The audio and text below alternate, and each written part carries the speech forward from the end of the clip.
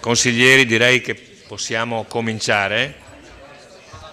Volevo per correttezza aspettare il consigliere D'Arè che era qui prima e non vedo. Però vi chiedo anche io comincerei. Va bene? Ecco. Allora, buonasera a tutti intanto. Consiglio comunale del 28 settembre. Dottoressa Costalonga, a lei la parola per l'appello. Botteon Adriano. Carnelos Graziano. Costa Giulia. Arriva. Ha comunicato che arriva. Ok. Criscuoli Silvia. D'Arè Gianantonio. Vabbè, è sceso. D'Arsier Caterina. De Valier Fabio. Dus Marco. Fasan Bruno. Fiorin Fiorenza. Maset Giuseppe, assente giustificato. Posocco Gianluca, Sant'Antonio Paolo, Saracino Matteo, Sonego Elisa, Tonon Roberto, Tocchet Silvano. Quindi 14, 15, 16, 17, sì. Per adesso 14 presenti. E 3 assenti, Costa Giulia, D'Arè Gianantonio e Maset Giuseppe. Scrutatori? Scrutatori Dus, D'Arsier, Posocco. Scrutatori Dus, D'Arsier.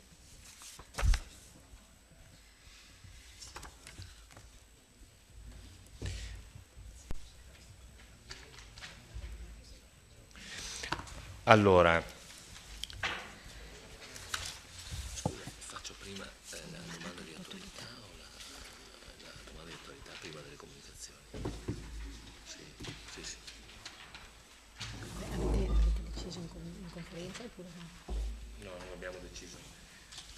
abbiamo deciso, ma le domande di attualità vanno prima, quindi do la parola al consigliere Fasan che ha presentato oggi 28 settembre una domanda di attualità. Pensavo di darle la precedenza, se vuole facciamo le comunicazioni prima. Va bene, allora se il consigliere è d'accordo, comunicazioni, quindi la parola all'assessore Uliana. Buonasera a tutti. Allora vi comunico che Vittorio Veneto Città che Legge ha aderito anche quest'anno all'iniziativa di promozione della lettura, il Veneto Legge 2018, che si tiene proprio oggi, venerdì 28 settembre, in tutta la nostra regione. Peraltro sono 7 i comuni che con Vittorio hanno aderito in sinergia all'iniziativa e proprio in questo momento, tra un 5 minuti, inizierà nella nostra biblioteca civica questa maratona della lettura che si avvale nel caso, appunto, le chiamiamo maratona per questo, degli atleti delle scuole di maratona, lettori allenati, appassionati nel leggere, che affiancheranno i bibliotecari e altri lettori volontari nelle letture serali all'interno di Piazza Giovanni Paolo I e anche nel giardino antistante alla biblioteca. Tutto ciò a partire dalle 20:30 su un tema molto interessante che è leggere il paesaggio. Hanno aderito anche librerie del Vittoriese a questo evento e durante la mattinata in alcune scuole della città si è aperta questa kermesse letteraria. Domani alle 17:30 ci sarà un momento dedicato ai più piccoli nella sala dei ragazzi.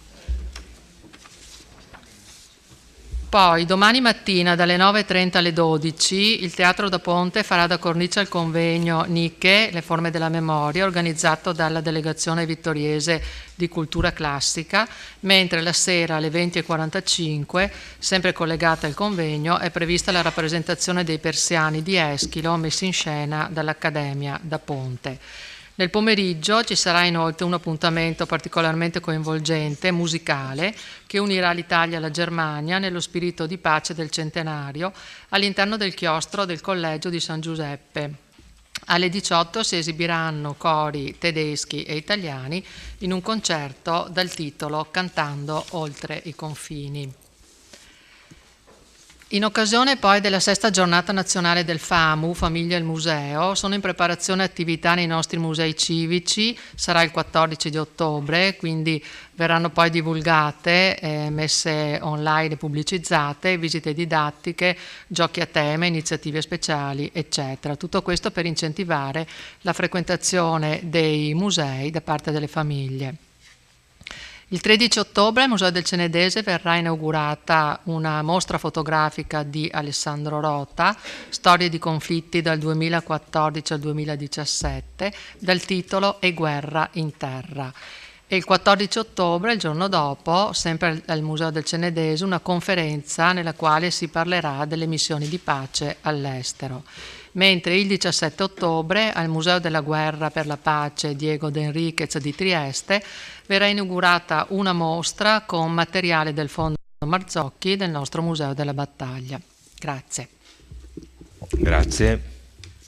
Assessore Denardi. Grazie, buonasera a tutti. Io vi segnalo altri eventi di questo fine settimana che si è aperto, come probabilmente sapete, con il convegno nazionale tenuto dallo SPI-CGIL al Museo della Battaglia e al Teatro da Ponte, che per 2 giorni ha visto rappresentanti di tutta Italia dello SPI confrontarsi sui temi del lavoro nella Grande Guerra, e con la presentazione dei volumi di analisi che sono stati redatti da studiosi anche locali in questi 2 anni sul tema. A continuazione dell'attività dei sindacati su questo tema, ricordo che domani mattina alle 9 la FLAI-CISL, Federazione Lavoratori Aziende Elettriche Italiane, in Piazza del Popolo, per commemorare il centenario, a coronamento di un convegno nazionale di 2 giorni che sta svolgendo in questi territori, svolgerà un'alzabandiera appunto in Piazza del Popolo con l'onore al monumento ai caduti, e alle 10:30 seguirà questo momento la Santa Messa presso la centrale di Nove.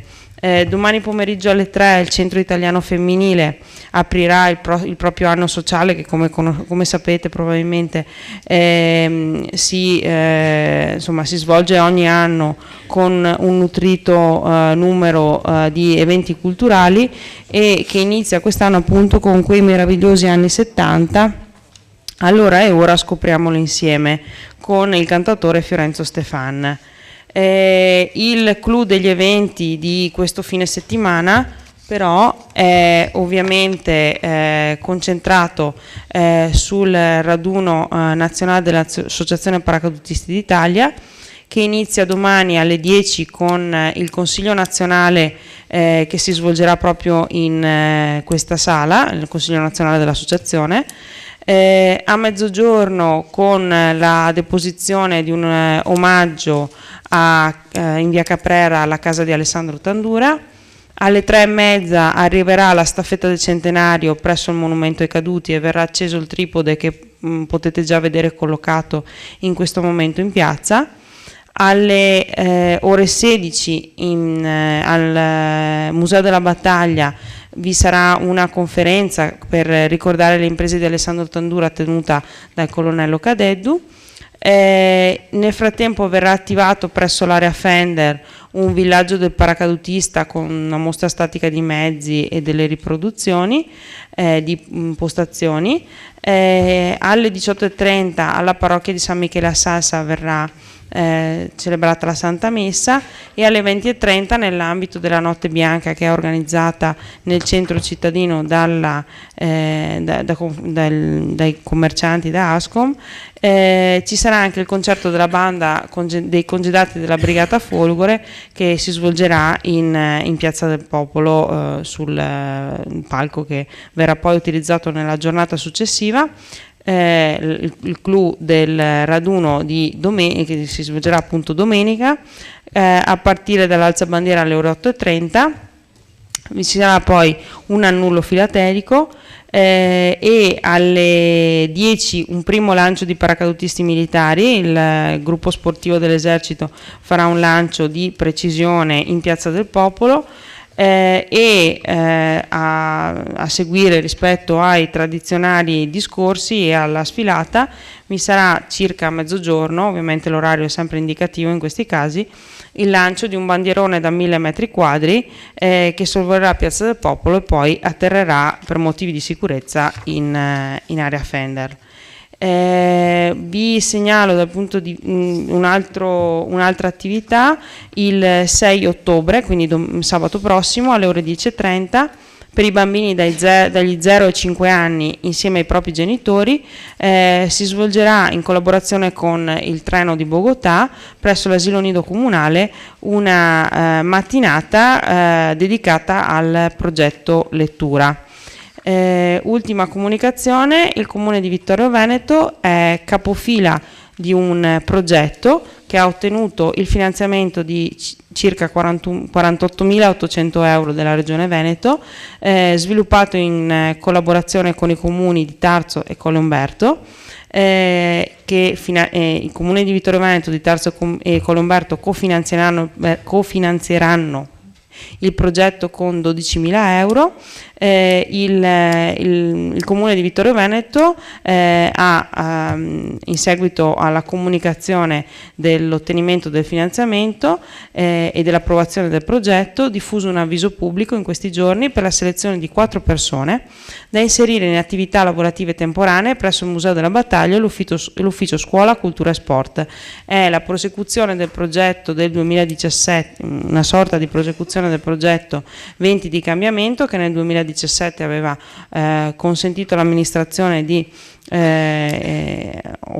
avere a disposizione per 6 mesi 4 persone.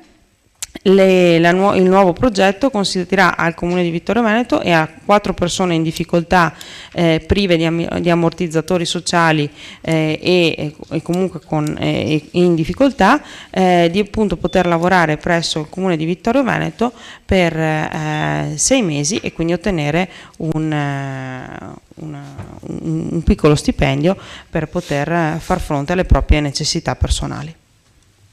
Grazie Assessore De Nardi.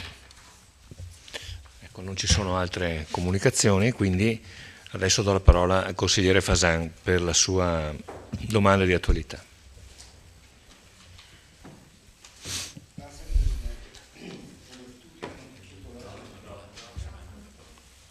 Chiedo scusa, ecco a lei la parola. Per una volta non è colpa mia. Vabbè. Come tutti avete potuto leggere sui giornali di oggi, ieri si è effettuata un'asta per la vendita del Victoria, del fallimento Cerfim. Io speravo in cuor mio che l'amministrazione portasse a casa il Victoria, perché è sempre stato, anche se non condiviso, il mio obiettivo che Victoria diventasse comunale.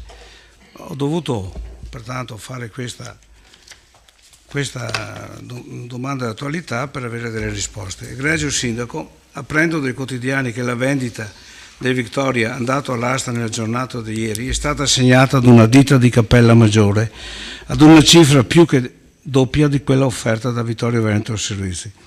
Chiedo se era stata fatta una stima del valore dell'immobile e chi l'ha fatta. Chiedo per quale ragione è stata fatta un'offerta così bassa e se si è tenuto conto del valore strategico dell'immobile in previsione di un futuro sviluppo delle attività dell'amministrazione, nonché dello sviluppo della città verso costa e al di là del Meschio. Chiedo inoltre, vista la disponibilità finanziaria a disposizione del curatore del fallimento, se cambia per l'amministrazione il progetto di rigenerazione urbana e la relativa bonifica del Carnielli, visto che c'è questa disponibilità, che la curatela sganci i soldi per la bonifica. Grazie. Grazie consigliere. Signor Sindaco. Grazie, buonasera a tutti. Le rispondo con una dichiarazione del dottor Biz. Roberto Biz, amministratore della Vittorio Veneto Servizi. In qualità di amministratore unico della Vittorio Veneto Servizi SRL, ho partecipato nella giornata del 27 settembre alla gara per l'aggiudicazione del Victoria Sport, effettuando un'offerta che inizialmente era parametrata sul valore della base d'asta per evidenti ragioni di economicità. Un altro concorrente, tuttavia, ha subito superato il budget che la società si era posta, dopo attenta valutazione con professionisti esterni ed indipendenti, ispirandosi al principio della prudente gestione di risorse aziendali e di sana capacità di investimento. Quest'asta è avvenuta perché nel mese di maggio Vittorio Veneto Servizi aveva presentato un'offerta al curatore, il quale, seguendo la procedura fallimentare, l'aveva ritenuta congrua e in base alla stessa aveva bandito l'asta. Il valore d'asta era stato ipotizzato dopo uno studio con professionisti del settore in funzione dello stato dell'arte della struttura e della progettualità da sviluppare sull'immobile. Va da sé che una società a diritto privato, ma totalmente partecipata da un ente pubblico qual è la Vittorio Veneto Servizi, per quanto mossa da logica d'impresa, non può muoversi comunque con le stesse modalità e forme di una ordinaria società privata e deve rispondere a criteri di maggiore prudenza, attestandosi su parametri più oggettivi. In ogni caso rimane nel diritto della società entro 10 giorni dalla provvisoria assegnazione valutare le proposte di rilancio. Tale valutazione verrà fatta con particolare attenzione. Non dimentichiamo altresì che comunque spetta all'amministrazione comunale la valutazione se esercitare o meno il diritto di prelazione di cui al bando. Vi sono 60 giorni di tempo. Questa chiaramente è una decisione politica che esce dalle competenze di un amministratore di una società. Come più volte ribadito, sono un amministratore e non un politico, con una particolare sensibilità al futuro dello sviluppo della città di Vittorio Veneto in cui sono nato e risiedo. Rimane vivo l'interesse per la struttura e per la progettualità che nell'area Vittoria potrebbe essere sviluppata. Per ovvie ragioni di riservatezza, le valutazioni ed eventuali rilanci sono di natura riservata e non è corretto dare un'informazione se non a tempo debito. Grazie.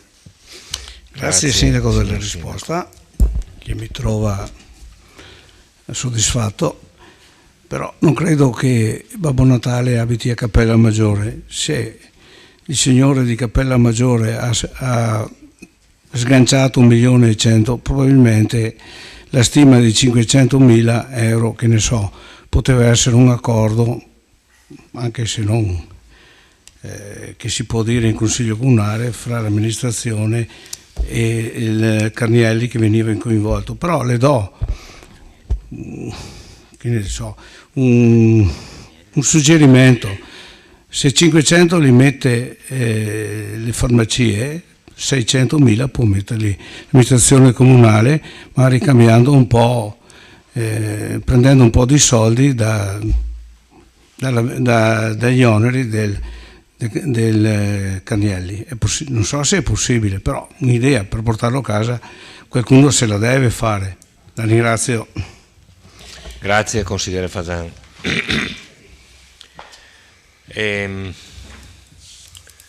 Il punto 2 all'ordine del giorno è un'interrogazione presentata dal consigliere Matteo Saracino sul progetto Quando scoppia la pace, ospiti in Pinacoteca. A lei la parola, consigliere.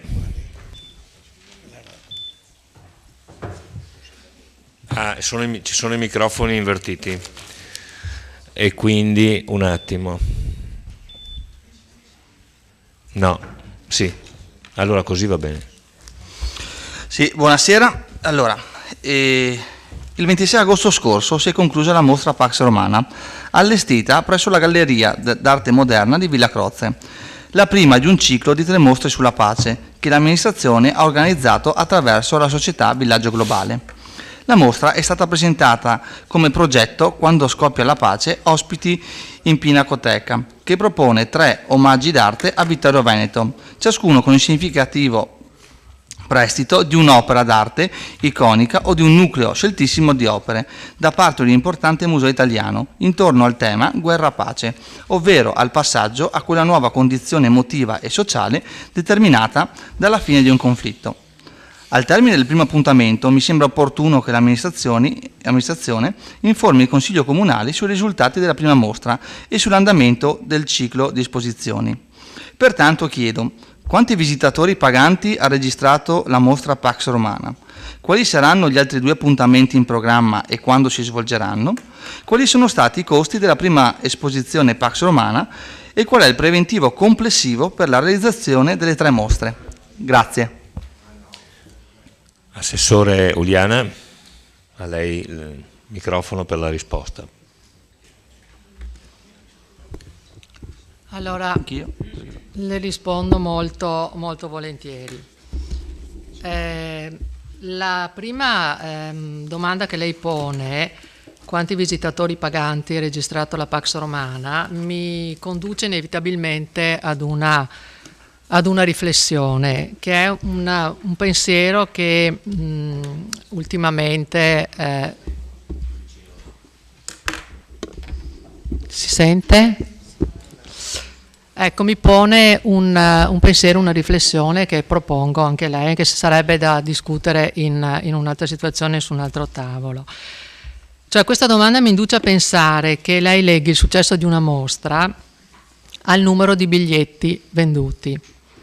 E questa è la dimostrazione, dal mio punto di vista, ormai abbastanza sotto gli occhi di tutti, di quella che è la metamorfosi del ruolo del patrimonio artistico italiano, e non solo italiano, che è diventato da uno strumento di crescita culturale, peraltro come vuole la Costituzione, la nostra Costituzione, si è trasformato in un miope e perverso sistema di mostre che hanno l'unico scopo di produrre reddito. Mostre, appunto. In questo caso non si è trattato di una mostra. E qui l'equivoco continua, perché più di una volta e da sempre, e già da quando c'è stata la presa d'atto all'interno di questo Consiglio Comunale il 12 dicembre del 17 di quello che era il programma del centenario, già lì avevamo esposto di che cosa si trattava. Avevamo sempre detto che non erano mostre quelle all'interno di Villa Croce, tant'è vero che il concept del progetto, che lei ha letto perché poi lo cita nonostante continui nella sua interrogazione a usare la parola mostra, il concept del progetto era quello di voler ospitare un omaggio che ci sarebbe provenuto da altre entità museali italiane di notevole rilevanza, come il caso del MAN, che ci ha prestato le opere che sono state esposte nel periodo della mostra a cui lei fa riferimento, dell'esposizione a cui lei fa riferimento. Quindi io dico, partendo da questo equivoco, è chiaro che i 149, e qui le do la risposta, i 149 ingressi a pagamento e i 71 invece ad omaggio non sono un risultato, ma ha capito quali erano le premesse. Se partiamo da una premessa sbagliata è evidente che ci fermiamo di fronte a un numero che non dice assolutamente nulla, e le faccio anche capire perché questo numero non dice nulla. E lo dico con rammarico, perché evidentemente questa opportunità che è stata data alla città di Vittorio Veneto, e non solo, non è stata colta nel suo vero significato. Le opere che noi abbiamo avuto modo di vedere all'interno di Villa Croce, in particolare la Statua della Concordia Augusta, prestataci dal MAN come ospite d'onore, come opera significativa dell'esposizione, ha un valore inestimabile. Tant'è vero che verrà esposta quest'opera, ve lo dico in anteprima, durante il 7° Forum internazionale della cultura che si terrà a San Pietroburgo i prossimi 15, 16 e 17 novembre, alla presenza delle più alte cariche di Stato russe e delle delegazioni internazionali di numerosi paesi. In occasione del forum, anche questo ve lo dico in anteprima se non lo sapete, che quest'anno vede proprio l'Italia come ospite d'onore, l'opera che abbiamo avuto e potuto vedere qui noi, rappresenta l'apice della nostra cultura, la punta di diamante. E dall'altro vuole tra l'altro anticipare clamorosamente quella che è già stata identificata come la mostra più importante del 2019, che si svolgerà all'Ermitage di San Pietroburgo e che verterà appunto su Pompei. Quindi il MAN ha selezionato in un numero di 4 reperti, come quelli che noi abbiamo avuto all'interno del prestito, 4 reperti iconici di matrice pompeiana come nucleo di opere chiamate a rappresentare un'anteprima esclusiva della futura mostra dell'Ermitage. È quello che noi abbiamo fatto a Vittorio Veneto. Noi abbiamo esposto queste opere, c'è stata data la possibilità da parte del Museo Archeologico di Napoli di averle qui e noi abbiamo avuto modo di, in anteprima, apprezzare quello che verrà visto all'interno di questo Forum della Cultura, nel quale l'Italia avrà il ruolo dominante. Continuo a risponderle. Quali saranno gli altri 2 appuntamenti? Non saranno 2, sarà un appuntamento, perché nel progetto iniziale, come avevamo anche già comunicato al Consiglio Comunale in quella famosa seduta con la presa d'atto, avevamo detto 2/3 e noi abbiamo scelto per 2 eventi significativi. Il secondo evento si svolgerà adesso ad ottobre, ma siccome sempre all'interno di quella seduta, nella delibera, c'è stata anche data la possibilità, e lo dice la delibera nel secondo punto, di dare atto che la Giunta Comunale provvederà alla pianificazione ed approvazione delle specifiche iniziative, comprese le integrazioni e/o modifiche. Bene, il ragionamento che abbiamo fatto è questo: di fronte alla mancanza di apprezzamento, comprensione, non lo so, di quello che è stato l'evento che noi abbiamo proposto, perché perseverare in qualche cosa che non ha avuto successo? Lo diciamo anche noi, non ha avuto un grande successo, non è stato probabilmente compreso. Allora abbiamo pensato di cambiare quello che sarà il secondo appuntamento all'interno di Villa Croce, dedicandolo all'arte contemporanea, dalla classicità alla contemporaneità, e questo nell'ottica di porre l'accento su quello che sarà l'evento fondamentale e conclusivo dal punto di vista della programmazione culturale a Vittorio Veneto del centenario, e cioè la presenza a Vittorio Veneto di artisti internazionali che qui lasceranno le loro opere.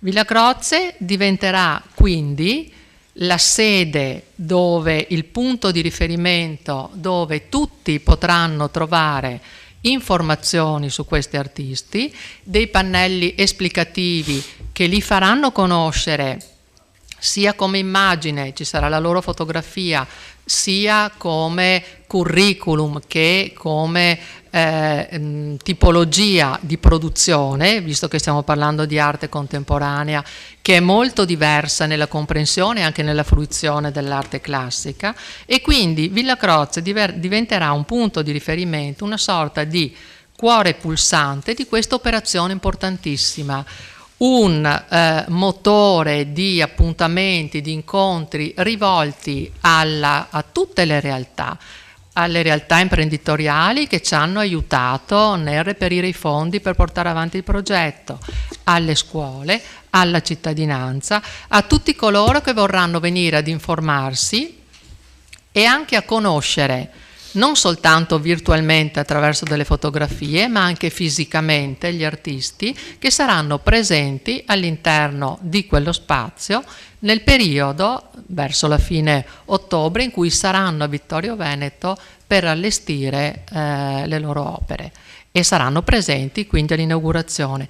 Daranno anche spazio del loro tempo per conoscere la cittadinanza o chiunque voglia avere informazioni delle loro opere e del loro percorso creativo.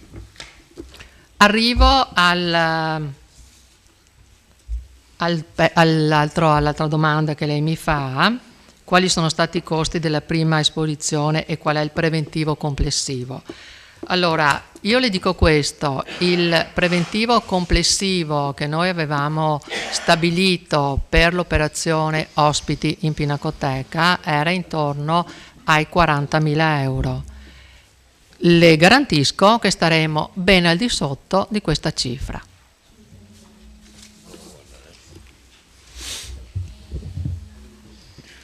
Grazie, Assessore Uliana. Consigliere Saracino? Sì, non sono soddisfatto della risposta dell'assessore perché dà la colpa che il progetto non è stato compreso. No signori, il progetto non siete stati capaci di farlo comprendere, è diverso. Io dico da tempo che questo centenario fatto in fretta e furia non porterà a niente, questo è il primo risultato. Non si può dare la colpa alla gente che il progetto non è stato compreso. E le dico semplicemente che l'anno scorso Villa Croce, solo nel mese di luglio e i primi 15 giorni di agosto, ha fatto 262 ingressi. Quindi non è colpa della gente, è colpa che non è stato valorizzato e mi pare che i fondi che sono stati messi a disposizione, 50.000 euro per la pubblicità degli eventi, non viene utilizzato in modo corretto. E questo diciamo che è un fallimento di questa mostra, non vuole chiamarla mostra, vuole chiamarla qualche altro nome, ma è un chiaro fallimento della mancata di programmazione nel tempo e nella giusta comunicazione. Grazie. Grazie consigliere. Passiamo al punto 3 all'ordine del giorno, individuazione organismi indispensabili di competenza del Consiglio Comunale, anno 2018. Signor Sindaco, prego. Grazie Presidente. Si tratta di votare una delibera che riguarda gli organi che sono ritenuti indispensabili e sono di competenza del Consiglio Comunale. Anche quest'anno la proposta è quella di confermare i medesimi organismi che erano stati indicati lo scorso anno, ovvero sia le 4 commissioni, è un provvedimento annuale questo, ovvero sia le 4 commissioni consigliari permanenti, il Comitato di gestione della Galleria Civica d'Arte Medievale, Moderna e Contemporanea Vittorio Emanuele II, la Commissione Pari Opportunità, la Commissione Consigliare Piroea Area Ex Fassina Ex Carnielli, la Commissione Edilizia Integrata e i Consigli di Quartiere. Grazie. Grazie. Praticamente vengono mantenuti quelli che abbiamo votato lo scorso anno. Se non ci sono problemi io metterei ai voti, se qualcuno vuole intervenire, prego. Consigliere Posocco? Prego. Grazie Presidente, buonasera a tutti. Volevo fare 2 domande anche ai consiglieri di maggioranza su queste commissioni, nel senso che riguardo per dire la commissione ex Carnielli, da quello che ho appreso diciamo dai colleghi consiglieri in questo periodo, abbiamo visto che questa commissione, di cui mi sembra manchi ancora un componente giusto dopo le dimissioni del consigliere De Bastiani, quindi bisognerebbe anche sostituirlo in commissione. Beh, detto questo, a me ha fatto specie e mi ha fatto molto pensare vedere come, a detta dei colleghi consiglieri, ma magari in questa sede anche il sindaco avrà modo di chiarire il tutto, tenere da parte chiamiamoli così, dell'amministrazione degli uffici comunali, addetta ai consiglieri, dei documenti molto importanti riguardanti la situazione nell'area ex Carnielli all'oscuro dei consiglieri. E da quello che mi risulta si trattava di documenti determinanti anche per il lavoro della stessa commissione. Tant'è che in 4 anni mi sembra che nell'area ex Carnielli abbiamo fatto tutto quello che è stato fatto, sono stati fatti 2 prelievi in 4 anni, poi abbiamo corso e sappiamo tutti com'è andata. Quindi volevo capire se l'intenzione dell'amministrazione è di tenere e della maggioranza tutta, di tenere questa commissione così per averla, oppure se informiamo i consiglieri di quello che esattamente succede e di farla funzionare, perché i consiglieri sono informati, lavorano. L'altra commissione su cui vorrei un attimo avere dei chiarimenti è la commissione di edilizia integrata. Anche questa è una commissione che si riunisce spesso e lavora e mi risulta anche bene. Però vedo, a detta di alcuni cittadini che ci contattano, che innanzitutto il parere della commissione edilizia non è vincolante alle decisioni degli uffici. E molte volte progetti, chiamiamoli così, con parere favorevole della commissione edilizia magari vanno in sovrintendenza con parere sfavorevole da parte degli uffici competenti, comunali competenti. E in quest'ottica vorrei, se il signor Sindaco può darmi delle lucidazioni sui compiti reali di questa commissione e se noi consiglieri abbiamo modo di magari avere una relazione su quello che succede in queste riunioni e valutare anche, cioè sapere come vanno queste riunioni e cosa viene anche discusso, perché poi i cittadini ci chiamano, noi sì, non sappiamo veramente molte volte cosa dire quando ci sono queste, come dire, contrastanti queste versioni contrastanti tra quello che dice la commissione edilizia e quello che poi invece viene deciso. Grazie. Grazie consigliere. Parola al consigliere Saracino. Sì, buonasera. Prendo spunto dal discorso del consigliere Posocco sul discorso della commissione edilizia integrata e qua chiedo se gentilmente qualche tecnico del comune può dire se quello che andrò a dire è corretto o meno, nel senso che con la nuova normativa questa commissione non è più obbligatorio averla, cioè potremmo anche fare a meno di averla in quanto dà un parere non vincolante, quindi mi pare che ci sono anche alcuni comuni che non hanno questa commissione. Dopodiché sul discorso della commissione ex Carnielli, quando l'ho letta qua mi è venuto da sorridere, perché io sono in commissione dell'ex Carnielli da quando è diventato consigliere comunale, abbiamo fatto 4 incontri, quando una commissione come la nostra aveva chiesto un parere legale è stato dato dall'ufficio un anno dopo, e anche se è stato dato e mandato al presidente della commissione, noi consiglieri non siamo mai stati informati di questo atto, cosa molto grave, perché è un atto chiesto dalla commissione e mai fatto vedere in commissione. Detto questo, se le commissioni, come era stato promesso in campagna elettorale, dovevano svolgere un compito più attivo e più importante, diciamo è l'ennesima conferma che anche su questo avete fallito. Grazie. Grazie consigliere. Consigliere Botteon. Grazie Presidente. Allora, ultimamente ho avuto il piacere di partecipare a qualche riunione della Commissione Pari Opportunità ed ho trovato una commissione che lavora con serietà e sicuramente un insieme di persone che affronta con impegno il dovere a cui è chiamato. Però, votando questa delibera e riflettendo sulle commissioni, mi trovo a fare questa riflessione, ovvero le commissioni hanno senso se vengono ascoltate e se il loro contributo è valutato dall'amministrazione e soprattutto del loro operato magari si discute anche in città. E sicuramente la vetrina del Consiglio Comunale potrebbe e dovrebbe essere, secondo me, una opportunità data a queste commissioni per esprimere il loro operato e il loro lavoro.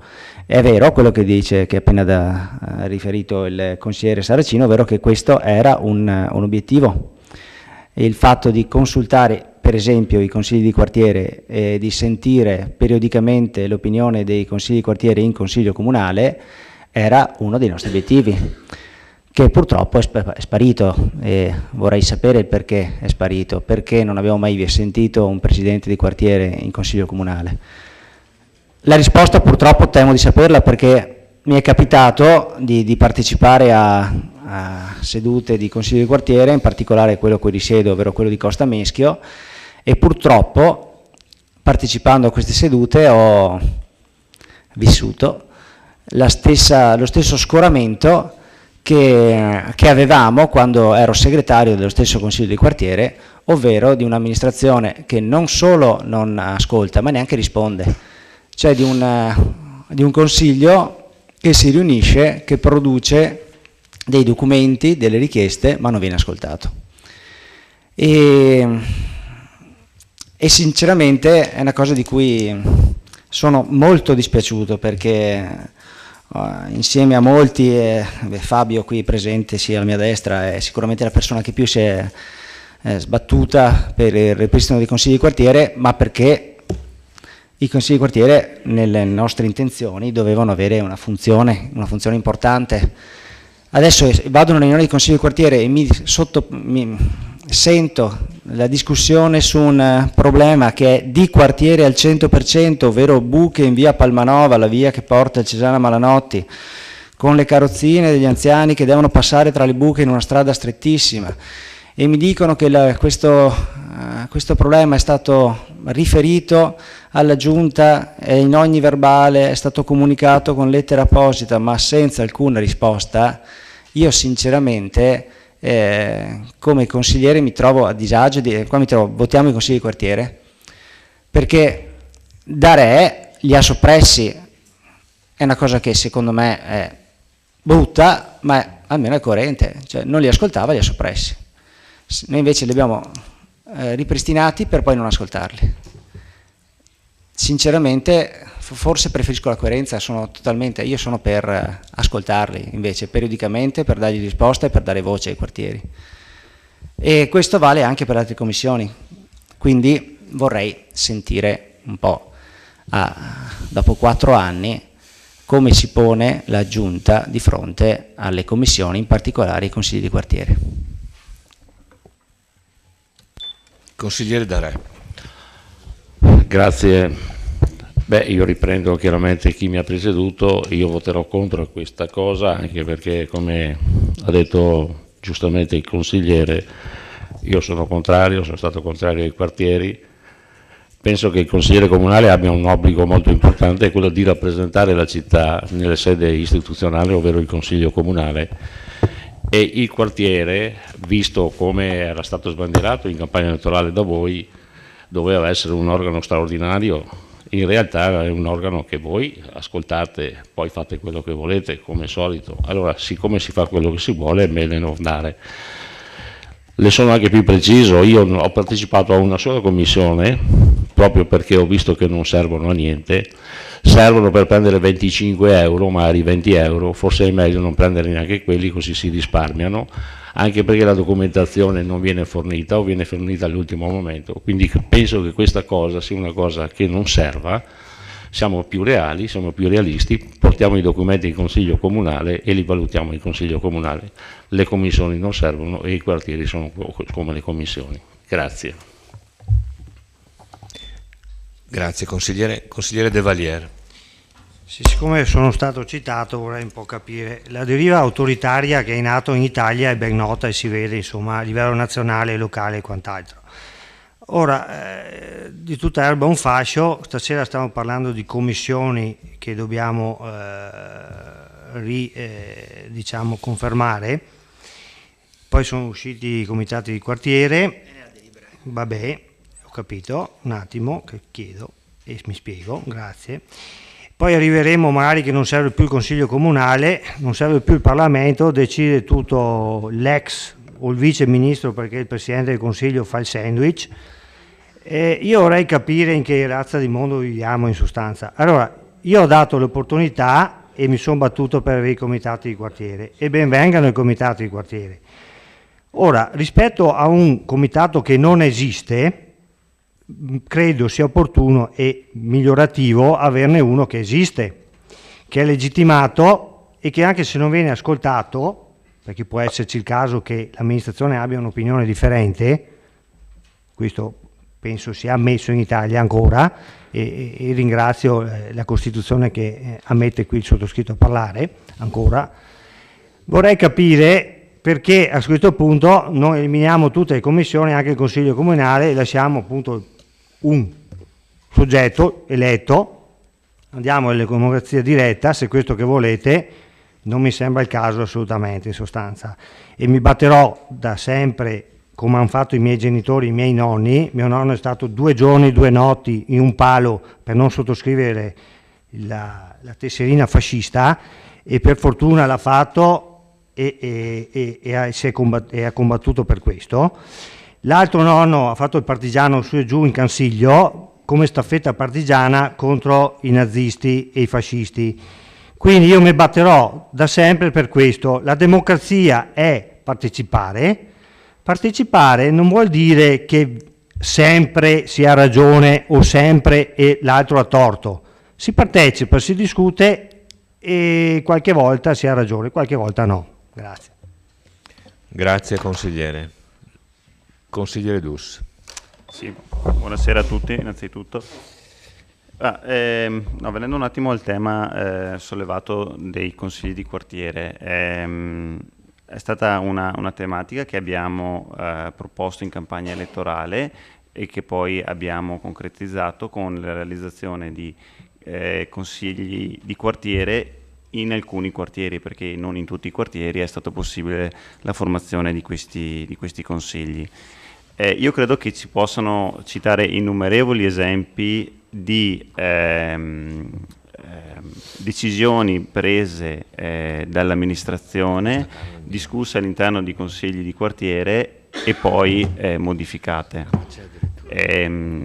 Veramente ce ne sono molte, ad esempio una a Costa, me la ricordo, c'era una proposta di istituire un senso unico che poi è stata sonoramente bocciata dal quartiere di Costa Mischio e quindi la giunta si è fermata. Quindi adesso dire i quartieri non vengono mai ascoltati, non vengono mai interpellati oppure si va lì e si ascolta e basta, insomma è chiaro che è molto difficile e qui sta la bravura di chi amministra e di chi fa parte del consiglio di quartiere, trovare il punto di equilibrio, perché come ha ricordato il consigliere Darè, ci sono i consiglieri comunali, c'è la giunta, ci sono le commissioni, ci sono gli uffici che giustamente devono adempiere a delle regole scritte, ci sono i consigli di quartiere, ci sono molti organi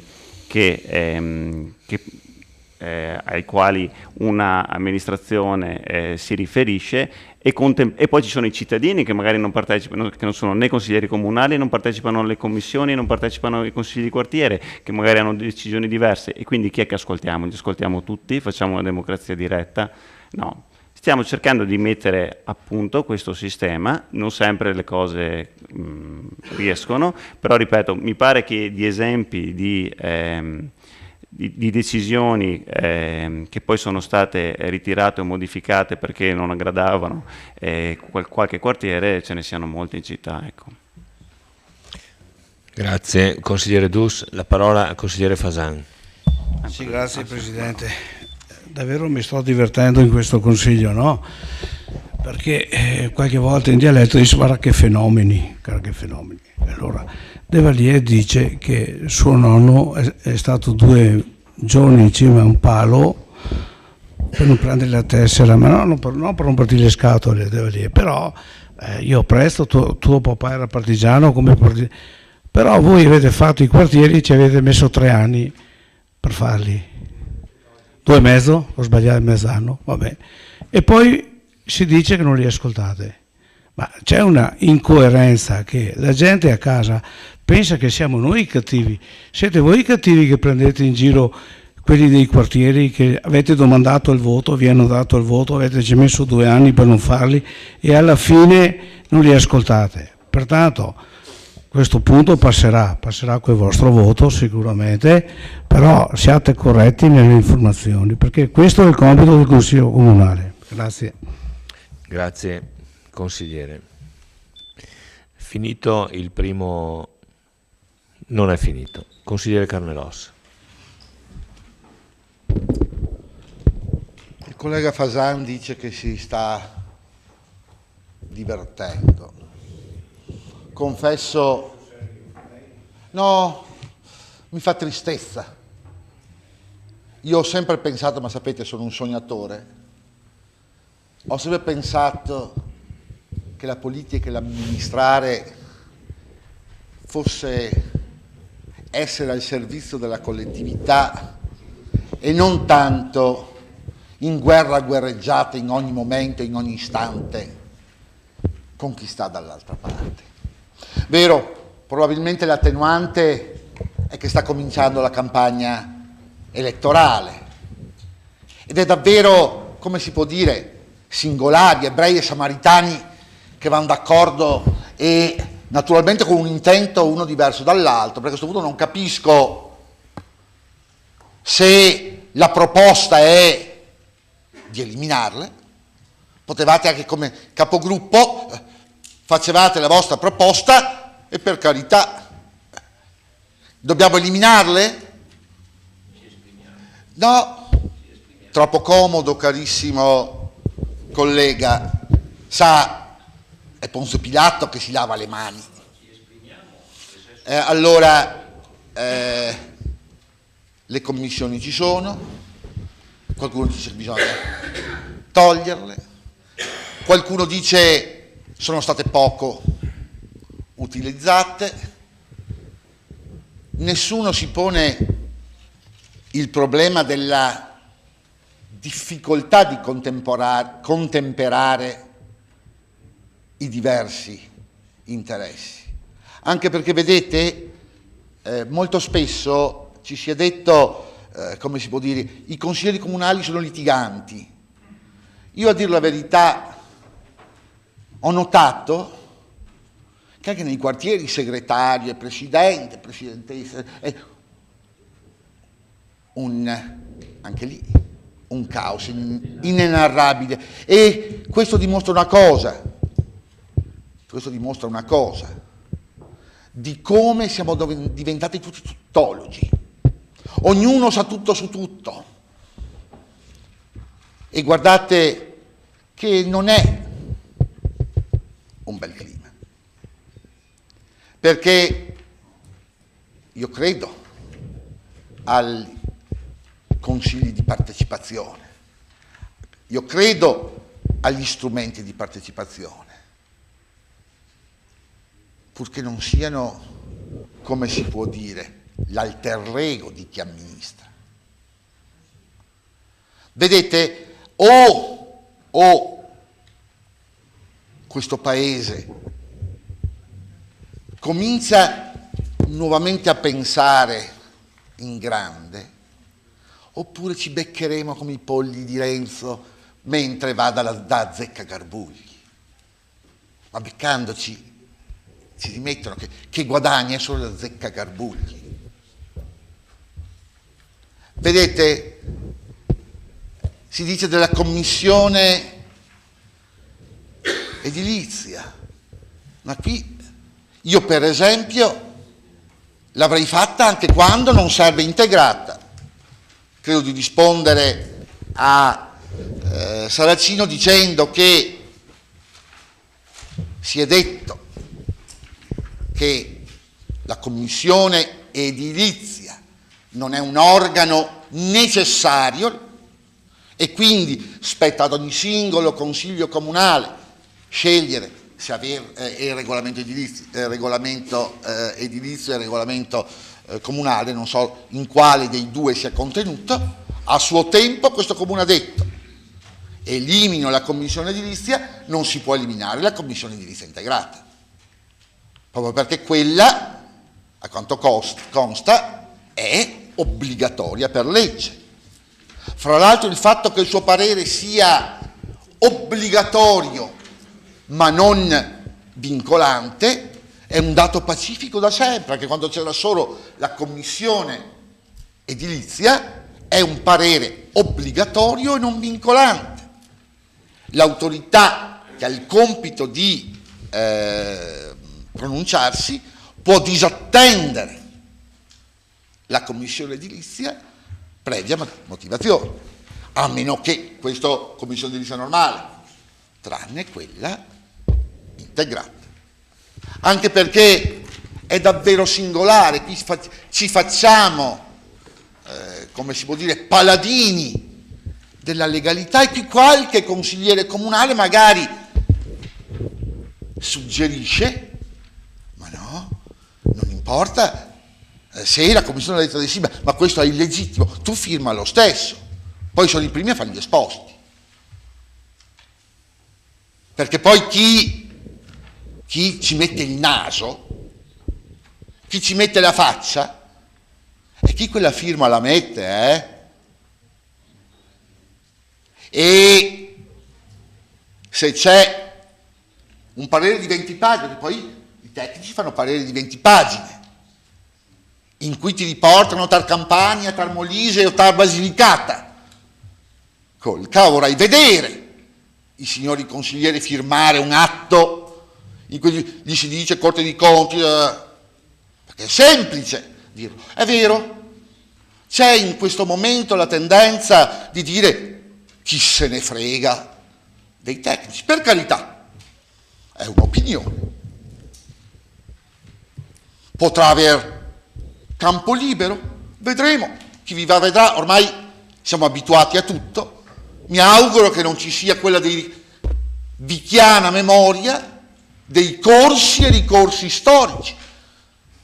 Non vorrei mai, è vero, la storia non si ripete, ma non vorrei mai che la Repubblichetta di Weimar degli anni 30 non ritorni. Perché a questo punto i tecnici ci vogliono o non ci vogliono?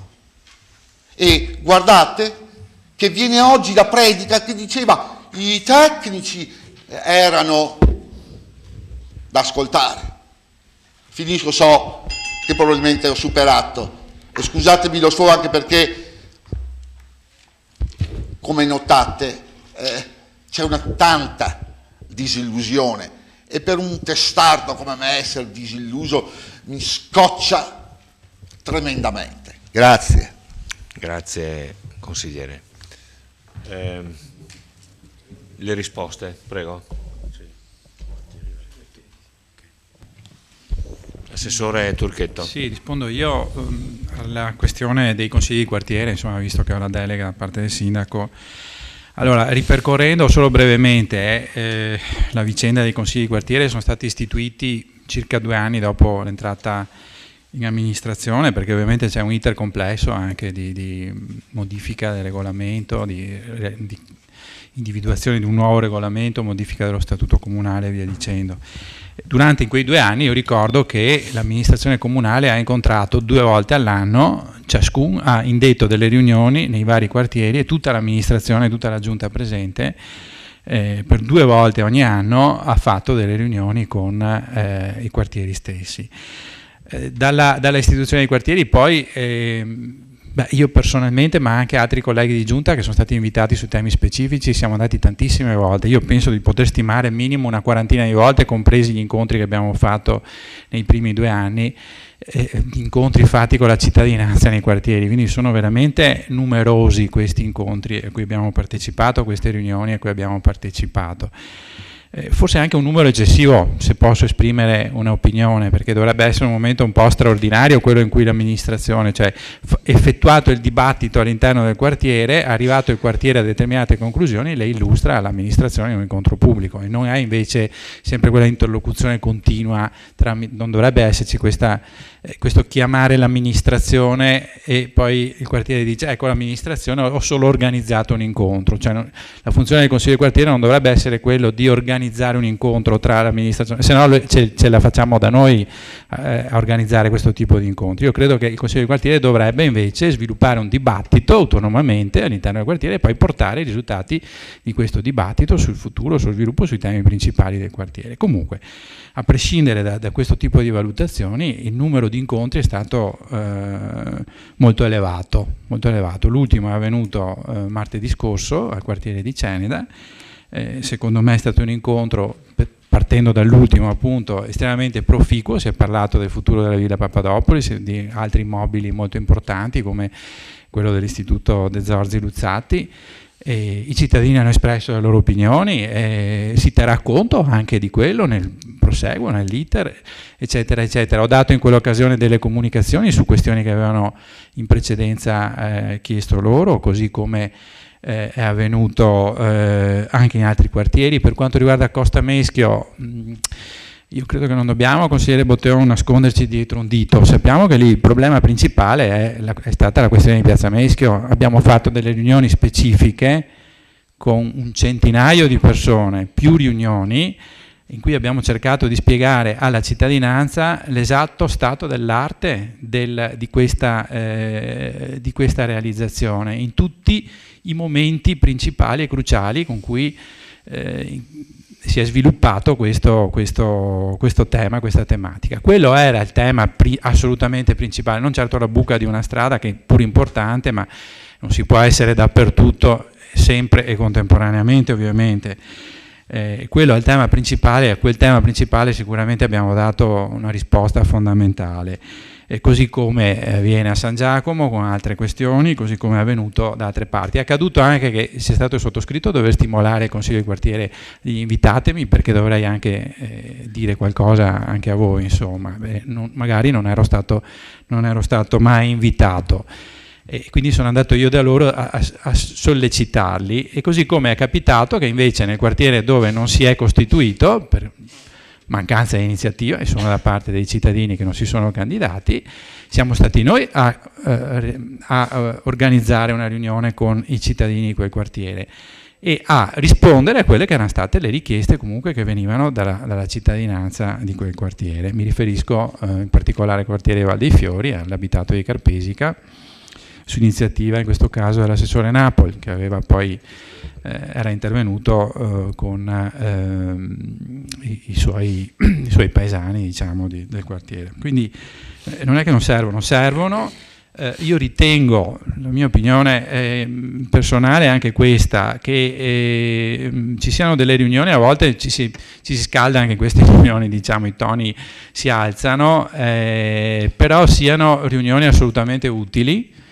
A me personalmente, che partecipo a tante riunioni, non sono riunioni facili, perché ovviamente i cittadini poi si esprimono liberamente, tirano fuori argomenti anche rispetto ai quali magari non sei preparato in precedenza, però io devo dire che sono momenti di confronto, alla fine, anche se si alzano i toni, sono sempre utili, fruttuosi, danno il senso di una città che discute, danno il senso di una città, perché è una città che ha i quartieri, che ha i consigli di quartiere, che è suddivisa in zone, eccetera.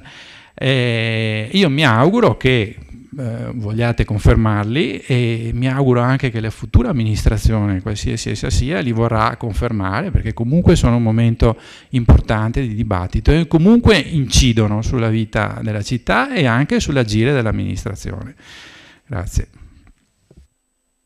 Grazie Assessore. Ci sono altre risposte, signor Sindaco? Sì, grazie. Aggiungo per esempio per i quartieri che, visto che quando si può, perché appunto non sempre i desiderata diventano realtà, per esempio visto che l'ultima riunione è stata fatta al Consiglio di quartiere di Ceneda, anche lì è stata individuata una richiesta di un parco giochi e abbiamo trovato i fondi e stiamo provvedendo. Quella è stata una richiesta specifica del quartiere, tanto per dire, non è che non si ascoltino mai, non è proprio vero.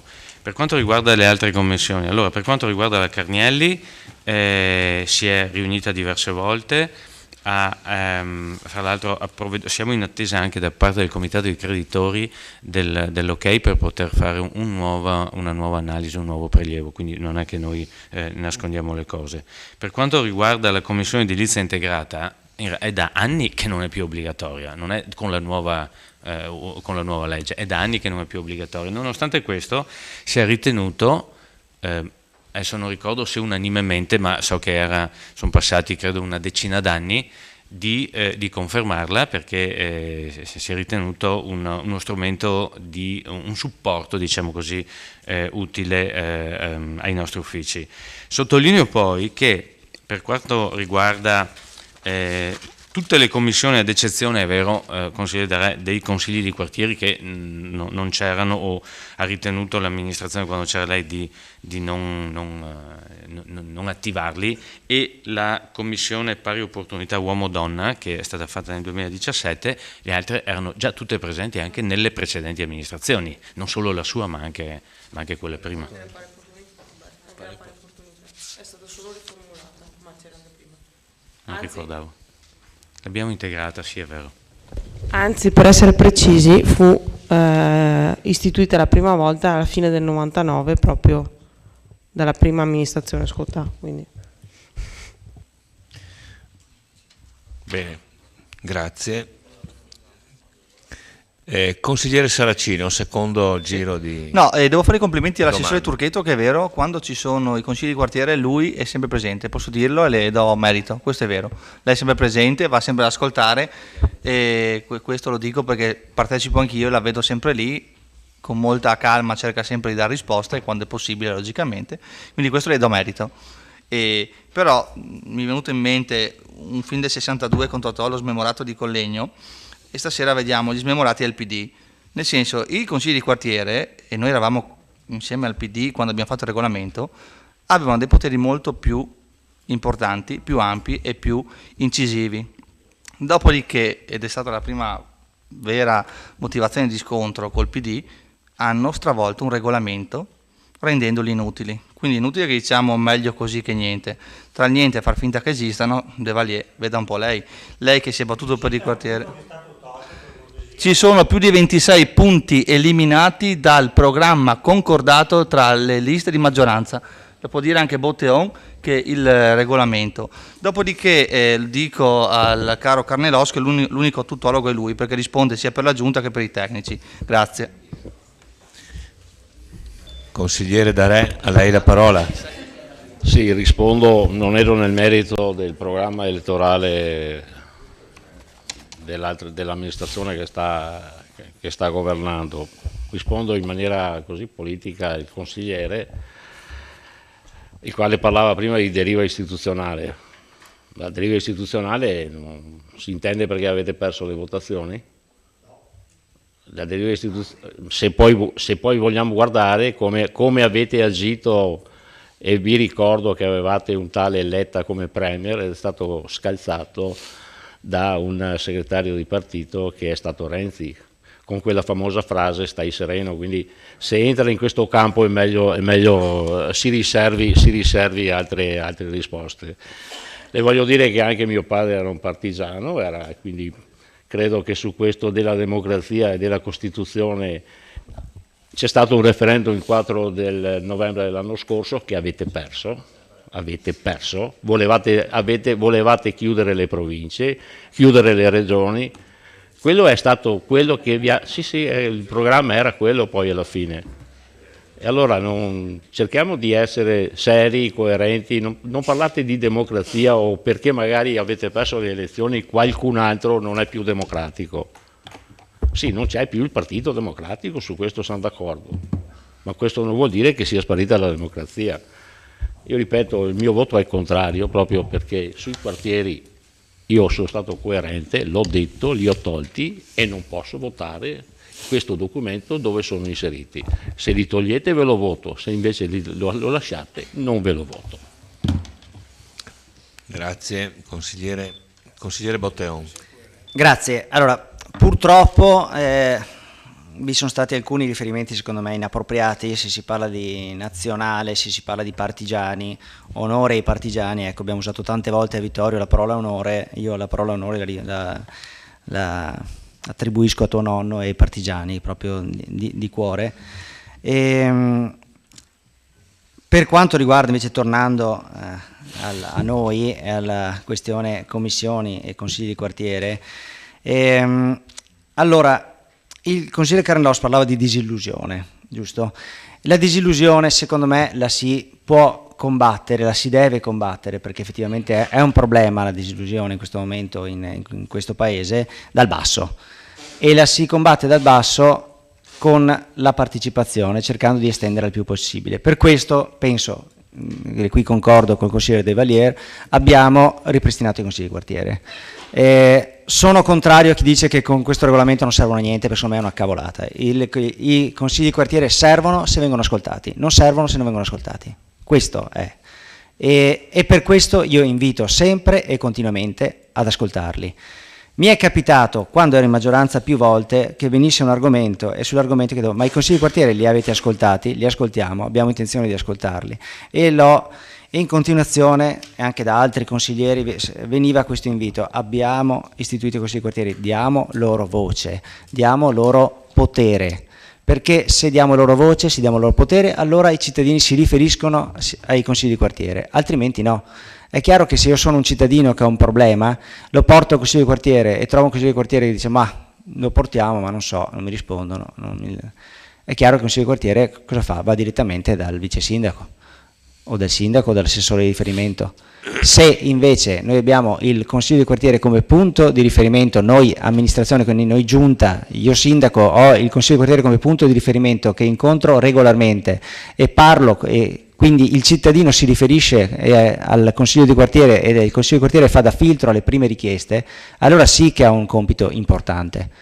E quello che ho visto a Costa Meschio è questa disillusione che viene dal fatto di non essere assolutamente ascoltati. E il problema di dialogare, della capacità di dialogo, è un problema che ho sentito tante volte in città in questi anni ed è forse il principale problema che ha questa amministrazione. La capacità di dialogare con le istituzioni, anche quelle che essa stessa ha costituito come i consigli di quartiere, e in generale con gran parte della cittadinanza attiva. Grazie. Grazie consigliere. Consigliere De Valier. Sì, volevo solo precisare che i comitati di quartiere, le commissioni e tutti i luoghi in cui si riuniscono delle persone sono luoghi di democrazia e di partecipazione. Perché la democrazia, se non c'è partecipazione, non è democrazia piena. E fin qua ci siamo. Qui però non dobbiamo confondere i ruoli, come si diceva prima, ogni ente ha il suo ruolo, chi decide, chi consulta e non ha poteri decisionali. Chi inventa esiste da sempre. Sì. Non è vero cosa? Consigliere De Valier, la invito a continuare perché gli interventi fuori microfono. Ecco, non so cosa c'è della Fontana in questo momento, vabbè. Comunque, a prescindere da questo, volevo dire ogni luogo di democrazia è luogo di partecipazione.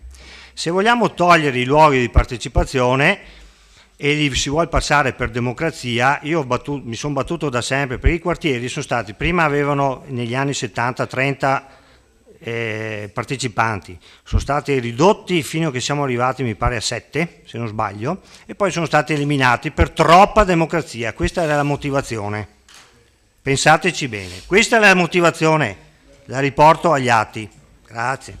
Grazie consigliere. Parola al consigliere Dus. Sì, faccio molto breve. I consigli di quartiere e le commissioni sono degli strumenti di partecipazione a disposizione della cittadinanza e ovviamente in questo caso, nel caso dei consigli di quartiere, prima non c'erano e adesso ci sono. Dicevo, sono uno strumento e come tali vanno utilizzati e essendo uno strumento alle volte funzionano e alle volte non funzionano. È colpa di chi li usa, è colpa dello strumento, lo stiamo verificando in questi anni. Io credo che votare contro questa cosa significa eliminare uno strumento di partecipazione e non si migliora uno strumento eliminandolo, lo si migliora usandolo e usandolo molto. Per cui la mia proposta è: partecipate molto di più ai consigli di quartiere, fate eleggere le persone che ritenete, che fate maggiore pubblicità e vedrete che i consigli di quartiere inizieranno a funzionare un po' meglio. Grazie. Grazie consigliere Dus. A questo punto si prenota il consigliere Criscuoli.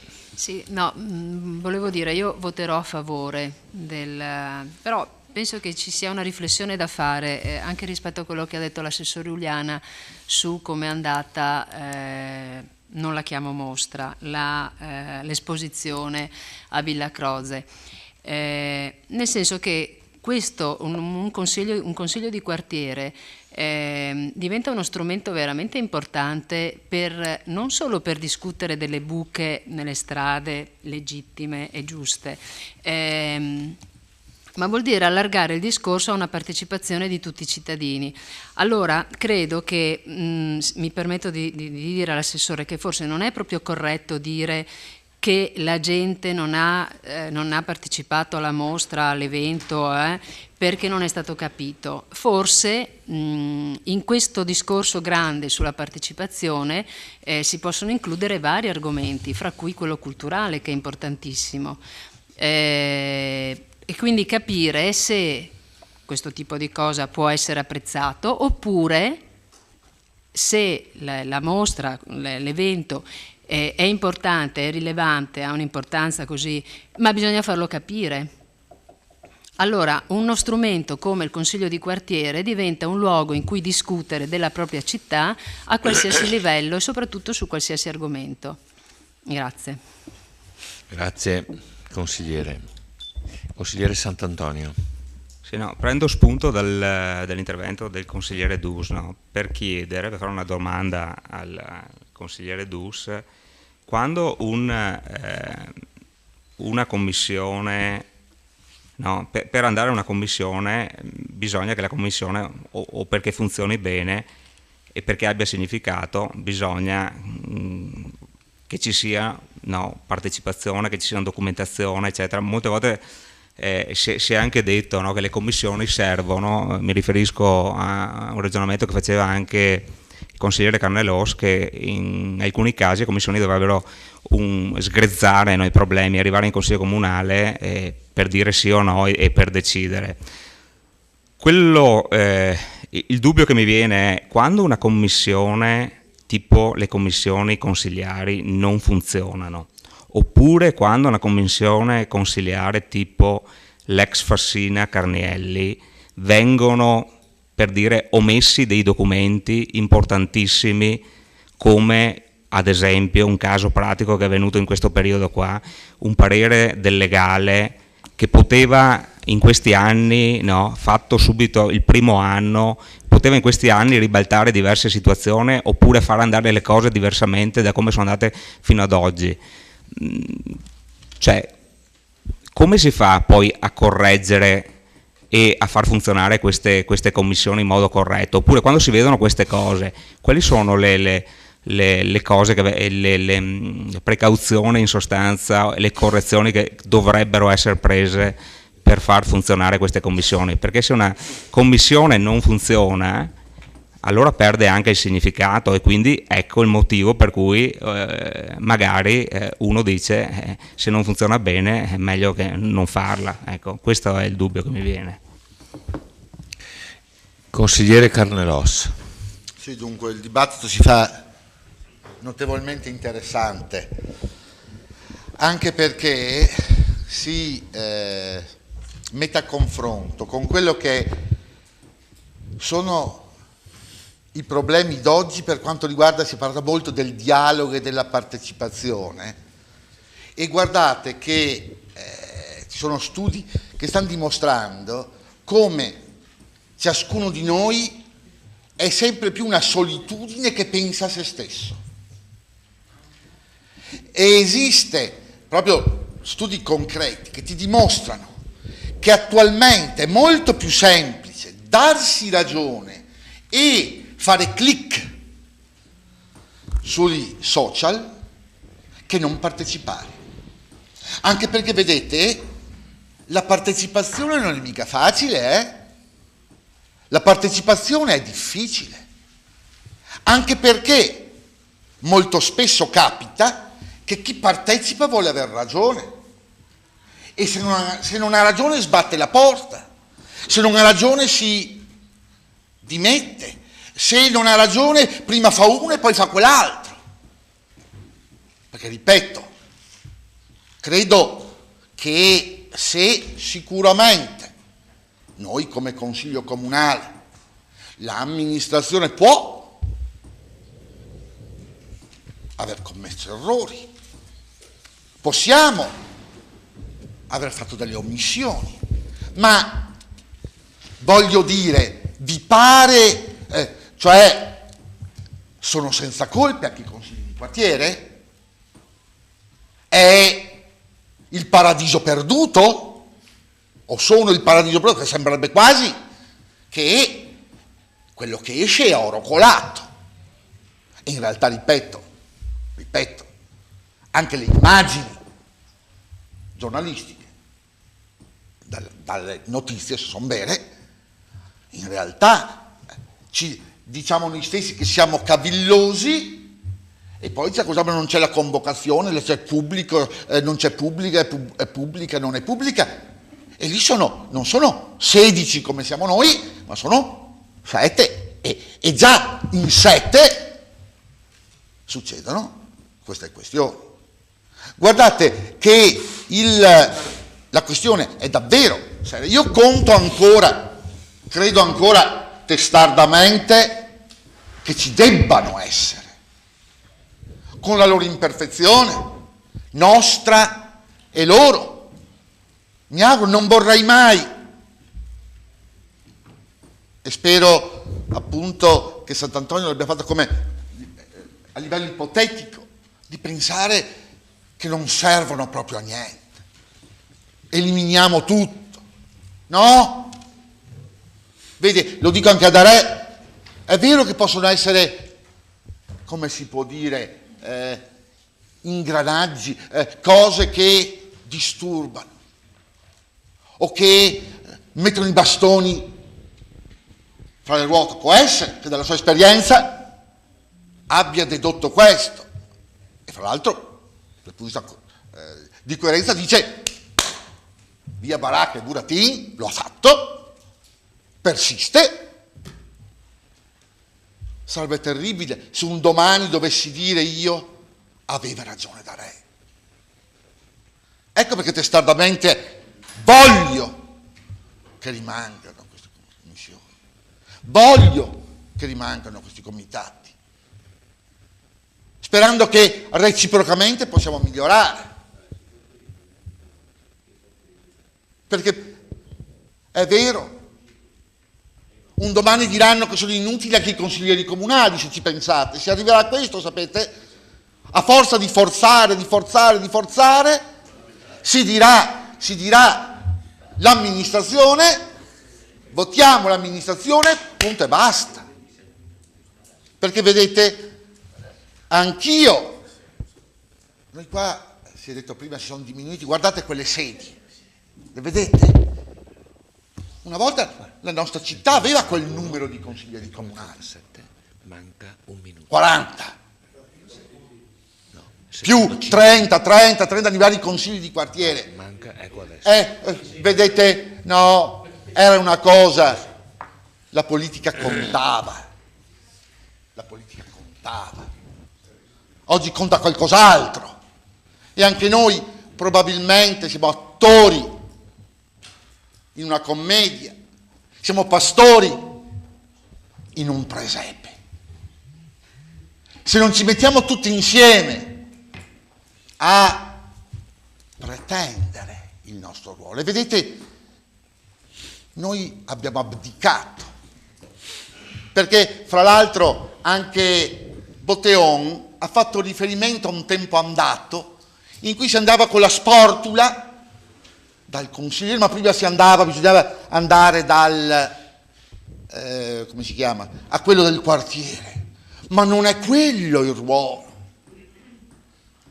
Il ruolo del cittadino non è quello del questuante, e il ruolo dei rappresentanti non è quello dell'elargitore di bonus, di panem et circenses. Vado da quello, per quello mi ascolta, va e me la asfalta. Noi dobbiamo suggerire l'opposizione.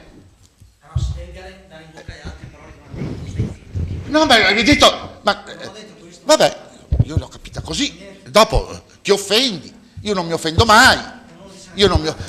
Mi dicono di tutto, non mi offendo mai, anche perché il ruolo è questo, ho finito. Grazie. La parola al consigliere Posocco. Grazie Presidente. Beh, sul discorso quartieri, non so, la mia opinione è che comunque che ci siano o non ci siano, l'importante è ascoltare la gente per le strade, ascoltare le associazioni, ascoltare chi ti ferma e dare delle risposte, indipendentemente se questo viene fatto all'interno di un quartiere o viene fatto in mezzo alla strada mentre vai a lavorare. Tant'è che io vengo da un quartiere in cui non c'è il consiglio di quartiere, però, e qui è testimone l'assessore Napoli, il sindaco Tonon e il vice sindaco, una persona del quartiere ha organizzato una riunione, ha invitato l'amministrazione è venuta, c'era la gente, non c'era persone con la mania di protagonismo eccetera eccetera, è stata una riunione bellissima in cui i cittadini hanno formulato delle proposte all'amministrazione, l'amministrazione ha dato delle risposte, quindi è stata una riunione di quartiere ma senza questa istituzione del quartiere, ma è venuta anche meglio rispetto ad altre riunioni che ci vado, proprio perché la gente è arrivata in un luogo con quella di dire un qualcosa, l'amministrazione era anche molto più serena nel dare la risposta. Quindi al di là di tutto i quartieri così come sono concepiti secondo me creano più confusione, credo non diano le risposte e non diano le proposte di cui la città ha bisogno, magari contiamo di più noi consiglieri nel raccogliere e poi passare all'amministrazione quello che ci dice la gente, perché al di là dei quartieri ci sono migliaia di persone che ci fermano e ci fanno delle richieste. Al di là di tutto, poi io alle riunioni dei quartieri partecipo, non mi è piaciuta per niente la riunione l'altra sera a Ceneda, non per colpa dei consiglieri di quartiere, ma per quello che è stato detto e su cui poi entrerò meglio nel merito. E io stasera voterò contro, soprattutto anche secondo quello che per dare un segnale, perché appunto a me non è piaciuto quello che è successo per la commissione Carnielli. C'è una commissione, deve lavorare, però dobbiamo fornire tutti gli strumenti per far lavorare la commissione, quindi per questo il mio voto sarà contrario. Poi sono d'accordo che ci sono commissioni e pari opportunità, lavorano benissimo, mi sembra che vengano delle proposte, mi sembra che insomma lì le cose funzionino in un'altra maniera. Ecco, grazie. Consigliere Fasan, a lei la parola. Grazie Presidente. Abbiamo capito questa sera che la cosa più importante che si discute sono i consigli di quartiere.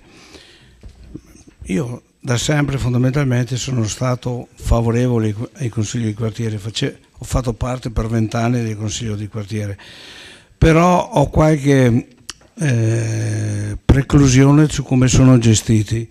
Li trovano posto personaggi che non fanno il bene della gente, del quartiere, ma fanno i protagonisti. Ma lasciamo perdere questo discorso qua, che l'ho già detto varie volte.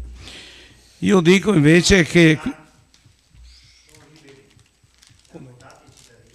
sì, molto pochi, mi sembra un 3% dei cittadini hanno votato. Non fuori microfono, grazie. Vabbè, la ringrazio per avermi difeso, Presidente.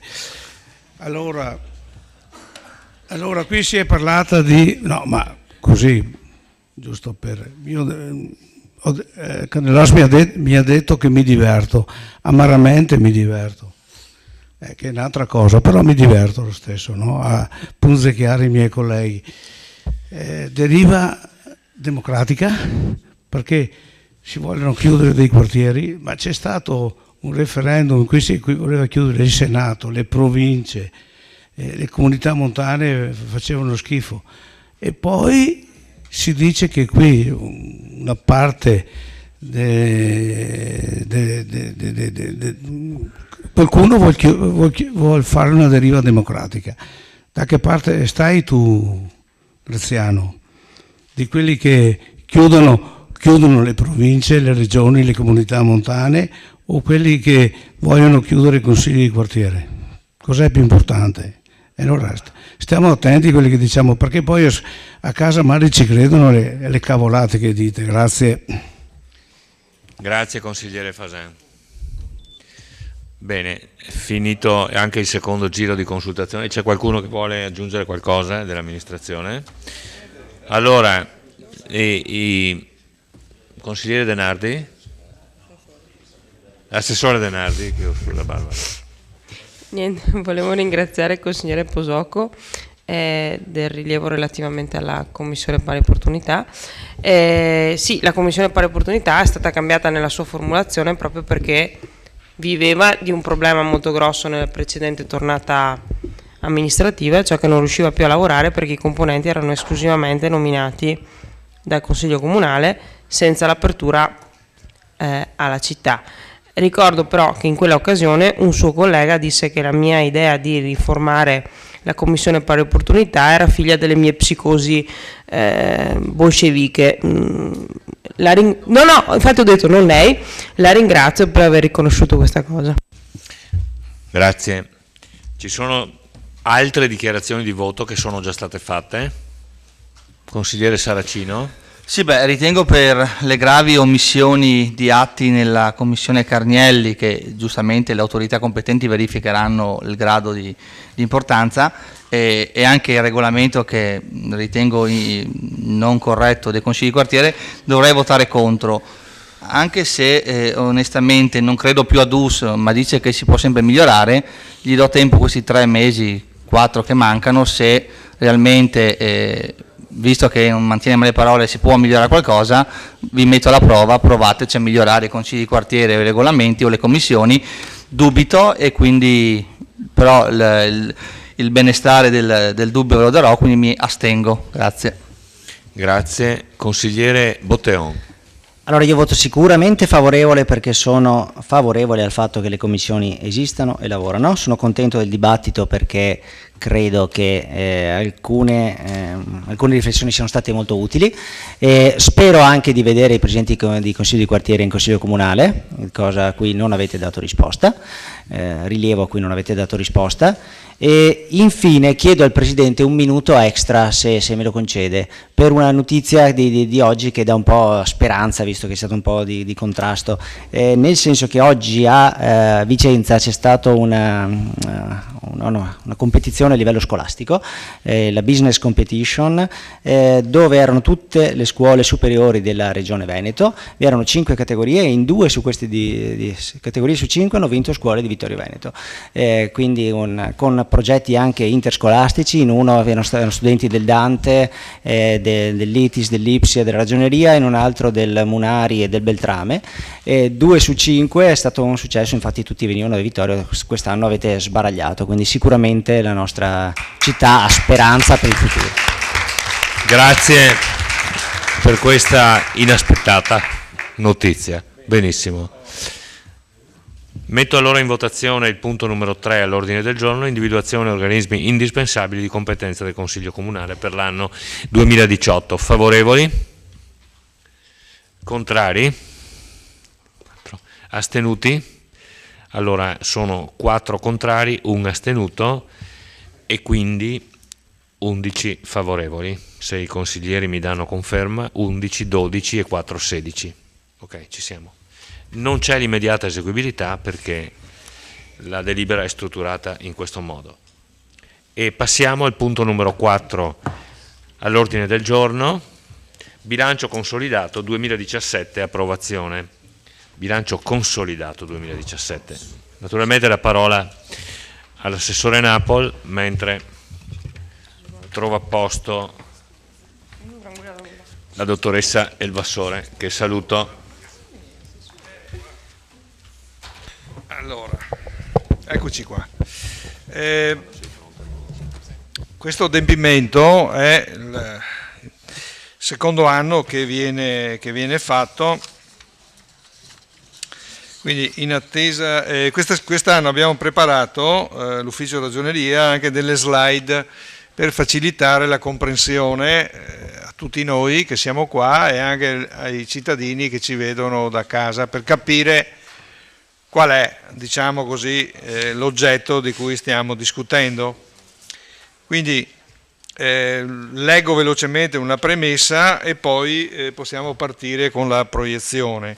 Allora, premesso che il decreto legislativo numero 118/2011 del 23/6/2011 ha dettato apposite disposizioni in materia di armonizzazione dei sistemi contabili e degli schemi di bilancio delle regioni, degli enti locali e dei loro organismi, che l'articolo 11 bis di tale decreto prevede la redazione da parte dell'ente locale di un bilancio consolidato con i propri enti e organismi strumentali, aziende e società controllate e partecipate, secondo le modalità e i criteri individuati nel principio applicato del bilancio consolidato di cui all'allegato numero 4/4 al decreto.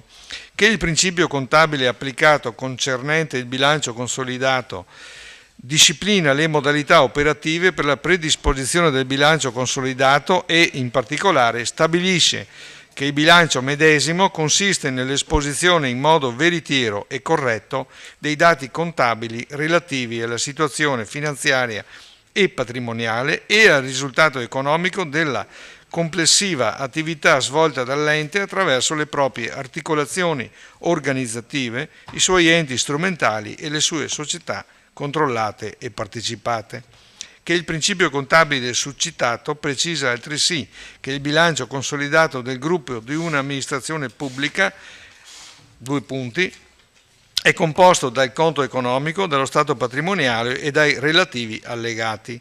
È riferito alla data di chiusura di ciascun esercizio, è predisposto facendo riferimento all'area di consolidamento individuata dall'ente capogruppo alla data del 31 dicembre dell'esercizio cui si riferisce. È approvato entro il 30 settembre dell'anno successivo a quello di riferimento, che è, appunto, siamo in questa circostanza. Quindi procediamo con la proiezione. Allora, i riferimenti normativi, come dicevo, il decreto legislativo 118/2011, disposizioni in materia di armonizzazione dei sistemi contabili e degli schemi di bilancio delle regioni, degli enti locali, dei loro organismi, a norma degli articoli 1 e 2, legge 5 maggio 2009, numero 42. Breve parentesi, vale la pena di ricordare che il giugno 2011 eravamo nel pieno di una tempesta finanziaria che stava travolgendo il bilancio dello Stato italiano. Tra parentesi, vedo nubi all'orizzonte che ricordano quei tempi, speriamo di no, però. Allegato 4/4, principio contabile applicato concernente il bilancio consolidato. Principio OIC, che vuol dire Organismo Italiano Contabilità, OIC 17, principio contabile, bilancio consolidato e metodo del patrimonio netto. Sanzioni, se non si fa. Il decreto legislativo 113/2016 convertito in legge 160/2016. In caso di mancato rispetto dei termini previsti per l'approvazione dei bilanci di previsione, dei rendiconti, del bilancio consolidato e del termine di 30 giorni dalla loro approvazione dei relativi dati alla banca dati delle amministrazioni pubbliche, non si può procedere ad assunzione di personale fino a quando non si è adempiuto. Obiettivi del bilancio consolidato.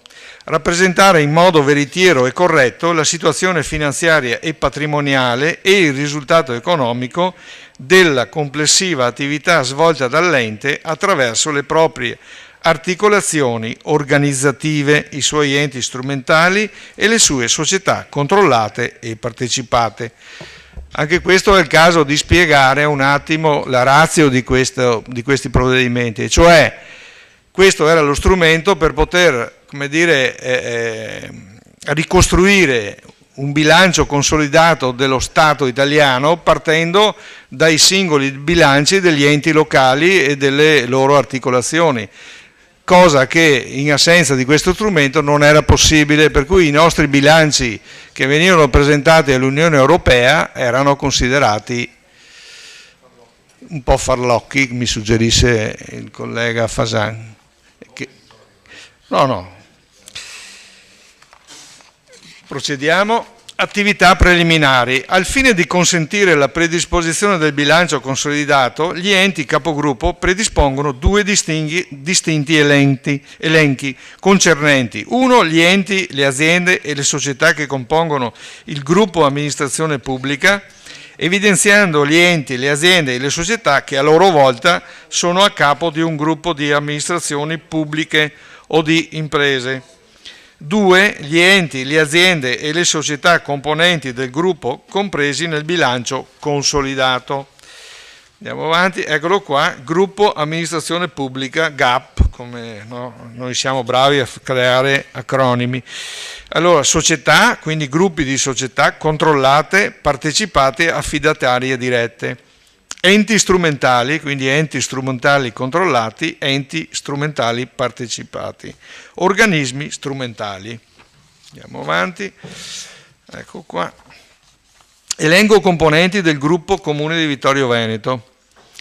Allora, ente tipologia, ente strumentale controllato, Istituto Cesana Malanotti IPAB, tipo di partecipazione, vedete, nomina CDA, Consiglio di amministrazione, quota di partecipazione, niente perché non è una società. Poi altra tipologia, sempre ente strumentale partecipato, Fondazione Ettore e Flavio Fender IPAB, nomina 2 su 5 componenti del CDA, anche qui non abbiamo quote di partecipazione. Altro ente, Fondazione Minuccio Minucci, ente morale, qui tipo di partecipazione è il sindaco che è componente di diritto del Consiglio di amministrazione. Poi abbiamo il Consiglio di Bacino Veneto Orientale, partecipazione diretta, qui la quota di partecipazione che vedete è lo 0,0343%. Poi il Consiglio di Bacino Sinistra Piave, partecipazione diretta, quota di partecipazione 9,40%. Poi abbiamo il CIT, Consorzio per i servizi di igiene del territorio, partecipazione diretta, con una quota del 9,40%. Poi abbiamo una società controllata che è la Vittorio Veneto Servizi SRL, partecipazione diretta con una quota del 100%. Poi abbiamo l'ATM Servizi SRL che è attualmente in liquidazione, partecipazione diretta 100%. Poi abbiamo la società Piave Servizi SRL che gestisce i servizi idrici, il ciclo dell'acqua, partecipazione diretta con un capitale del 6,0243%. Andiamo avanti. Elenco esclusi dal gruppo Comune di Vittorio Veneto, anche qui società partecipate, ragione sociale Asco Holding SPA, con la motivazione che è società non interamente a partecipazione pubblica, eccetera, eccetera. La quota di partecipazione pubblica al 31/12/2017 è il 90,23%. Altra società partecipata è il GAL, dell'Alta Marca Trevigiana, società consortile, anche questa è una società non interamente a partecipazione pubblica, con una quota di partecipazione del pubblico del 46,5%. Poi abbiamo l'Intermodale Vittoriese SRL, società non interamente a partecipazione pubblica, anche questa, con una quota di partecipazione pubblica pari all'11,92%. Società partecipata abbiamo Mobilità di Marca SPA, MOM, meglio conosciuta, anche questa è una società non interamente a partecipazione pubblica, con una quota di partecipazione del pubblico pari all'82,56%. Poi il consorzio BIM Livenza non rientra nella definizione di consorzio ex articolo 31 TUEL, in quanto istituito con legge regionale numero 959 del 1953. Questa è una quota di partecipazione pubblica del 100%. Stesso discorso vale per il consorzio BIM Piave Treviso, che ricade nella stessa situazione. Area di consolidamento. Allora, l'area di consolidamento è, diciamo, il gruppo che rientra nell'area e nel gruppo allegato, diciamo, che entra nel perimetro del Comune di Vittorio Veneto. Allora, gli enti e le società compresi nel gruppo amministrazione pubblica possono non essere consolidati nei casi di 1. Irrilevanza, quando il bilancio di un componente del gruppo è irrilevante ai fini della rappresentazione veritiera e corretta della situazione patrimoniale e finanziaria e del risultato economico del gruppo. Sono considerati irrilevanti i bilanci che presentano, per ciascuno dei seguenti parametri, una incidenza inferiore al 10% per gli enti locali e al 5% per le regioni e le province autonome rispetto alla posizione patrimoniale, economico e finanziaria della capogruppo. 2 punti, totale dell'attivo, patrimonio netto, totale dei ricavi caratteristici. In ogni caso sono considerate irrilevanti e non oggetto di consolidamento le quote di partecipazione inferiori all'1% del capitale della società partecipata. 2. Impossibilità di reperire le informazioni necessarie al consolidamento in tempi ragionevoli e senza spese sproporzionate. Parametri relativi alla situazione economico-patrimoniale del Comune di Vittorio Veneto relativa all'esercizio 2007, che sono stati confrontati con quelli delle società del gruppo Comune di Vittorio Veneto. Quindi questi sono i dati che riguardano il Comune, quindi parametri esercizio 2016, parametri esercizio 2016, totale attivo 143.669.481,15, il 10% è 14.366.948,12. Il patrimonio netto è 128.888.920,57, con un 10% pari a 12.888.892,06. Totale ricavi caratteristici 18.107.952,68, cui corrisponde un 10%, 1.810.795,27. Inclusioni ed esclusioni dal perimetro di consolidamento Comune di Vittorio Veneto. Allora, qui abbiamo ragione sociale, Istituto Cesana Malanotti IPAB, rilevante per incidenza parametri maggiori del 10% e quindi incluso. Fondazione Ettore e Flavio Fender IPAB, irrilevante per incidenza parametri inferiori al 100%, al 10% e quindi è esclusa. Fondazione Minuccio Minucci, impossibilità di reperire informazioni necessarie al consolidamento, quindi esclusa. Consiglio di Bacino Veneto Orientale, e quindi questo qui è istituito con legge regionale 17/2012 e convenzione per la cooperazione tra gli enti locali compresa nel lato Veneto Orientale non soggetto a consolidamento, vedi nota PEC, protocollo eccetera, quindi escluso. Consiglio di Bacino Sinistra Piave, anche qui impossibilità a reperire informazioni necessarie al consolidamento e quindi è escluso. CIT, Consorzio per i servizi di igiene del territorio, irrilevante per incidenza parametri inferiori al 10%, escluso. Vittorio Veneto Servizi SRL, rilevante, partecipazione al 100% e quindi inclusa.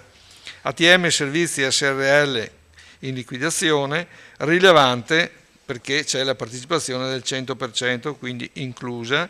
Piave Servizi SRL, rilevante per incidenza parametri maggiore del 10% e quindi è inclusa.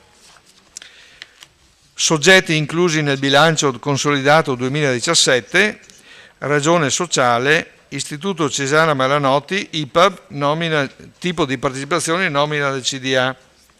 Vittorio Veneto Servizi, partecipazione diretta, come abbiamo detto, 100%, ATM Servizi SRL in liquidazione, partecipazione diretta 100%.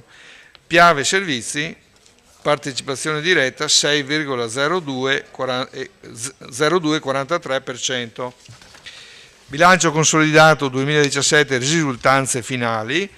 Conto economico consolidato, anno 2017, risultato della gestione 1.677.469,76, proventi e oneri finanziari 996.920,21, proventi e oneri straordinari 786.485,45, imposte 581.777,61, quindi voi vedete i segni più e meno. Risultato dell'esercizio 600.063,06. Risultato dell'esercizio di pertinenza di terzi 491.306.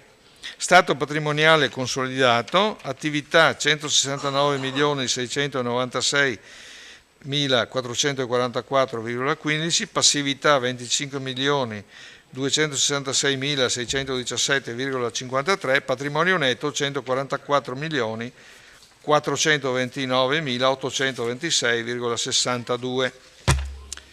E con questo abbiamo finito. Apro il dibattito dando la parola al consigliere Botteon. Sì, solo una nota ironica. La commissione consiliare dovrebbe servire per sgrezzare i lavori del Consiglio Comunale, no? E in Consiglio Comunale l'assessore ha introdotto questo punto con 2 minuti. Oggi l'ho introdotto con quanti? Non so. tra parentesi, al termine di 2 minuti in commissione consigliare aveva detto che questo bilancio ha poca utilità, sia perché i numeri sono difficilmente confrontabili, perché c'è una variazione nel perimetro di consolidamento, e quindi ero convinto che fosse un punto illustrato molto velocemente per poi parlare effettivamente del bilancio di previsione. Assessore, cerchiamo di essere concreti, quindi grazie. È aperto comunque il dibattito. Consigliere Sant'Antonio. Io volevo fare un intervento su una delle società del consolidato. Allora, in sostanza 2 società sono partecipate, sono al 100% del Comune di Vittorio Veneto, la TM Servizi che è in liquidazione, quindi in questo caso non mi interessa. Volevo fare un accenno più che altro per lanciare qualche sassolino sullo stagno di una società che è la Vittorio Veneto Servizi, di cui magari tante volte non si parla, e questo magari è l'occasione opportuna per sollevare una bandierina e sollevare un ambito di discussione tra i colleghi. Tempo fa, cioè a luglio di quest'anno, sono usciti degli articoli sui giornali che sbandieravano utili record per questa società. Dopo 12 anni circa di vacche magre, c'era scritto. Su Oggi Treviso, ne prendo uno, quasi 200.000 euro di utile netto per le farmacie comunali, risultati che non si vedevano da 12 anni, crescita del 6,3%. Leggo un passo dell'articolo.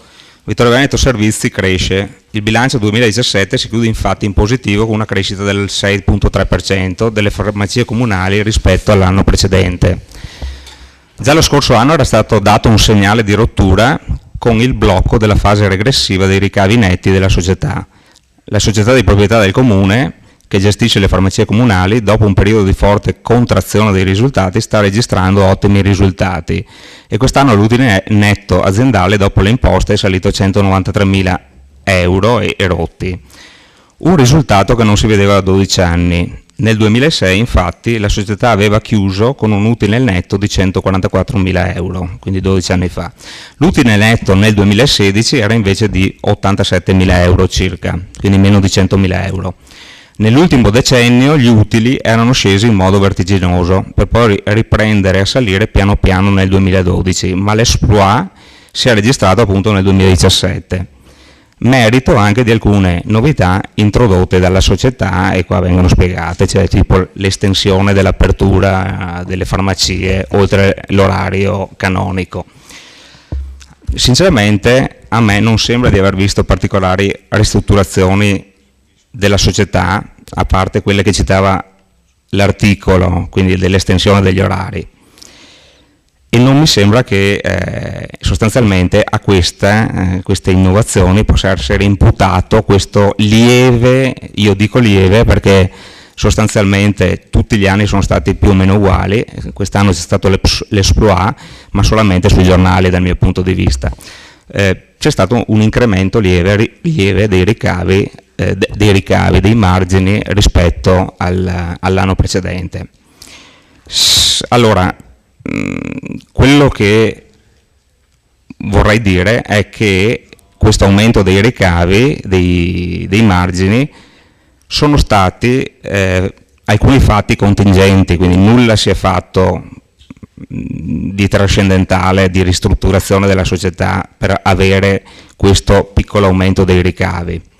Ma nel 2017 quasi tutte le farmacie, siano esse di matrice pubblica come le farmacie di Vittorio Veneto e anche quelle private, hanno avuto degli incrementi dei ricavi e di conseguenza quindi anche dei margini che vengono citati nell'articolo. Però quello che volevo riportare è che questi aumenti sono stati determinati da dei fatti contingenti, non da particolari ristrutturazioni. Questi aumenti sono circa 100.000 euro rispetto all'anno precedente. Gli aumenti sono dovuti in prima analisi, se guardiamo il bilancio, ma soprattutto gli aspetti del mercato, ad un aumento dei margini del 10% sulle medicine per tutte le farmacie, non solo per la farmacia di Vittorio Veneto, dovute all'incremento delle ricette, dell'utilizzo delle ricette bianche, cioè quelle che si pagano, rispetto alla diminuzione delle ricette rosse, ovvero quelle mutuabili. Quindi è sostanzialmente stata un'operazione indotta. Indotta da cosa? Perché il governo Renzi, se dobbiamo proprio dirla tutta, ha diminuito in questi anni le ricette rosse, quindi quelle mutuabili, che avevano dei ricavi tra il 20 e il 30%, e così la gente, ovviamente, che deve curarsi, ha dovuto comprare le medicine con le ricette bianche, dove i ricarichi sono molto maggiori, arrivano anche al 50-60%. Quindi questo ha portato all'incremento di questo utile. Poi c'è stato un altro fatto: alcune medicine che venivano prima vendute nelle farmacie dell'ospedale, medicine particolari, sono state trasportate e possono essere vendute nelle farmacie, quindi questo ha incrementato un pochettino i ricavi ed anche i margini. Nel bilancio ho visto anche che c'è una contrazione del magazzino, il che significa che ci sono maggiori soldi, è un po' l'effetto supermercato, maggiori soldi in entrata, ma voglio dire anche minor magazzino, quindi minor servizio, e si pagano i fornitori in ritardo, quindi questo è un aumento, no, dei ricavi. Poi ho notato che purtroppo, e questo è l'aspetto che mi duole di più, non c'è più un aspetto sociale e di investimento delle risorse che vengono, diciamo così, guadagnate dalle farmacie comunali nel territorio.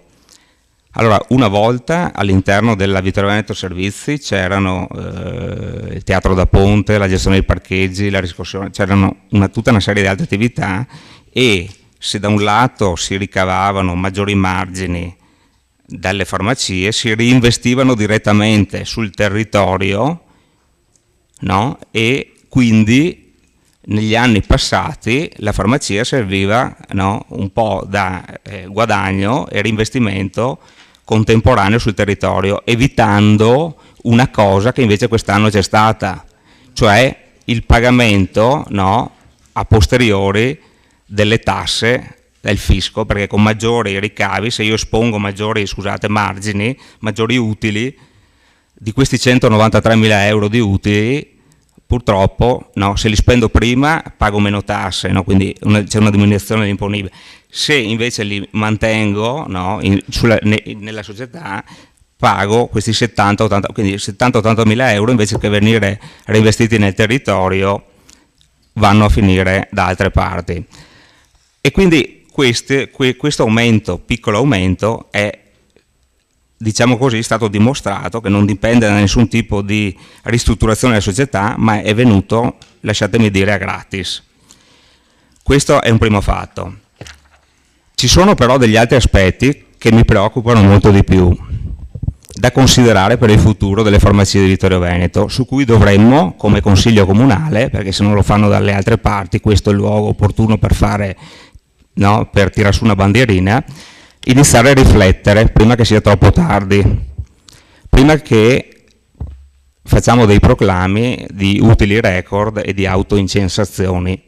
Allora, 7 giorni prima che uscisse l'articolo di Oggi Treviso, a giugno, quello delle farmacie, è uscito un articolo su tutti quasi i giornali nazionali che, se uno li legge, si sarebbe un po' frenato prima di fare, no,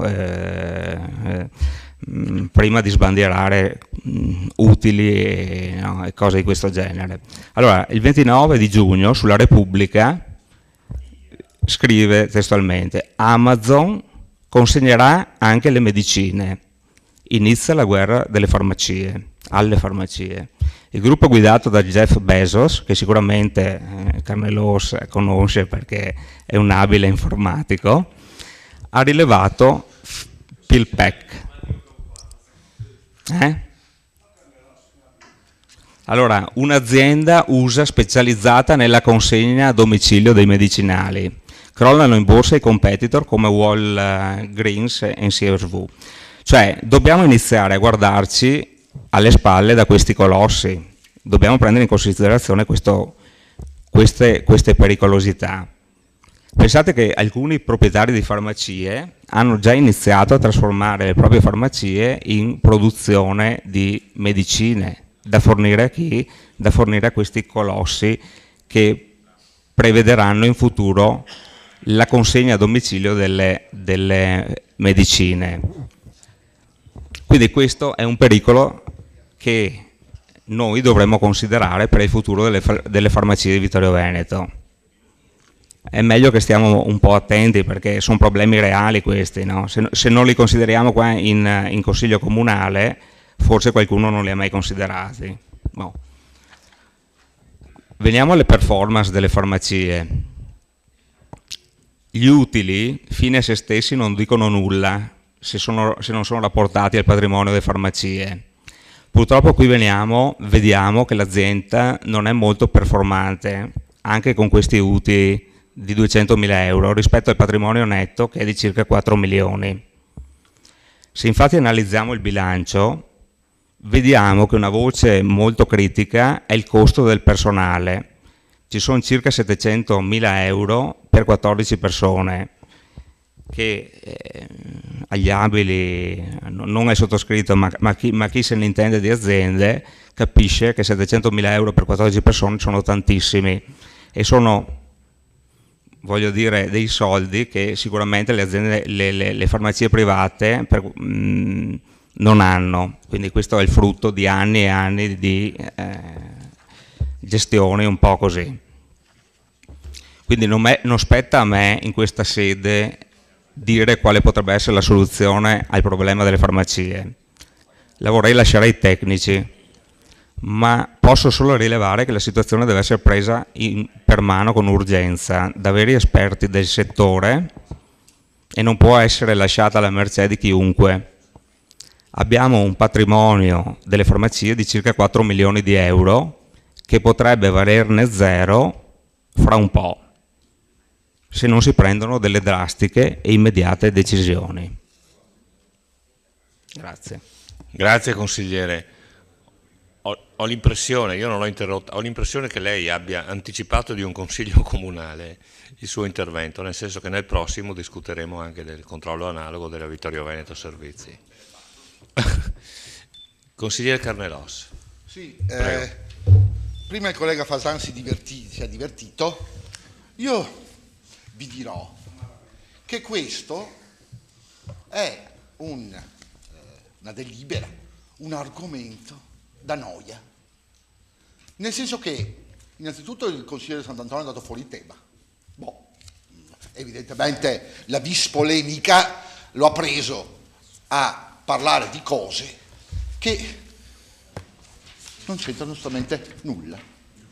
A dire la verità, vi confesso, l'ho detto anche in commissione consigliare, tutto sommato questa è una cosa che la legge fa approvare a noi e noi non possiamo far altro che, come si può dire, fidarci di quello che i contabili, i ragionieri, i commercialisti hanno dedotto, perché se leggete la cosa è approvazione di un bilancio consolidato su cui ovviamente non è possibile dire assolutamente nulla, per la semplice ragione che sono dati contabili consolidati al 2017 e ditemi voi, sfido chiunque a poter dire ah no, qui è sbagliato il calcolo, qui è...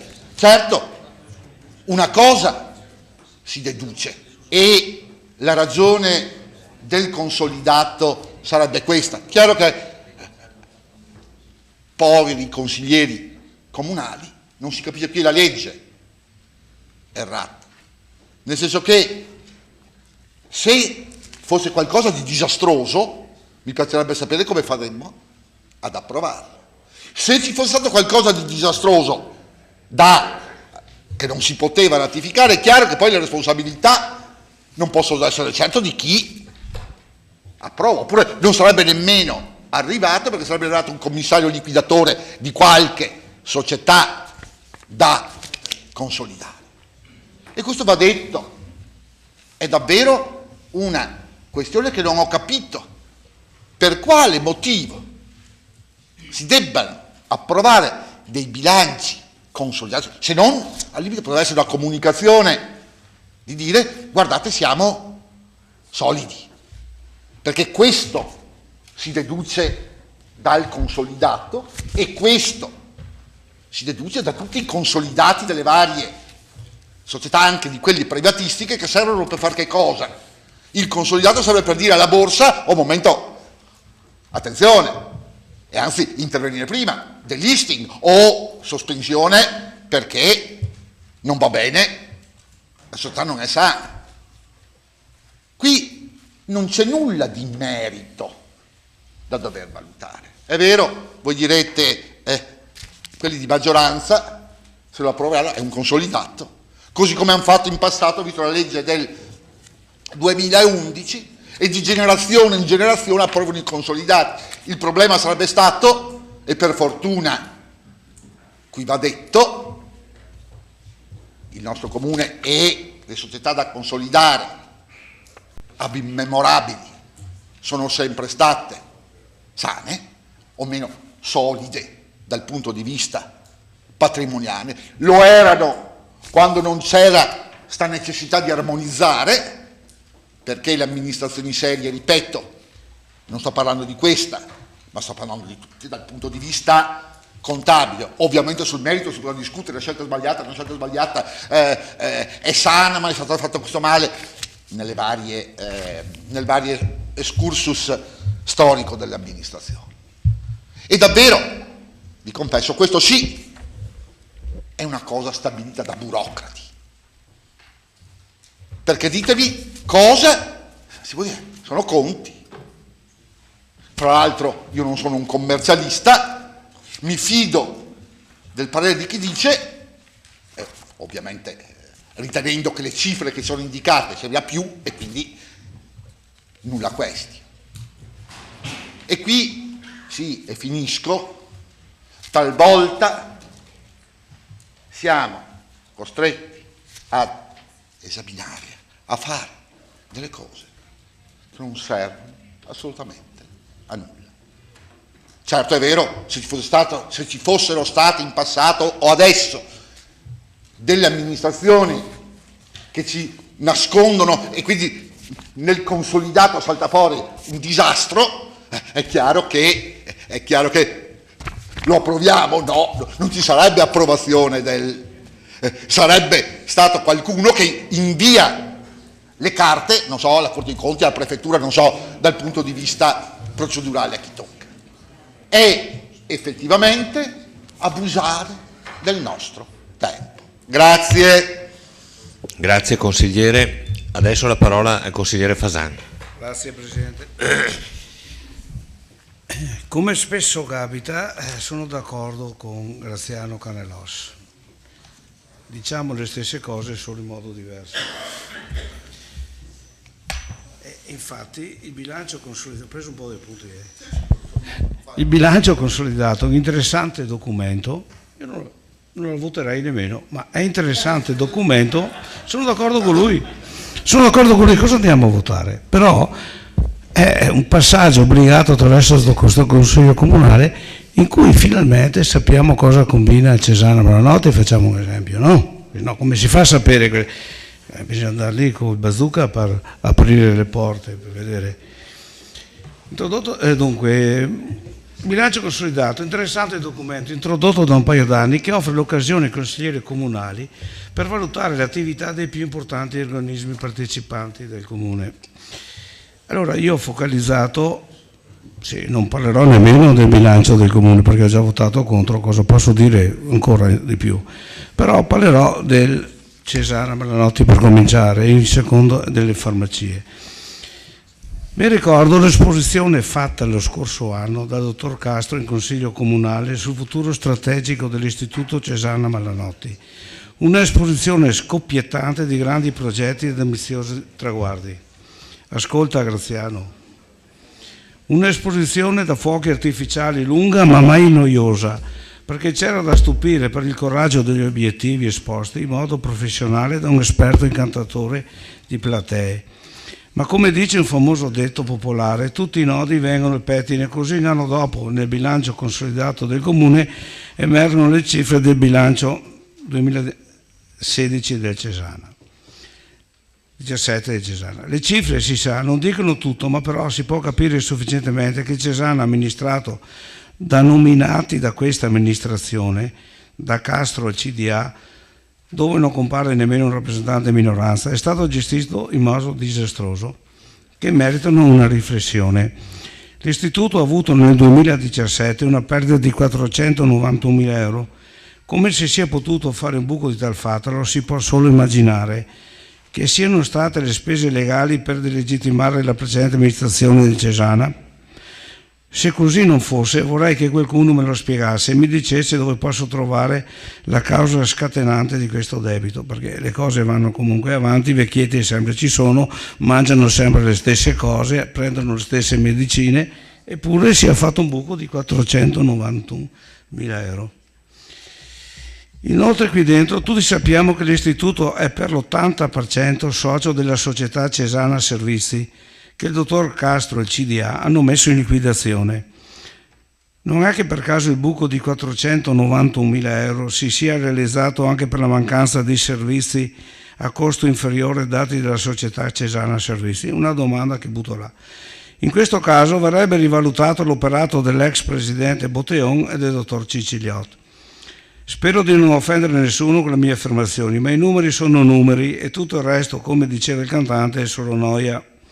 Dunque, come compare dai dati che sono facilmente reperibili, il Cesana Servizi, che aveva nel 2016 un patrimonio di 1.700.000 euro, passa nel 2017 un patrimonio di 335.000 euro, quindi con una perdita di 1.365.000 euro. Correggetemi se sbaglio e rispondete alle domande, per favore. Distrutto, vaporizzato un patrimonio. Qui Prodest, sindaco, a chi ha giovato questa operazione? Inoltre Cesana Servizi ha chiuso il bilancio 2017 con una perdita di 1.996.000 euro. Vedo che mi guarda con interesse. Mettendoci tutta la buona volontà per fare le cose nel peggior modo possibile, scommetto che nessuno ci sarebbe riuscito a far peggio di questo CDA. Come la storia dimostra, dove arrivano le sinistre a governare le cose cominciano a andare male, ma è la mia impressione. Ma l'amministrazione non li aveva letti per meriti e per le proprie competenze? Dopo anni di oscurantismo leghista che aveva lasciato i conti in regola, i soldi in banca e le rette sicuramente più basse, la sinistra, giustamente trionfante per la vittoria alle amministrative, dichiarò: finalmente una gestione trasparente a favore degli ospiti di Cesana. Se fosse stata trasparente non credo che il sindaco l'avrebbe avallata. Io ho stima nel sindaco, sicuramente. Credo quindi che il CDA abbia deciso autonomamente di suicidarsi economicamente. Chi provvederà a sanare questa cifra da incubo? Non sarà sicuramente sanata dal dottor Castro. A proposito, non aveva detto che avrebbe svolto il suo ruolo gratuitamente. Ho notizie diverse. Ma sicuramente graverà sugli ospiti di Cesana e sugli operatori del Cesana. Non vedo in giro altre soluzioni. Scommetto, conoscendo ormai bene il mondo della politica, che usa la mancanza di informazioni per fare da scudo alle incapacità personali, l'amministrazione e il dottor Castro risponderebbero che sono soldi dovuti all'Agenzia delle Entrate per l'IVA non versata. Se mi è consentito, visto che ho ancora del tempo prima che il Presidente mi stoppi, posso affermare che il castello di bugie costruite mai ha avuto fondamenta più argillose. Il bilancio del Cesana Servizi prevede di valersi dell'addebito IVA non versato nei confronti dell'istituto a partire dal 2018 e la cifra di 1.135.000 euro. Come chi pagherà questo debito non è dato da sapere, però si può pensare che potrà essere onorato ed estinto solo attingendo dalle risorse delle rette degli ospiti con un aumento considerevole delle stesse, il che provocherà a mio parere sicuramente un considerevole calo delle presenze degli ospiti, aumentando ancora più il deficit di bilancio. La riflessione che noi tutti dobbiamo fare, e se mi ricordo la minoranza inascoltata l'aveva già detto in Consiglio Comunale, è per quale incomprensibili ragioni il dottor Castro ha accusato il Cesana all'Agenzia delle Entrate di non aver correttamente pagato l'IVA. Forse per mettere in difficoltà i precedenti amministratori, un tramaccio politico che alla fine gli si torcerà contro, come ben evince dei numeri di bilancio. A parte il fatto che tutte le case di riposo del territorio pagano l'IVA al 4%, eppure nella consulenza di Ernst & Young è scritto che non era il caso di autoaccusarsi senza portare alcuna tesi che difendesse l'istituto, non si capisce perché di questo autogol. Credo a questo punto, prima che sia troppo tardi, e forse è già troppo tardi, di porre rimedio a questo stato di cose, che l'amministrazione comunale convochi il CDA del Cesana in Consiglio Comunale nel più breve tempo possibile affinché siano esplicitate le strategie dell'istituto. Se l'amministrazione, che finora si è dimostrata incapace di gestire il problema del Cesana, non lo farà a breve, lo farà sicuramente la minoranza convocando un Consiglio Comunale straordinario. Credo anche che la Regione, quale ente cui spetta il controllo del Cesana, debba mandare, visti i numeri, debba mandare i suoi ispettori, perché un disavanzo di quasi 2 milioni di euro e le manie di grandezza e di espansione esplicitate nelle varie riunioni non più tardi questa settimana a Ceneda non possono passare inosservate ed in silenzio. Parlava di 18 milioni di investimenti. A meno che non siano delle bugie di una comunicazione che non fa danni. Allora, se non fa danni, uno può raccontare quello che vuole e sono tutti contenti. Credo che sia necessario che arrivino gli ispettori regionali a tranquillizzare la cittadinanza. Grazie. Grazie. La parola al consigliere Saracino. Sì, il primo intervento sarà tecnico e il secondo sarà d'aspetto politico. Intanto chiedo perché il Minucci c'è stata l'impossibilità di reperire informazioni, perché anche l'anno scorso c'era questa problematica, se non erro, se magari mi può spiegare perché anche quest'anno non riusciamo a metterlo dentro. Dopodiché dico che questo non è uno strumento inutile, anzi è inutile per chi non sa leggerlo. In realtà è molto utile perché ci dà uno spaccato di tutte le IPAB, farmacie, tutto quello che abbiamo deciso di mettere dentro questo bilancio consolidato. È una cosa, secondo me, che qualcuno magari ha definito inutile questo documento, forse non ha neanche letto a questo punto, è la pagina 9 dei revisori dei conti. È già stato detto che l'utile delle farmacie è dovuto anche a uno storico che è capitato un po' a tutti, non solo alle nostre farmacie, quindi non vedo meriti oggettivi del Presidente, ma mi preoccupa molto questo bilancio del Cesana, onestamente, perché basta andare sul sito del Comune e vedere che 2012 c'era un avanzo di amministrazione, 2013 avanzo di amministrazione, 2014 avanzo di amministrazione, 2015 pareggio, 2016 perdita, 17 perdita. E i revisori dei conti ci dicono attenti a pagina 9. Secondo noi le stime fatte dal Cesana Malanotti sulle perdite del Cesana Servizi sono troppo basse. Quindi insomma ragazzi, non è che sia inutile questo documento, è importante perché i revisori dei conti stanno avvisando di stare attenti a ciò che sta facendo il Cesana Malanotti, che è un rischio per il suo patrimonio. Quindi io invito l'amministrazione insomma a verificare, controllare queste situazioni del bilancio del Cesana, che secondo me sono molto gravi rispetto a quanto va promettendo il Presidente con milioni di euro di investimenti in super case di riposo chic per persone di un certo livello che potranno pagarsi una retta da 4.000 euro. Grazie. Grazie consigliere. La parola al consigliere De Valier. Sì, volevo fare solo un piccolo appunto, perché ho trovato un po' sgradevole l'attacco fuori luogo agli amministratori passati e a quello recente di Vittorio Servizi. perché per poche centinaia di euro, non sto parlando di migliaia di euro, poche centinaia per cui fanno gli amministratori e non i presidenti, mi pare che raddoppiare l'utile in un anno proprio non sia una poca cosa. 100.000 euro al bilancio del Comune di Vittorio, insomma qualcosina si può fare in servizi, no? Quindi secondo me, visto che generalmente gran parte poi dell'utile viene usufruito dal Comune sotto vari servizi, mi pare che l'opera sia abbastanza buona. E comunque il problema è che, visto che non c'è l'amministratore che presenta il bilancio e può controbattere, giudicare per esempio che il ribasso del magazzino non sia buono potrebbe essere un efficientamento della rotazione, ma se lei non lo sa, magari neanch'io, chi lo sa. Quindi parlare così un po' a sproposito, senza i dati sotto mano e senza l'amministratore che controbatte, mi sembra una poca cosa. Poi ha fatto il paragone che non si pagano i fornitori o si ritardano i fornitori visto che il magazzino è basso. Sinceramente non ho ben capito cosa vuol dire. Sinceramente, guardi, questo mi sfugge.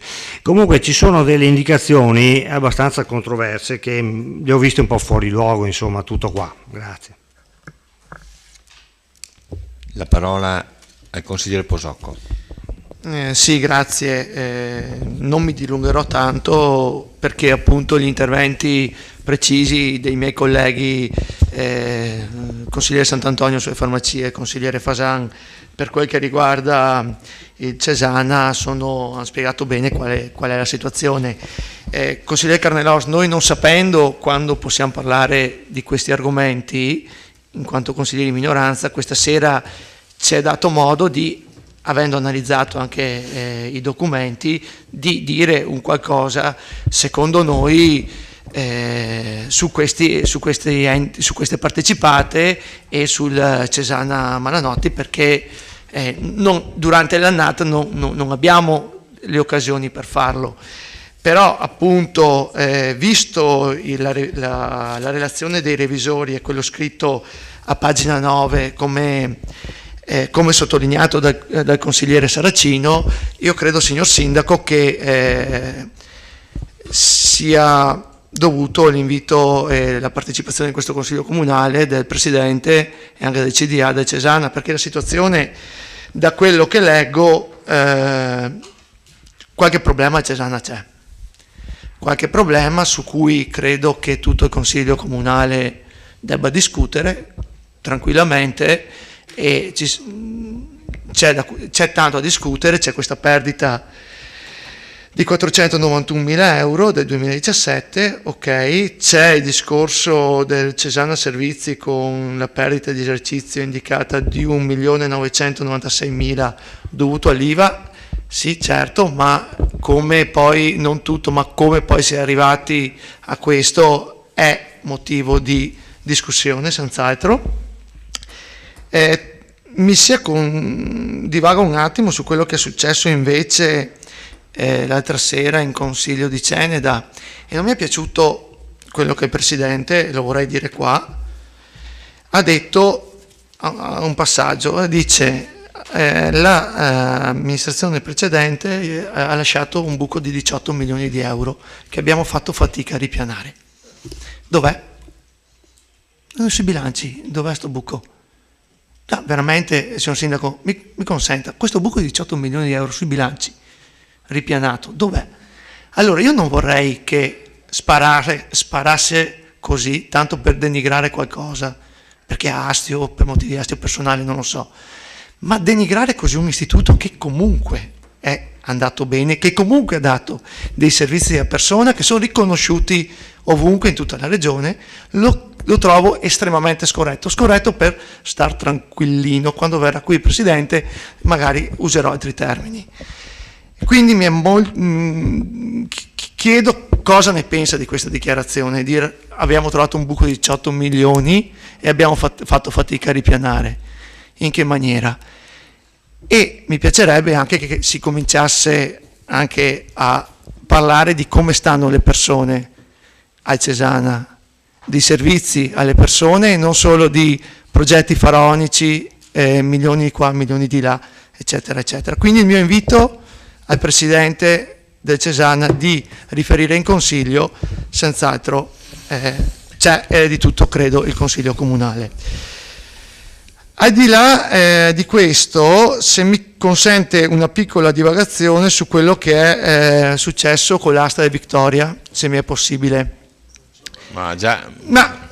è collegato. Già questo era fuori tema, cioè stiamo parlando del Ma bilancio non era consolidato. fuori tema, Presidente, mi conceda una revisione, ho una relazione dei revisori che mi dice che qui ho 1.900.000 euro di buco e mi dice che vado fuori tema. No. Io questo lo devo votare stasera, se mi permette.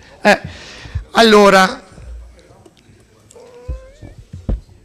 io credo, e mi dispiace che l'asta sia andata come sia andata, io credo che il bon ton dell'amministratore unico di riferire ai consiglieri della volontà di acquisire l'area del Victoria fosse, a me è dispiaciuto venire a saperlo dalla città che la Vittorio Veneto Servizi partecipava all'asta per il Victoria, ma sarò io che sono permaloso. Capisco che però, lei mi ha chiesto che è un fuori sacco, sì. Però cosa c'entra col consolidato 2017 l'asta del Victoria? Allora, c'è parecchia liquidità all'interno della Vittorio Veneto Servizi e quella serviva a portare a casa Victoria. C'entra qualcosa, Presidente, no? Allora io cerco di fare... Non per interrompere, ma non può dire che un evento accaduto nel settembre del 2018 c'entra con un bilancio consolidato 2017. Signor Sindaco, se poi lei vuole fare tutte le divagazioni che ritiene opportune può farlo, ma non può dire che c'entra. Non c'entra nei nulla. termini... Signor Sindaco, mi lasci parlare nulla. Cortesemente, perché i suoi consiglieri in maggioranza quando vanno fuori tempo li lascia parlare, i consiglieri fuori tema li lascia parlare. Lasci dire qualcosina anche a me. Io sono parzialmente fuori tema, sì, signor Sindaco, le ho chiesto la cortesia di lasciarmi dire qualcosa, perché quello che è successo interessa tutta la città e dispiace a tutti i cittadini e non essere portato, ecco, sì, di tutti di pianzere fuori che lui, signor Sindaco. Allora, i 500.000 che cioè, io penso che a 500.000 euro il Victoria era appetibile per tutti. Io vi chiedo solo questo, cari consiglieri, sapendo che era appetibile, non era magari il caso di garantire all'immobile lo spirito originale che era quello dello sport e cultura prima dell'asta? Ecco, grazie. Consigliere Darè. Sì, entro nel merito del bilancio consolidato, io guardo l'utile della Vittorio Veneto Servizi che mi viene dato un utile di 287.000 euro, però anche una spesa, quindi tasse per 93. Allora io mi ricordo che a quel tempo, quando c'era presidente l'avvocato Braido, in cui anche lui aveva sbandierato parecchi utili, avevo chiaramente detto allo stesso che non doveva portare quegli utili, doveva portare una spesa invece in investimenti, perché dare 93.000 euro a Roma, mi dispiace, ma sono cose che andavano spese sul territorio. Non so se questo poi comporti con quello che è successo e che ho visto sui giornali, però l'ho ribadito a suo tempo qualche anno fa quando c'era Braido. Chiedo all'amministratore di reinvestire gli utili su quello che può essere l'utile per Vittorio Veneto, anziché pagare, cioè andare in attivo per quel che riguarda la legge e non di più, perché 93.000 euro sono soldi che il Comune di Vittorio Veneto poteva spendere in altre cose. È un'osservazione che faccio, l'ho fatta quando c'era il mio amministratore e lo faccio quando c'è il vostro amministratore. Non so se questo incida o sia, diciamo così, era nelle previsioni di quello che aveva, perché io non ho visto, diciamo così, le progettualità che ho visto sul Victoria, però lo invito a investire l'utile subito, anno per anno, e non aspettare fare utili, perché si capisce subito che la società è buona e fa gli utili. Gli utili vengono investiti nel comune di Vittorio Veneto. È solo una precisazione. Grazie, consigliere Darè. Allora, alla fine del primo giro di consultazioni, la parola ai tecnici per le risposte.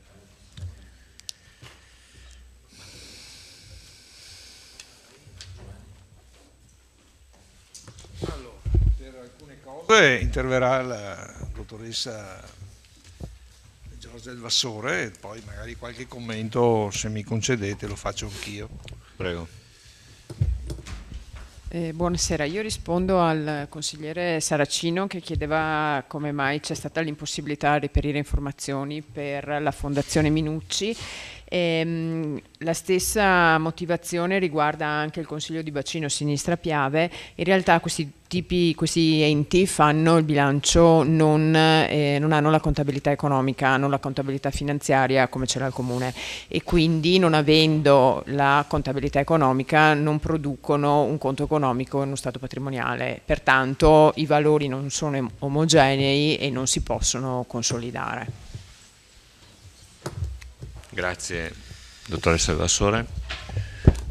No, Assessore Napoli. Sì, solo due considerazioni, perché veramente qui stiamo divagando sull'iperuranio, cioè, nel senso che l'oggetto della discussione di questa sera, di questo punto, è chiaro, è un bilancio consolidato che mette assieme dei dati del Comune e di alcuni enti che sono collegati adesso nei modi che sono previsti dalla legge, ripeto, del giugno 2011, governo Bossi-Berlusconi, se la memoria ci assiste, con l'obiettivo di riuscire a fornire un bilancio consolidato dello Stato italiano che fosse credibile, perché se no altrimenti succede che ci sono i bilanci dei comuni, ma le aziende che sono adesso collegate restavano fuori.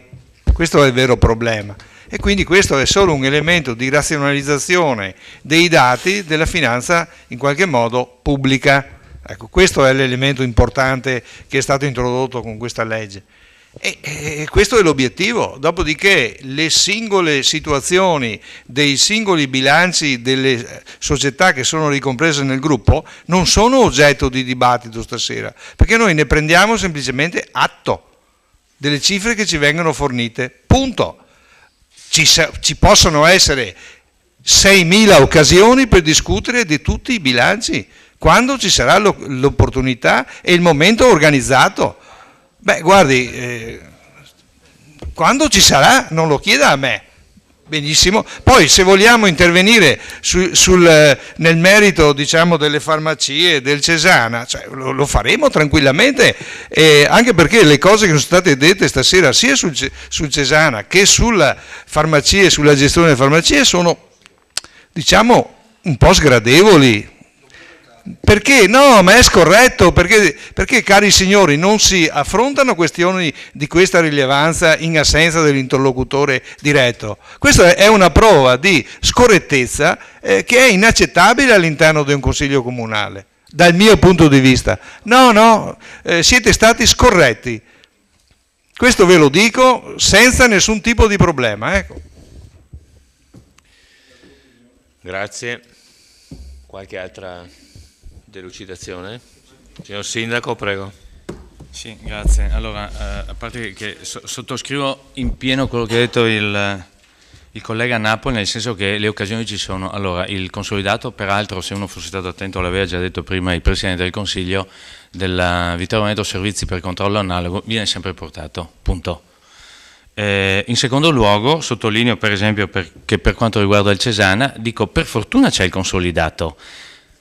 Quando non c'era il consolidato del Cesana qui non si parlava, perché la Presidente invitata non è mai voluta venire, invece il Dottor Castro per fortuna è venuto più di qualche volta, per cui sottolineo il termine che ha usato l'assessore Napoli parlando di scorrettezza, si parla quando sono presenti gli interpellati, fra virgolette. E poi una cosa a me è risultata molto sgradevole, se devo essere molto franco, dottor Sant'Antonio. Lei sembrava quasi dispiaciuto, mentre capisco la posizione del consigliere D'Arè, che è stato obiettivamente, ricordo benissimo quando ha detto non bisogna fare UTI, punto, perché non bisogna pagare tasse a Roma, questo lo ricordo benissimo. Del resto non pagando da Roma però... Sì, non si pagherebbero neanche a Venezia, perché c'è l'addizionale anche lì, ma non importa. Va bene. Però sembrava lei quasi... Sì, venga anche a date. Sembrava quasi amareggiato che la società avesse fatto degli utili, perché di fatto ha detto minor magazzino uguale minor servizio. Questa è una sua affermazione, giustamente sottolineata anche dal consigliere De Valliere. Poi diceva che una volta la Vittorio Veneto Servizi aveva la gestione del parcheggio del Da Ponte. Lei lo sa che non è più possibile per legge, e se non lo sa stasera l'ha imparato, non si possono fare quei tipi di servizi. Per anni, ma lei non c'era ancora, ma siccome vedo che è uno studioso perché si legge a memoria alcuni libri, quindi può andarsi a vedere anche i vecchi bilanci, provi a guardare quanti utili, quanti riserve e quindi utili messi a riserva nel passato le amministrazioni precedenti hanno prelevato dalla società. Se non ci fossero stati utili non sarebbe stato possibile prelevare alcuna somma. Non credo serva una laurea in economia e commercio per capire questo, basta probabilmente un po' di buonsenso e soprattutto di correttezza. E poi un'ultima battuta, visto che io spero in realtà, a differenza di lei, consigliere Del Re, che la società faccia utile e ne faccia ancora di più, anche perché poi con la flat tax pagheremo poche tasse, per cui va bene così. Grazie.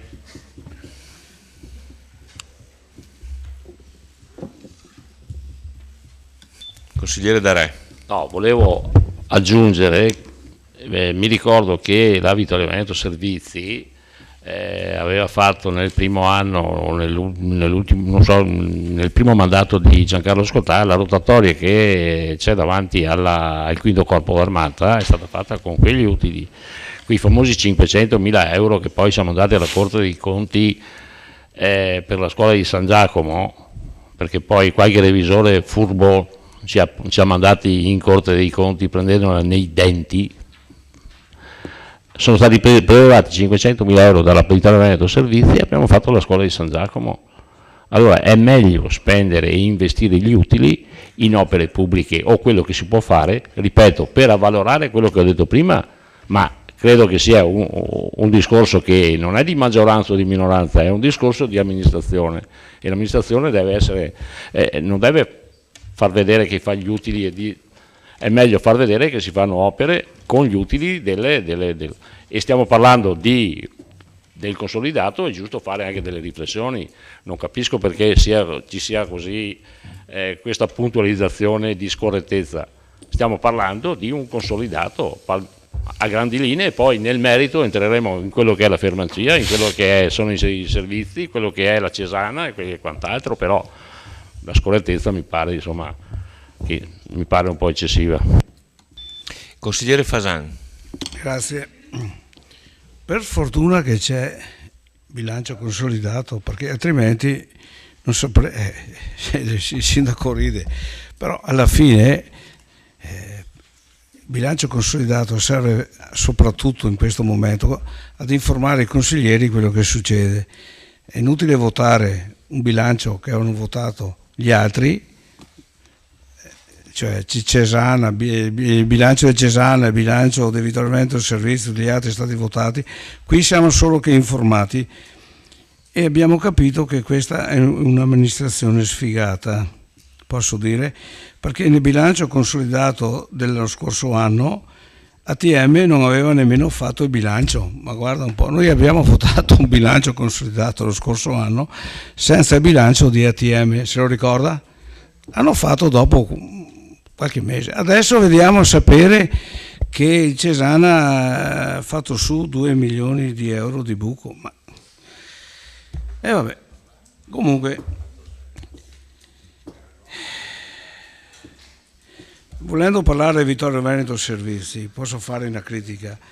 L'azienda pubblica deve perseguire l'equilibrio economico e consentire un utile, sicuramente, ma non ha l'obiettivo di massimizzare i profitti, e questo l'ho detto varie volte, si ricorda in Consiglio Comunale. È meglio piuttosto, se si può, abbattere i costi delle medicine piuttosto che aumentare per portare soldi nel bilancio comunale. E per quanto riguarda i 93.000 euro di tasse, voglio ripetere quello che ha detto il mio socio qui. Sì, siamo soci, l'ha detto lui, però lui comanda e io lavoro, eseguo. Sì, in una società ci vuole così, c'è chi comanda, se no non funziona, perché se tutti comandano tutti comanda il MIF la va sicuramente male. Operaio italiano e capo tedesco. Boh.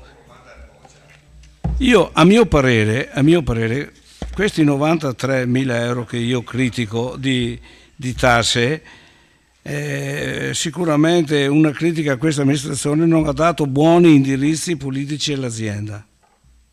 Ecco, come mi sono già espresso varie volte. Invece di fare utili elevati e pagare tasse, una gestione più oculata, avrebbe dovuto realizzare un minor utile aumentando gli investimenti o un maggior servizio per i cittadini o con interventi di welfare locale. Qui ci si può sbizzarrire con tutte le necessità della gente vittoriese, altro che 93.000 euro di tasse. Ecco, solo così, basta, grazie. Grazie. La parola al consigliere Sant'Antonio. Sì, rispondo al sindaco. Non sono assolutamente dispiaciuto degli utili fatti dalle farmacie. Ho solo detto che questi utili sono venuti gratis in qualche modo, questi pochi utili, grazie al contributo del suo compagno di partito Renzi. Ho detto le medesime cose. No, ho detto le medesime cose del consigliere D'Arè, vabbè che io non sono il segretario nazionale della Lega, per cui, voglio dire, ecco, per cui, e sono un semplice consigliere comunale, ma ho detto esattamente le stesse cose, che gli utili forse è meglio spenderli prima piuttosto che pagare tasse dopo, ecco. Per quanto riguarda il consigliere Carnelos ha detto che questo è un documento tecnico, che bisogna solo approvarlo, che è inutile abusare del nostro tempo. Io dico, e qua si è parlato anche di scorrettezze perché non ci sono gli interlocutori, allora innanzitutto vorrei sapere a chi spetta decidere se uno è in tema o fuori tema. Qua mi sembra che si parli di bilanci consolidati e tutto quanto attiene alle società che vengono citate all'interno del bilancio consolidato, abbiamo il diritto, io do per assodato che i numeri qua dentro siano corretti, sono stati fatti da professionisti, sono stati visti dalla ragioniera del comune di Vittorio Veneto, do per assodato, ma siccome sono un politico e non un tecnico, anche di basso livello, ok, ma sono un politico qua dentro, ho il diritto di dire le mie espressioni circa il futuro magari delle società citate all'interno, altrimenti non si dicono da nessuna parte. Quindi il fatto di mettere un allarme, un campanello d'allarme sulla società farmacie, perché si intravede un futuro difficoltoso, perché ci sono dei nuovi entranti in questi mercati, per cui bisogna stare attenti, dico che il posto più adeguato, se non viene fatto da altre parti, è dirlo in consiglio comunale da dei politici. Poi i tecnici prenderanno lo spunto e faranno tutte le loro verifiche e faranno i loro conti e proporranno le loro azioni correttive. Quindi non vedo nessun tipo di abusare del nostro tempo. Se non lo si fa in consiglio comunale, dove lo facciamo? E questa è una delle poche occasioni che abbiamo per poter parlare delle società. Due sono le società, una è rimasta. Quindi penso che sia il luogo più opportuno dove poter parlare dell'unica società partecipata al 100% del comune di Vittorio Veneto. Ecco, grazie. Grazie consigliere. Consigliere Saracino. Sì, parto dal presupposto che non siamo noi consiglieri in minoranza a decidere chi viene qua ad ascoltare, cioè presidenti o non presidenti, decide la giunta, il presidente del consiglio del comunale. E quindi ritengo che quanto detto da Napoli le accuse fatte, perché i documenti dicono questo. Ci sono delle criticità, sono state evidenziate, segnalate. Glielo ridico perché adesso ho il dubbio che forse ha letto la pagina 9 dei revisori dei conti, ma ci rendiamo conto di quello che dicono i revisori dei conti, che pongono l'attenzione sul Cesana? Cioè, sono cose importanti queste. Non abbiamo detto cose o cattiverie, qui stiamo dicendo che i revisori dei conti dicono attenzione, riteniamo sottostimate le valutazioni fatte. Insomma, sono campanelli d'allarme e noi come consiglieri con una coscienza di amore della città ve lo stiamo dicendo, perché se non ci arrivate ve lo diciamo. Tutto qua, grazie. Grazie. Consigliere Costa. Allora, grazie per la parola. Per quanto non sia esattamente inerente con l'ordine del giorno di oggi, volevo fare questa piccola precisazione su quanto abbiamo detto. Io sono farmacista e lavoro in una farmacia privata, quindi ho abbastanza cognizione di quello che sia il problema. Penso che riuscire a fare degli utili in questo periodo sia comunque ammirevole, perché a differenza di quello che ha detto Sant'Antonio, non è la politica e quella che è l'intenzione è,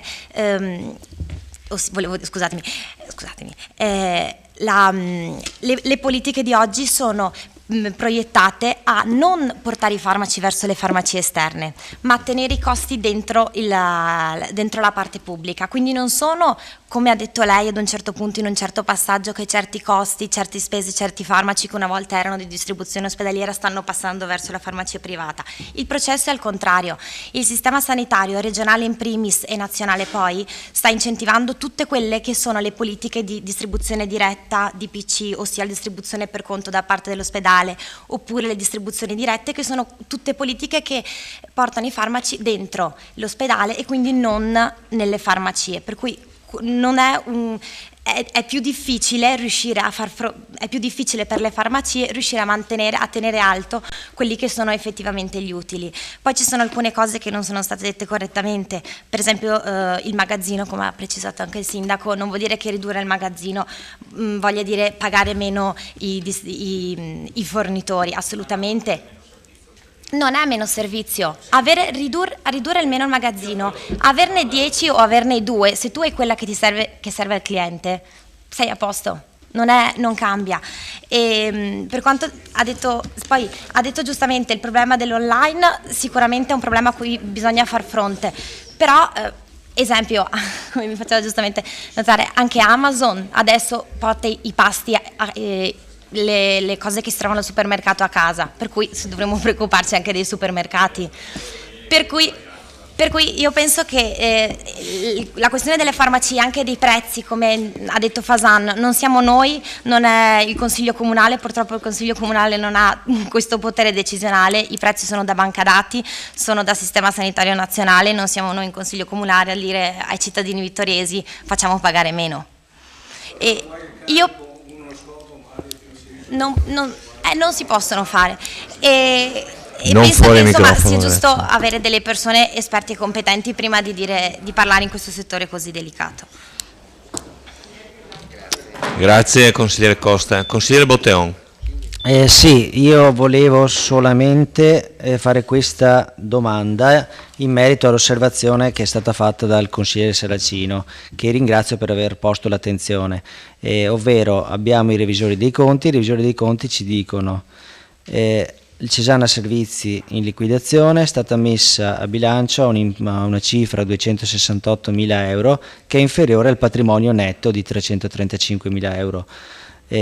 Dopo questa osservazione dei revisori, il Comune di Vittorio Veneto ha chiesto al Cesana il perché di questa stima forse eccessivamente prudenziale, visto che è inferiore al patrimonio netto, oppure no? Votando il bilancio consolidato, effettivamente uno, e leggendo questa osservazione da parte dei revisori, questa domanda io me la pongo. Grazie consigliere. Consigliere Carnelos. Sì, dunque questo primo giro di interventi è stato interessante. Fasan, dici da raccomanda ti obbedisce. In realtà tieni presente che in politica esiste chi che da spana in P, capisci? Cioè, e ti confesso che anche su questo argomento non posso che dire che l'intervento del collega Darè ha avuto una pacatezza ed una, come si può dire, rimanere nel tema di cui do atto. Io gli avversari politici necessariamente vi è l'onestà intellettuale di riconoscerlo. E sotto questo profilo torna a fagiolo il fatto che lo diceva Saracino, che evidentemente non mi ascolta quando parlo. Perché come ha capito Fasan, che è un ruspante della politica, ma in qualche modo se ne intende, invece i parvenus, i graziati, devono ancora un po' cavalcare. Io ho detto, perché c'è scritto delibera di approvare il bilancio consolidato. Ditemi voi se ha senso chiedere l'approvazione del bilancio consolidato. Ho fatto tutta la grande premessa, cioè nella legge per carità lo faremo, ma è indubbio che sotto il profilo tecnico, contabile, commercialista, quello che volete, non abbiamo nulla da poter dire. Spero, mi auguro, come hanno detto i miei colleghi, che sia a posto. Va detto una cosa, se questa sera tutti si lavano le mani, il bilancio, siccome bisogna approvarlo, voi capite che qualcuno sulle spalle pesanti, io le ho anche grosse, qualcuno ironizza anche sui social, ma non ti curare di loro, ma guarda e passa. Ho detto questo, che senso ha? Approvare. È una cosa che qui sì, i tecnici ti buttano sul tavolo e rangiate. E quindi, siccome l'ho detto una volta, io non sono prono e supino a nessuno, le cose che devo dire le dico. E quindi ditemi se ha senso deliberare. E questo io ho detto. Merito, come vi ho detto, è ovvio che qui, e fra l'altro a differenza del passato,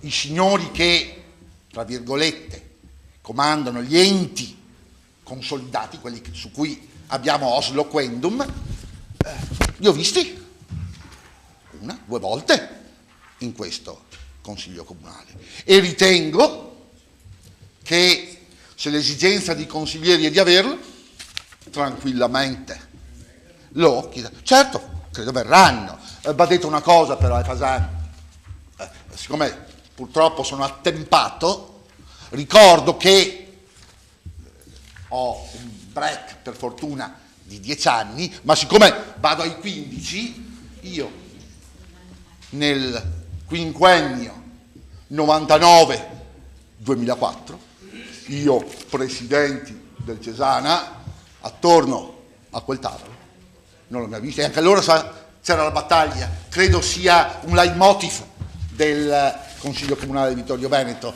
quello di avere il Cesana, ovvio, mutati, smutati, cambiando le parti. So quante volte vi hanno detto, e naturalmente si parla di un presidente di un quindicennio fa, se sapesse quante volte. Fra l'altro là avevano fatto il cambio, no? Prima un presidente, dopo il Paul, al direttore, so quante ne abbiamo fatto. Poi è vero, ho visto che in politica gli stessi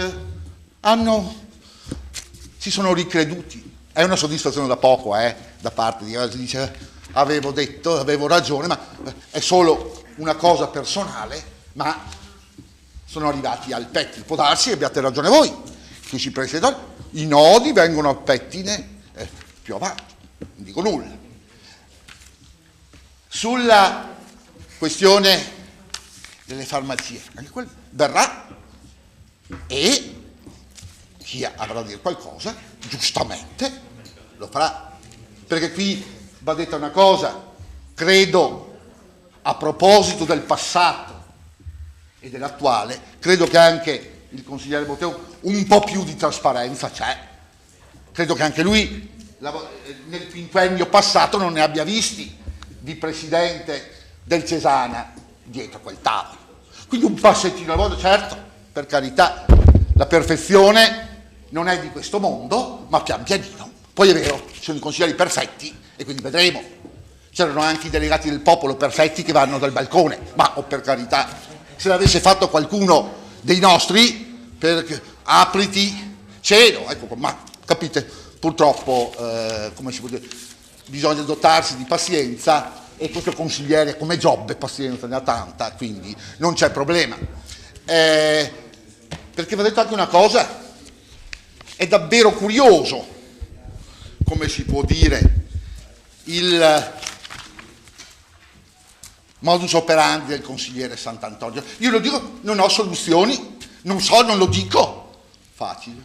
E poi parla di Renzi, meglio che vada a Arcore col suo capo, che allora a quel punto vede che tutto sommato fra l'uno e l'altro lo decide la pubblica opinione, ma fra le cariatidi e qualcuno, un fiorentinaccio, che farebbe meglio essere un po' più modesto, ma credo sia sempre meglio il fiorentinaccio. Dopo, per carità, si sa, cariatide cerca cariatide, e quindi può darsi anche che la scelta sia da quella parte.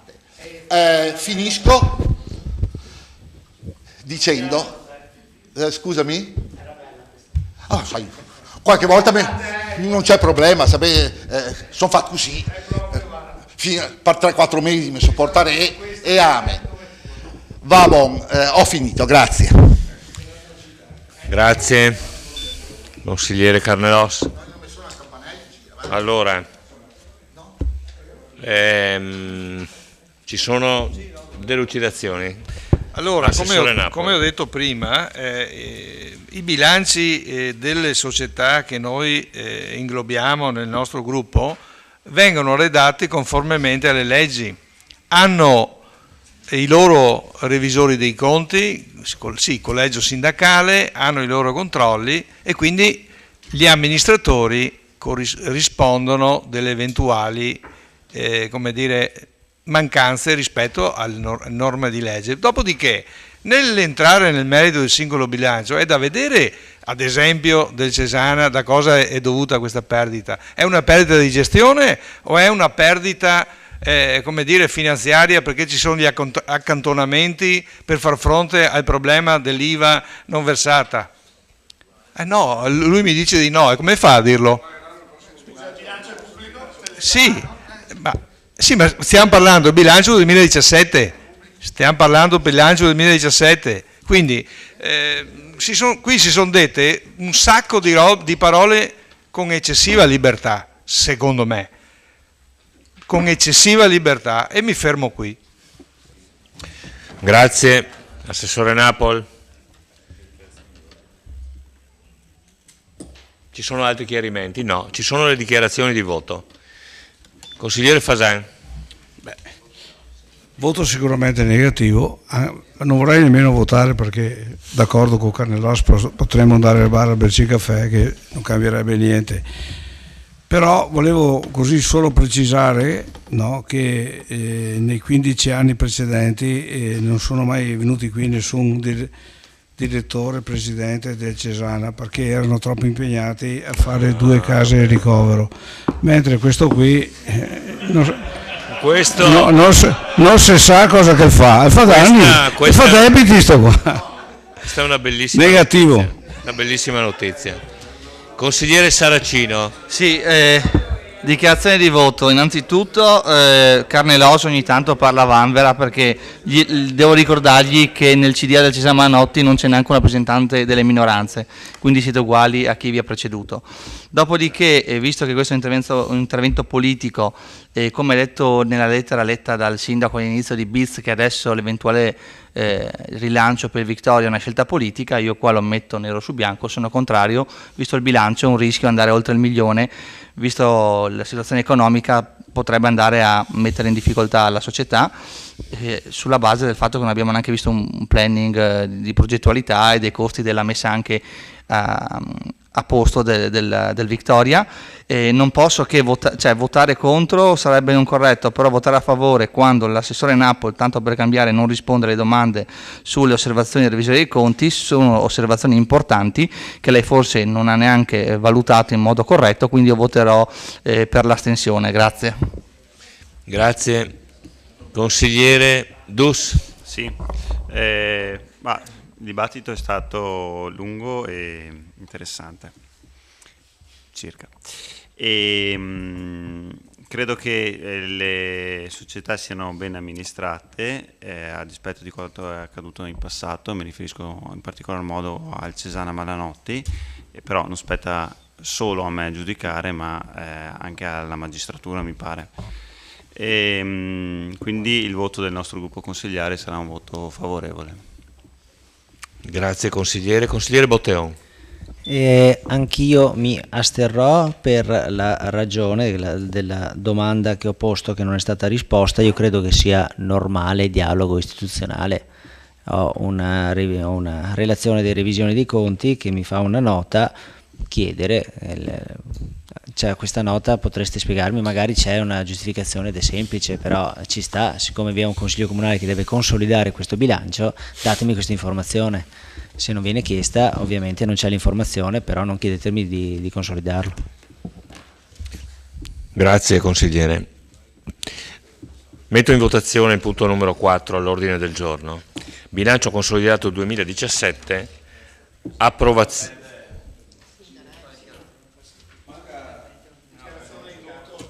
Consigliere Sant'Antonio, è in ritardo, l'ho visto in ritardo. Sì. Considerando che il diritto di censura in un consiglio comunale non spetta né ai consiglieri né alla giunta e né al presidente del consiglio quando non si offende nessuno, voterò contro. Grazie.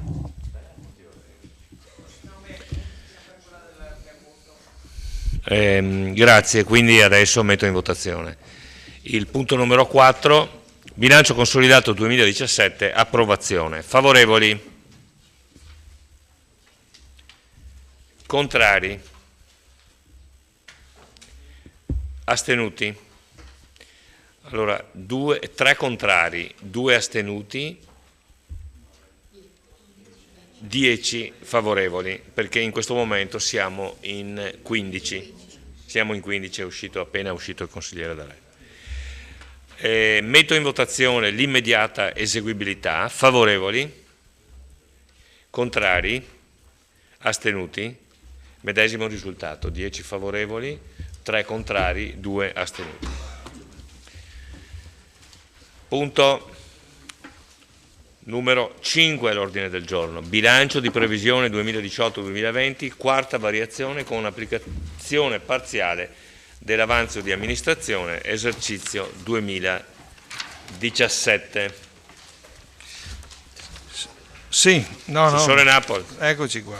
No, allora io così darei lettura velocemente degli elementi più significativi di questo provvedimento.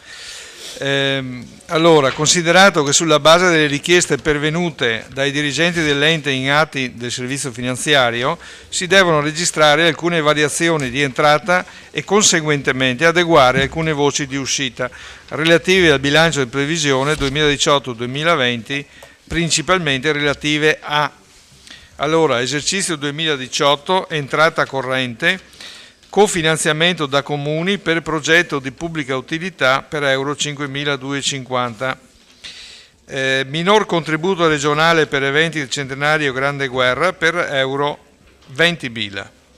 quindi minor contributo statale per eventi centenari o grande guerra per euro 100.000, maggiori trasferimenti da privati per eventi centenari o grande guerra per euro 121.800, introito da IVA su servizi comunali per euro 25.200.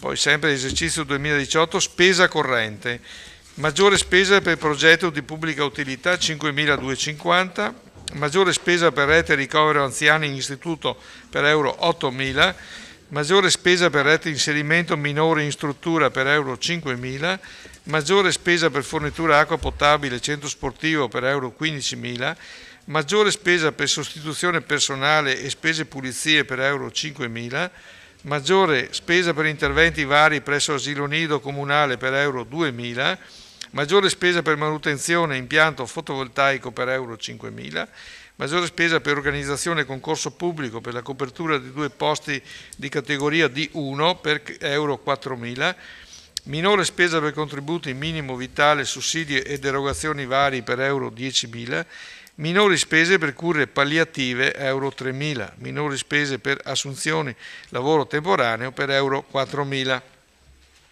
Poi sempre esercizio 2018, entrata e spesa in conto capitale, acquisizione e perdita di alcune aree di proprietà comunale per un valore complessivo di euro 12.600.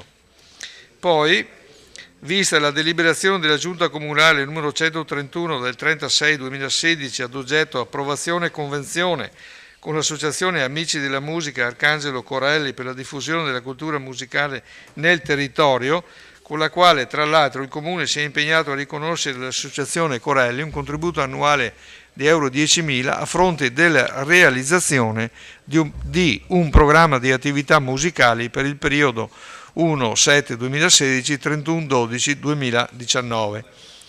La successiva deliberazione della Giunta Comunale numero 150 del 38/2018 ad oggetto Associazione Amici della Musica Arcangelo Corelli, Convenzione per la diffusione eccetera, periodo 2017 giugno 2018, con la quale a seguito degli interventi eseguiti e delle attività svolte a favore del territorio con particolare riguardo alle scuole cittadine nel periodo sopra indicato è stato deliberato di riconoscere alla predetta associazione il contributo di euro 10.000. Ritenuto pertanto di destinare la parte accantonata dell'avanzo di amministrazione 2017 per euro 10.000 all'Associazione Amici della Musica Corelli. Ritenuto altresì necessario apportare variazioni alle parte correnti dell'esercizio 2019, di cui si riportano quelle maggiormente significative. Per la parte entrata 2019, maggior stanziamento per contributo regionale per progetto di pubblica utilità per euro 40.824, poi con pari spesa. Per la parte spesa 2019, maggiore spesa per il progetto di pubblica utilità 40.824, maggiore spesa per lavoro temporaneo finalizzato al reclutamento di personale educativo per l'asilo nido per euro 46.000, riduzione di spesa per contributi vari in campo economico 10.000, riduzione di spesa per contributi in ambito scolastico 10.000, riduzione di spesa per contributi in ambito sociale per euro 12.000, riduzione di spesa per contributo in ambito culturale e sportivo per euro 12.000.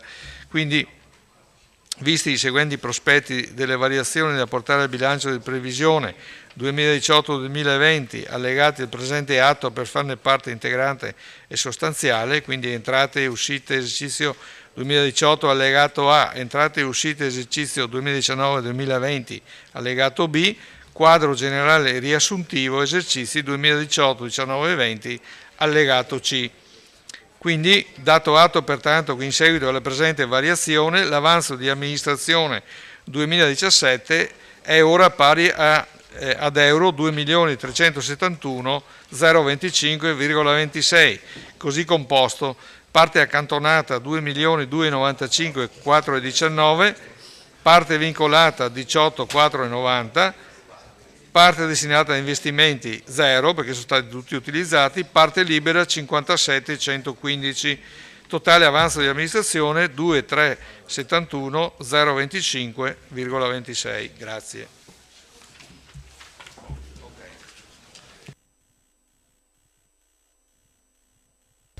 Consigliere Saracino. Sì, solo una Prego. domanda per adesso. I 100.000 euro che vedo contributo statale per eventi centenario sono quelli che avevate annunciato qua in Consiglio Comunale che aveva promesso Franceschini?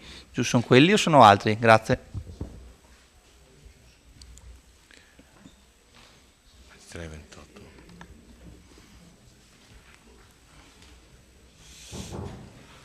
Consigliere Posocco. Sì, grazie. Una domanda. Quanto era stato messo in bilancio per le donazioni, diciamo, dei privati per il centenario? Che adesso vedo un aumento di 121.800. Quanto era stato messo in bilancio di previsione? Perché, se non ricordo male, erano 100.000. Sì, sì. Erano 100.000. Sì. Allora, se erano 100.000, secondo me c'è un errore in questa cifra, dei documenti che ho, e mi aiuti nei calcoli. Se non ho sbagliato, però, io vedo un totale di contributi privati di 222.800, ok? Meno i 121, dovrebbero essere 101.000 messi in bilancio l'altra volta. Se la matematica non è... Cioè c'è 1.000 euro di differenza, insomma, no? Bilancio.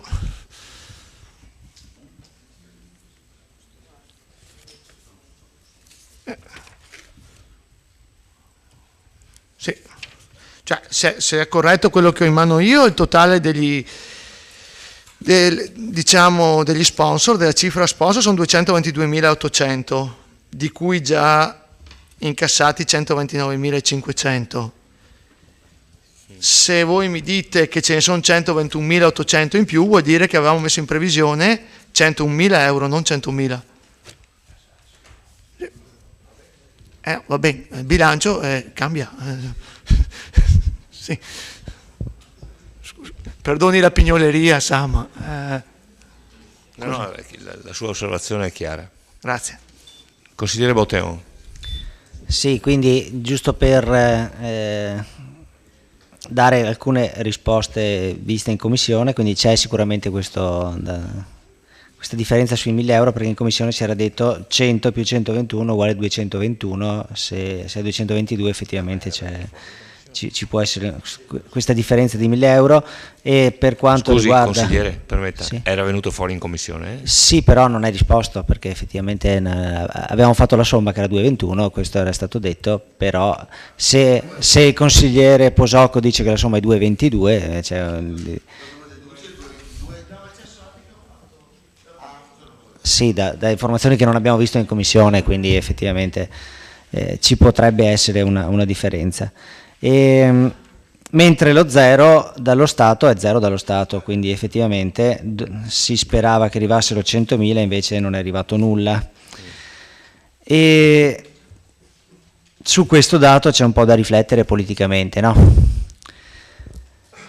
C'è da riflettere perché il centenario, a parte 30.000 euro della Regione e i 100.000 del Brandolini, ce lo siamo pagati e ce l'hanno pagato i privati con queste 200.000 euro. E visto che l'amministrazione aveva puntato molto sul centenario per il rilancio cittadino, così come era stato a suo tempo, questo purtroppo sancisce il fallimento di questa operazione. Un fallimento che era partito con il bando, dove ci eravamo piazzati agli ultimi posti, quindi non ci siamo aggiudicati nessun fondo, e purtroppo sancito ora con questo zero dallo Stato. Quindi è stata sicuramente una bella festa, comunque io devo dire, e ringrazio anche l'amministrazione perché ci sono stati dei gran bei momenti, sicuramente da ricordare, però la ricaduta quindi sulla città dal punto di vista degli investimenti, del cambiamento, è molto molto molto bassa purtroppo, e questa è una nota dolente. Qualche altra osservazione sul bilancio? Abbiamo visto sempre in commissione, vi era una cifra abbastanza consistente di 15.000 euro per la fornitura acqua potabile centro sportivo, quindi una maggiore spesa che è una cifra consistente sui 60.000 di spesa, 15.000 di maggiore spesa sicuramente è un qualcosa su cui andare a fondo, del perché si è verificata questa, ma magari c'è una qualche informazione oggi in più su questa spesa maggiore. E vi è un'altra voce sicuramente molto molto interessante politicamente per la parte spesa 2019, ovvero la maggiore spesa per lavoro temporaneo finalizzato al reclutamento di personale educativo per l'asilo nido per 46.000 euro. Quindi si parla di asilo nido e si parla di maggiore spesa per lavoro temporaneo. Vi è una carenza strutturale di personale all'asilo nido e la discussione che vi è stata in commissione consiliare, che sicuramente necessita di una scelta politica, è quella di: vogliamo fare questo bando? Vogliamo fare questo bando, cercare di mettere in graduatoria e poi da quelle decidere quando e come scegliere delle maestre per l'asilo che è in carenza strutturale? È una scelta che è politica e che va assolutamente fatta. Io l'avrei fatta da un pezzo e invito l'amministrazione in questi ultimi mesi a procedere in tal senso.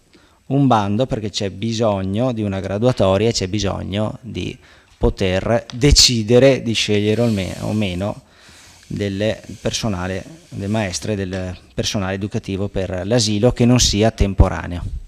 Grazie. Consigliere Carneros. Sì, non volevo intervenire, ma l'intervento del collega Botteon così mi ha stuzzicato, perché mi sembra notevolmente ingeneroso. Ecco, il rilancio. Io non lo so se mi sbaglio, ma tanta gente come quest'anno a Vittorio non l'ho mai vista. Se domandate agli alberghi, ai bed and breakfast che ci sono, è stata una cosa, del resto era pensabile, e quindi, come si può dire, la posizione la ritengo un po' pregiudiziale. Certo è vero, lo Stato, almeno ad oggi, nulla ha dato. È giusto ricordare anche però che va detta una cosa, che il governo del cambiamento ha bloccato tutte le erogazioni e in tutt'altre faccende affaccendate, quindi per far cassa, è vero, dalle informazioni non erano 100 ma 50 vi era la disponibilità. Il governo del cambiamento non vuole il rilancio di Vittorio. Sono stati fermati. Cosa? Vabbè, tu sai che l'erogazione ha bisogno del bollinatura della ragioneria. Tu sai che l'erogazione ha bisogno dell'atto formale, non basta l'intento. Ed è ovvio che dal marzo il governo è cambiato. No, quando è in transizione è bon ton istituzionale, può darsi che in futuro il bon ton istituzionale è figurarsi, ma di non pregiudicare quelle che le scelte, quelle che saranno le scelte del futuro governo, normalmente si astiene dal intervenire in mani militari. E in ogni caso, se non fosse così e il fazioso sono io, vediamo, mancano ancora 2 mesi, 3, anzi, ottobre, novembre, dicembre. Se sbaglio quello che dico io, vediamo se lo Stato, il governo qualcosa ci daranno, come ci ha dato la Regione, non quanto sperato anche lì, ma per carità, sangue dal muro, non sai che cava, ma la buona volontà dello Stato, vediamo. Tenete presente che il governo è al servizio di tutti e di tutte le amministrazioni. Faremo, credo, l'amministrazione farà di tutto per ottenere un contributo. Poi anche qui, se non verrà, prenderemo atto. Ma credo che anche dall'intervento di Botteon ci sia l'auspicio di tutti, e di Botteon sicuro l'ho capito dall'intervento, che lo Stato ce li dia. Dopo, vedendo l'atteggiamento di Saracino, non lo dice, ma speriamo non glielo diano, perché poi è quello, si vede benissimo. Grazie. Grazie, consigliere. Consigliere Dus. Sì, io credo che alle volte si dicono delle cose perché non se li conosca probabilmente, non si conoscono i fatti. Anch'io credo che le parole del consigliere Botteon, che ascolto sempre con interesse, siano state ingenerose, e lo invito a partecipare magari anche a più eventi, non solo quelli legati ai raduni, ma anche quelli che vengono organizzati al Museo della Battaglia, alle mostre che ci sono in città e a tutti gli eventi collaterali, compresi gli eventi sportivi, perché eventi sportivi sui quali il governo è intervenuto finanziandoli direttamente. Quindi anche da questo punto di vista non è vero che il governo precedente non ha fatto nulla. Il governo precedente aveva stanziato dei fondi che erano gestiti da unità di missione che il governo attuale ha provveduto a smantellare. Per cui ora gli amministratori della città di Vittorio Veneto non sanno più a chi andare a chiedere i soldi che erano stati previsti a bilancio fondamentalmente, perché non c'è più un ufficio a cui chiedere questi soldi. Perché evidentemente il governo attuale ha ritenuto che le celebrazioni del centenario non siano di rilevanza nazionale. Noi crediamo invece che le celebrazioni siano di rilevanza nazionale, e non solo noi lo riteniamo che amministriamo questa città, ma evidentemente lo ritengono anche quegli imprenditori, e non solo imprenditori ma anche liberi e comuni cittadini, che in questo progetto hanno liberamente deciso di versare del loro per tutta la città. Per cui dire che l'evento del centenario è un totale fallimento, scusatemi, ma è ingeneroso e irrispettoso nei confronti anche, ripeto, di quei cittadini e di quegli imprenditori che molto generosamente stanno dando del loro, dalle loro tasche proprio, per la città. Si può far meglio come sempre? Vabbè, faremo di meglio, per carità. Io sto solo dicendo che mi pare, e quello ha ricordato anche il consigliere Carnelos, che molti degli eventi, e ripeto non solo quelli legati ai raduni, ma anche a eventi collaterali, hanno portato sicuramente una freschezza in questa città che mancava da tempo.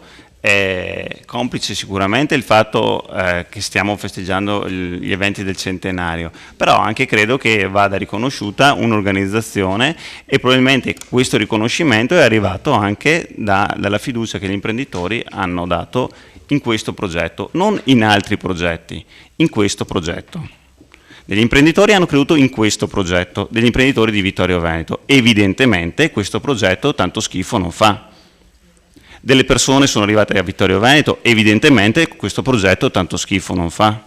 Allora, che si debba recitare sempre la parte di opposizione e maggioranza, a me può star bene, però un minimo di obiettività credo che lo si debba avere. Grazie. Grazie, consigliere. Consigliere Sant'Antonio. Sì, io volevo fare una sorta di replica per un punto dell'intervento del consigliere Botteon, per quanto riguarda la parte degli asili, perché alla minoranza preme la partita degli asili.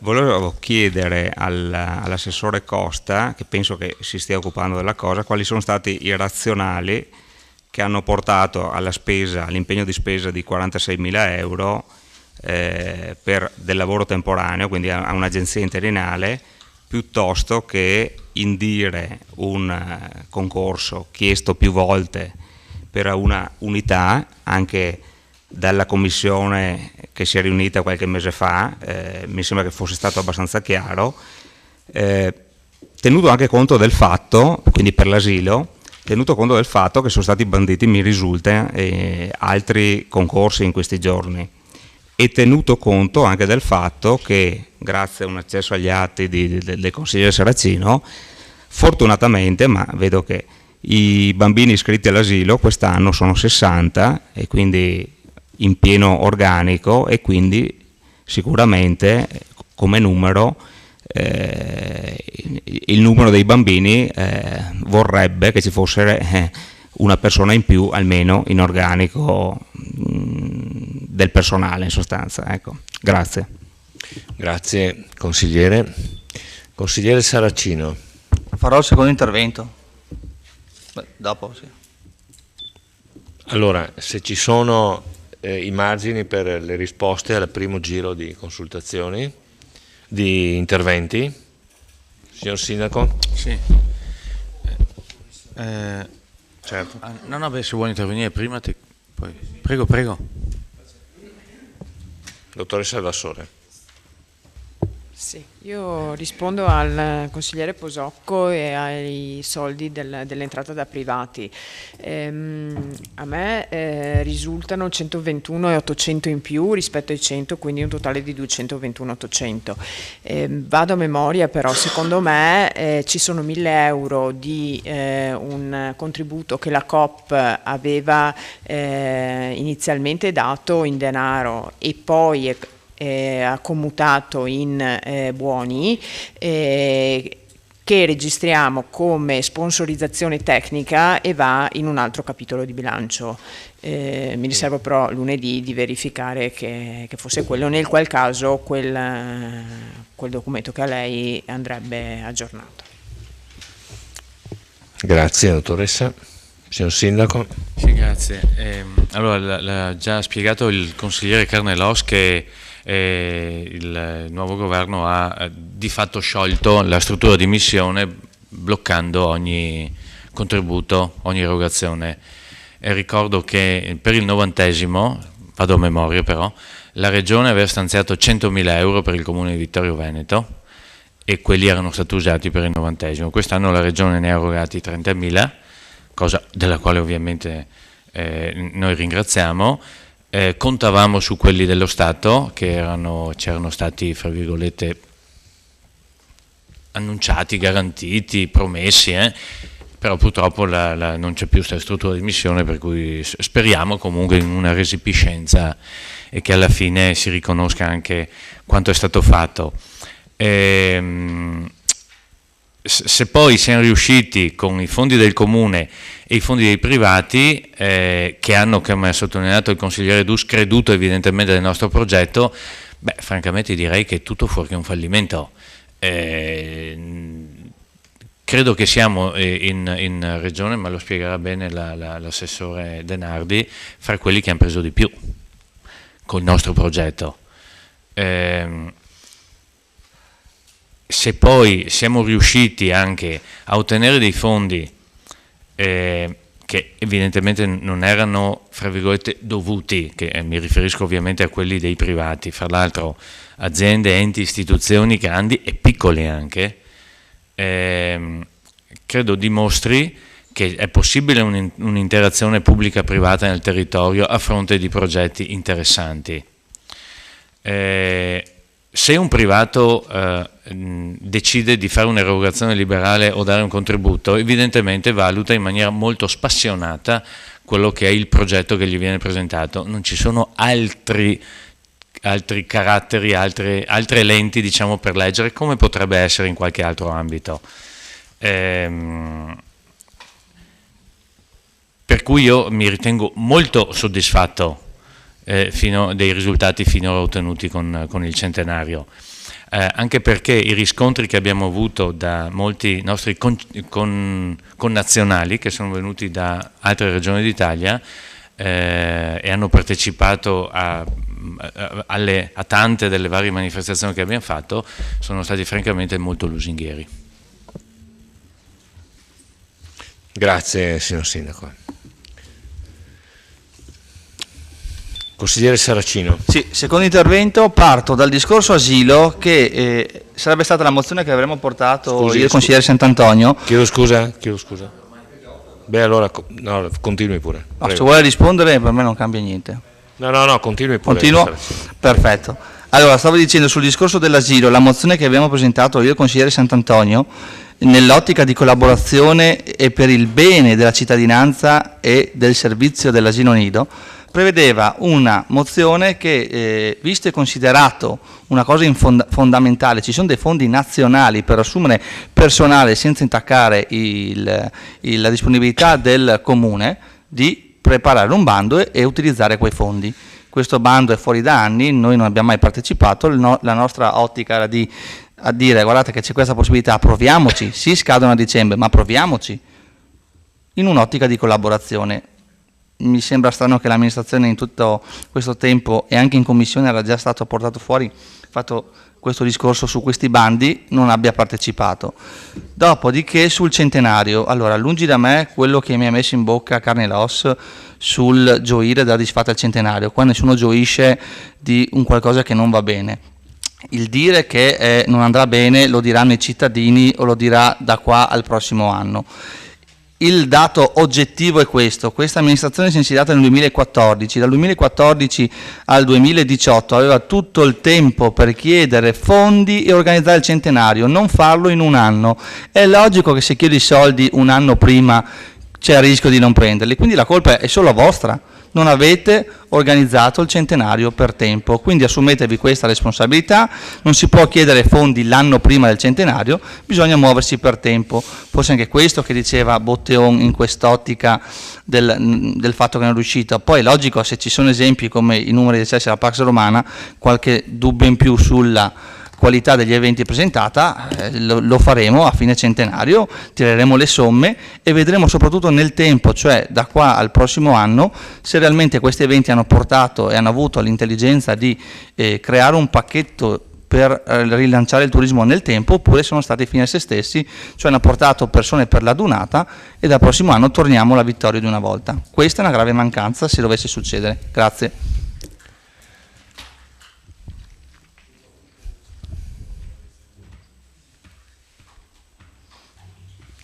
Evidentemente le affermazioni che ha fatto non sono vere, perché questa amministrazione non ha organizzato il centenario in un anno, ma è proprio dal 2014 che sta lavorando per il centenario. Ma i fondi sono stati chiesti un anno prima?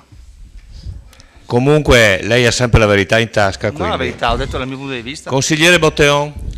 C'era lei la sì, se interviene come consigliere, intervenga come consigliere.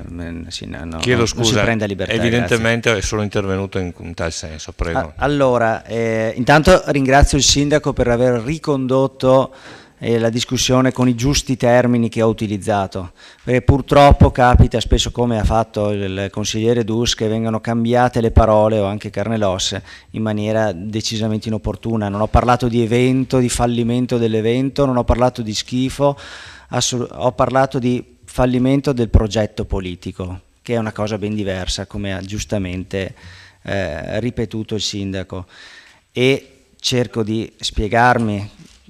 Credevo di essere stato chiaro. Perché fallimento del progetto politico? Perché l'idea era quella di rilanciare, di approfittare di questo grande evento per rilanciare la città in maniera analoga, anche se con i dovuti termini perché i tempi sono cambiati, rispetto a quello che era successo col 50°, ovvero con strutture nuove finanziate dallo Stato che potessero incidere in maniera importante sulla vita della città. Questo non è avvenuto, non abbiamo preso una lira dallo Stato italiano e quindi le ricadute di cui parlavo positive sulla città purtroppo non ci sono state, e quindi per questo parlo di fallimento del progetto politico. Ripeto, ci sono stati tanti belli eventi, è stata una festa molto bella, invito il consigliere Dus a cercare di uscire dal personale, perché scade quando mi dice la invito a essere più presente, è veramente scende il dibattito politico. In alcuni eventi che ho partecipato al Museo della Battaglia, quelli che mi interessavano, ad esempio mi pare geopolitica organizzato da Storia, lei non c'era ad esempio, però è bassa, questo è veramente triste, quindi la prego di innalzare un po' il dibattito politico. Quindi questa è la questione principale. Puntavamo sul centenario per migliorare la città, non solo per chiamare persone e per fare una bella festa, un bel ricordo anche storico, anche dovuto, ma si credeva in qualcosa di più per la nostra città. Questo qualcosa purtroppo non è avvenuto, secondo me, per errori che sono stati commessi all'inizio, quando su quel bando si è lavorato, credo, molto malamente. Grazie. La parola al consigliere Posocco. Sì, grazie. Volevo chiarirmi con la dottoressa Alvassore, la mia era solo tra un controllo di carte e di documenti che faccio, era un discorso di chiarimento. So che siete precisi e che lavorate un sacco tra mille burocrazia, e quindi sì, tutti quanti, ecco, il mio non voleva essere senz'altro una critica. Sì, riguardo il centenario, io continuando il discorso dei miei colleghi, sono felice sono felice che sto vivendo questo bell'anno ricco di manifestazioni. Volevo collegarmi a quanto detto il sindaco: grazie ai privati per le donazioni, grazie alle associazioni che l'hanno organizzato, non dimentichiamolo, perché le associazioni credo abbiano fatto dei lavori partite 3-4 anni fa a organizzarlo, e grazie anche alla loro collaborazione, anche se non hanno messo soldi, però cosa hanno fatto? E hanno reso grande queste manifestazioni. E ringrazio la Polizia Municipale, gli uffici, qui c'è Daniela che sta facendo un grosso lavoro, e un po' anche con la salute mi sembra ha dovuto fare i conti temporaneamente, quindi la ringraziamo tutti di questo. Scusi. E quindi poi faremo i conti a fine anno, come dice giustamente il consigliere Botteon, di tutto, e faremo anche tutte le considerazioni. Volevo chiedervi una cortesia. Io ho fatto un accesso atti chiedendo l'elenco dei contributi pubblici e privati e le spese fin qui sostenute. Mi avete dato l'elenco dei contributi privati, poi mi avete detto vai a vederti nel sito, in amministrazione trasparente, tutte le spese che sono pubblicate. Ecco, se vi chiedo una cortesia, visto che il file da darmi è semplice, io sono andato nel sito 4, 5, 6 ore, non credo siano tutte pubblicate. Se cortesemente mi fate avere il semplice file con le spese, lavoriamo tutti meglio. Capisco che noi consiglieri di minoranza facciamo parecchi accesso atti, ma credetemi che qualche volta per certi accessi atti noi consiglieri prima ci accertiamo se la nostra richiesta è esosa o meno. Questa non era una richiesta esosa, cortesemente fateci la cortesia, Presidente, prenda lei in mano questa situazione, di darmi questi semplici dati, perché veramente è difficile nel sito tirare fuori tutte le determine, perché sono sparse, perché sono di qua, di là, e si fa fatica. Poi non tutte sono pubblicate, ecco. Grazie. Grazie, consigliere Posocco. Sì, diamo le risposte, Assessore Uliana, poi Assessore Denardi. Assessore Uliana, prego. No, io molto velocemente volevo semplicemente stigmatizzare la parola usata dal consigliere Botteon, che parla di festa del centenario. Noi tutto abbiamo voluto fare fuorché una festa, e siccome l'hai ripetuto più di una volta, non è questo lo spirito con cui Noi abbiamo lavorato e lavorato molto perché quest'anno, che è un anno nel quale noi facciamo memoria di ciò che è avvenuto, sempre in una prospettiva comunque positiva, di pace, perché l'abbiamo visto anche nello slogan, ma certo non è nato con l'idea di fare una festa. Grazie Assessore Uliana. Assessore Denardi, prego. Sì, mi spiace anche a me dover iniziare, ma visto che la collega Uliana ha affrontato questo argomento, spiace anche a me iniziare con una valutazione sul concetto di festa.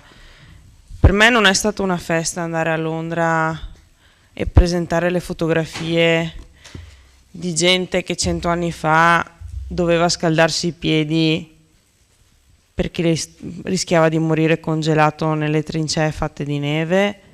Per me non è stata una festa presentare le fotografie che raccontano la guerra a quota zero, che gli americani consideravano incombattibile per colpa delle zanzare e della malaria. Per me non è una festa questo. Forse per il consigliere Botteon lo è, anzi lo ha detto più di una volta, è stata una bella festa, sto partecipando a una bella festa. Io credo che nessuno di coloro che ha partecipato al centenario l'abbia presa per una festa.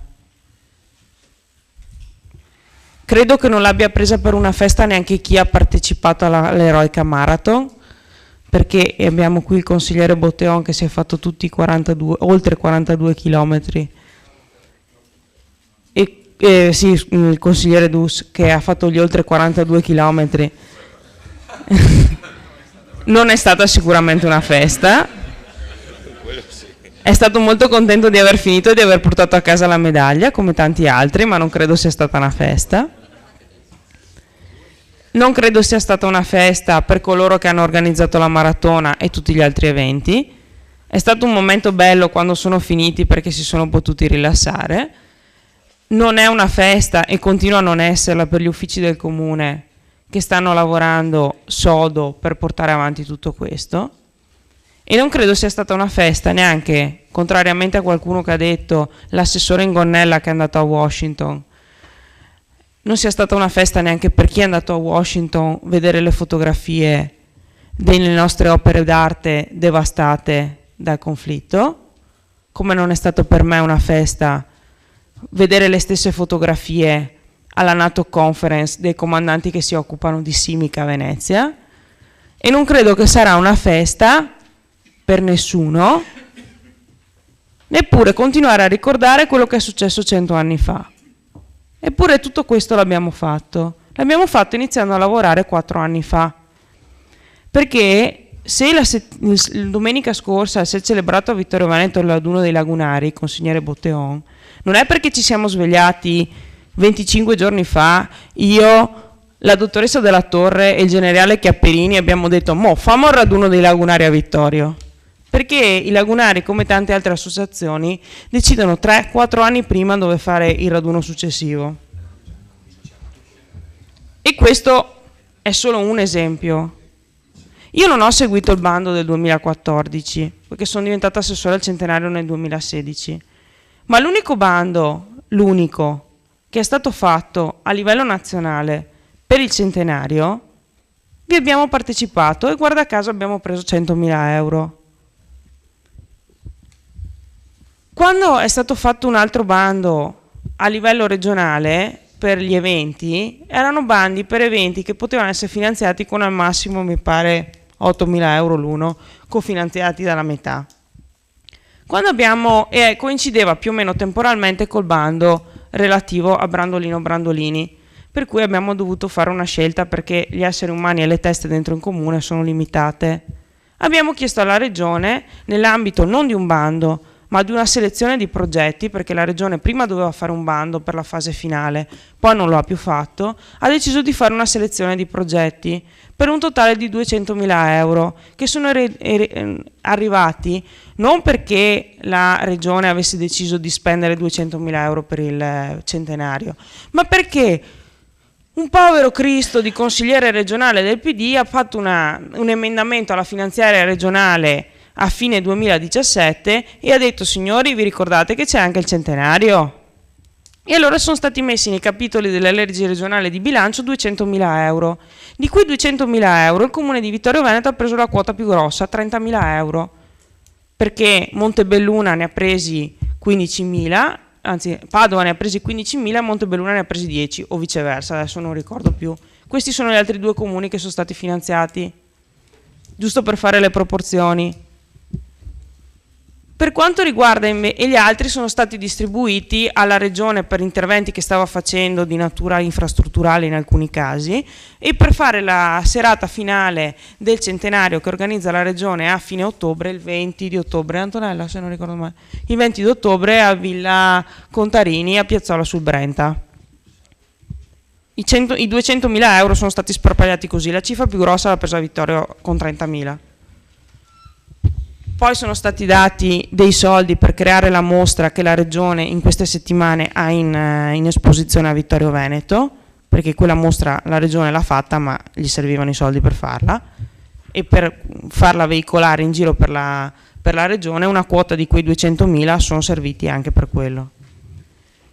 La quota più grossa dei finanziamenti per il centenario della Regione di quest'anno, anzi del 2017 e del 2018, invece di andare ai comuni è andata alle associazioni che organizzavano eventi, scelta sulla quale io non mi esprimo perché è una scelta che la Regione ha fatto. Invece di darle ai comuni che organizzavano gli eventi, li ha date alle associazioni, perché sono finiti nel cosiddetto tesoretto del Presidente. E allora, giusto per farvi un paio di esempi di dove sono finiti quei soldi lì: gli alpini hanno preso 90.000 euro per fare la Triveneta, i lagunari hanno preso 30.000 euro per fare il raduno di Vittorio Veneto, la cavalleria ne ha presi mi pare 15.000, Asso Arma, che farà il raduno a Vittorio Veneto anche quella, ne prenderà altri 40.000. I bersaglieri ne hanno presi 130.000 per fare il raduno a San Donà. 130. Sì.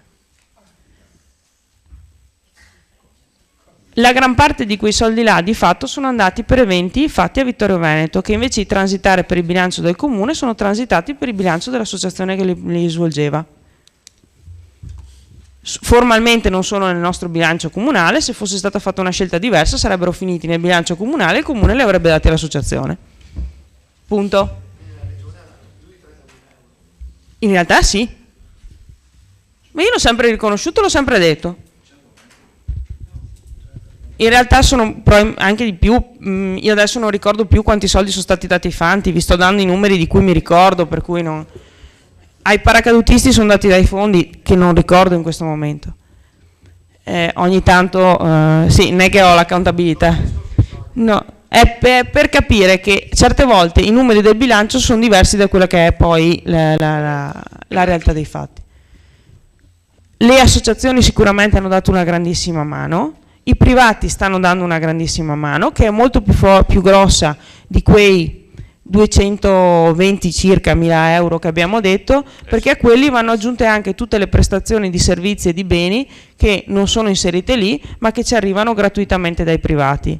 Per cui che la città si svegli, nel senso che abbia la voglia, l'energia e la forza di sostenere un progetto di questo genere con la sua componente pubblica, cioè il comune e la regione principalmente, ma non dimentichiamo i 100.000 euro che sono arrivati dallo Stato, e i soldi dei privati, credo che sia un grandissimo risultato che va oltre la costruzione di un immobile, perché questa sì è una politica della città, la città che vuole le cose e le fa e le ottiene.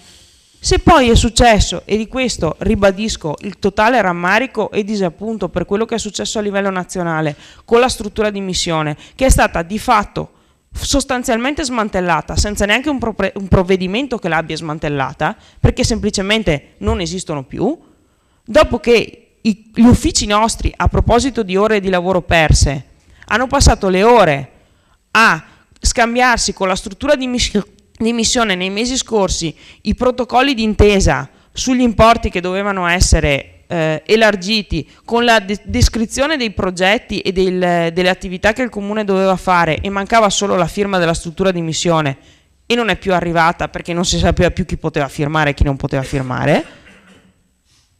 È chiaro? A noi dispiace, io spero che entro fine anno questa situazione si risolva, ma questa purtroppo è la situazione a livello nazionale. È una scelta, a mio avviso, scandalosa a livello nazionale, ma che non colpisce solo la città di Vittorio Veneto, colpisce anche ogni altra realtà alla quale erano state date le stesse indicazioni, perché gli importi che la struttura di missione aveva nel sacco non erano 50.000 euro, o 60 o 70 o 100.000 euro, erano ben di più. Quindi analoga situazione non è solo nostra ma anche di altre realtà. Cosa dobbiamo fare? Andare a Roma e cospargerci di benzina e darci fuoco per questa cosa? Se volete andiamo tutti quanti insieme a protestare davanti a Palazzo Chigi. Guardate, io ormai ho praticamente l'abbonamento alla linea ferroviaria tra Vittorio e Roma, se qualcuno di voi vuole unirsi sono qua. Grazie, Assessore Denardi, grazie. Allora, l'assessore Costa mi aveva chiesto la parola, prego. Sì, per rispondere a quanto aveva chiesto il consigliere Sant'Antonio, sì, la cifra che è stata indicata per reclutamento personale educativo e l'asilo, diciamo è una cifra che copre sino alla fine dell'anno scolastico, nel 2019, anche perché non è escluso che possa essere compatibilmente anche con la disponibilità delle forze dell'ufficio personale, non è escluso che si possa appunto bandire un concorso nei prossimi mesi per queste figure, anche per il discorso dei vigili che oggi lavorano sotto organico proprio durante anche il centenario.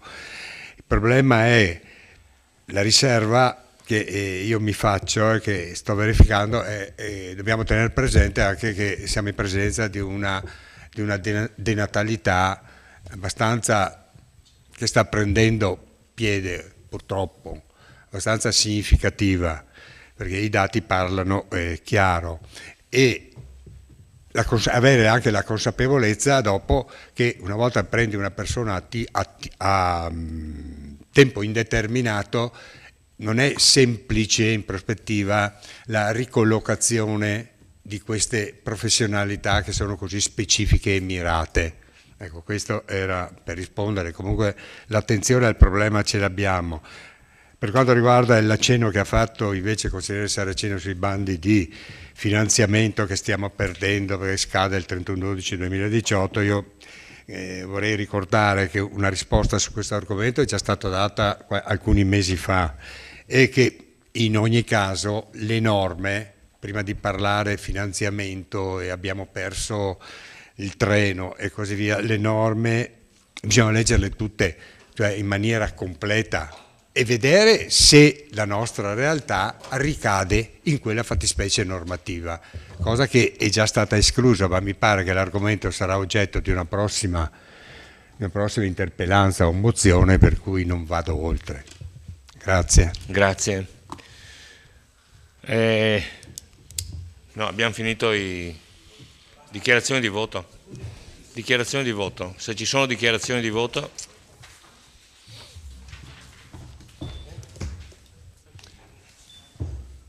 Consigliere Botteon. Grazie Presidente. Allora, purtroppo ho avuto delle repliche sia dall'assessore Uliana sia dall'assessore Denardi che hanno incentrato sulla parola festa, che indubbiamente è termine ambiguo, però se mi chiedono che cos'è la Dunata, è una festa nobile, perché è una festa con un obiettivo nobile che è quello della memoria,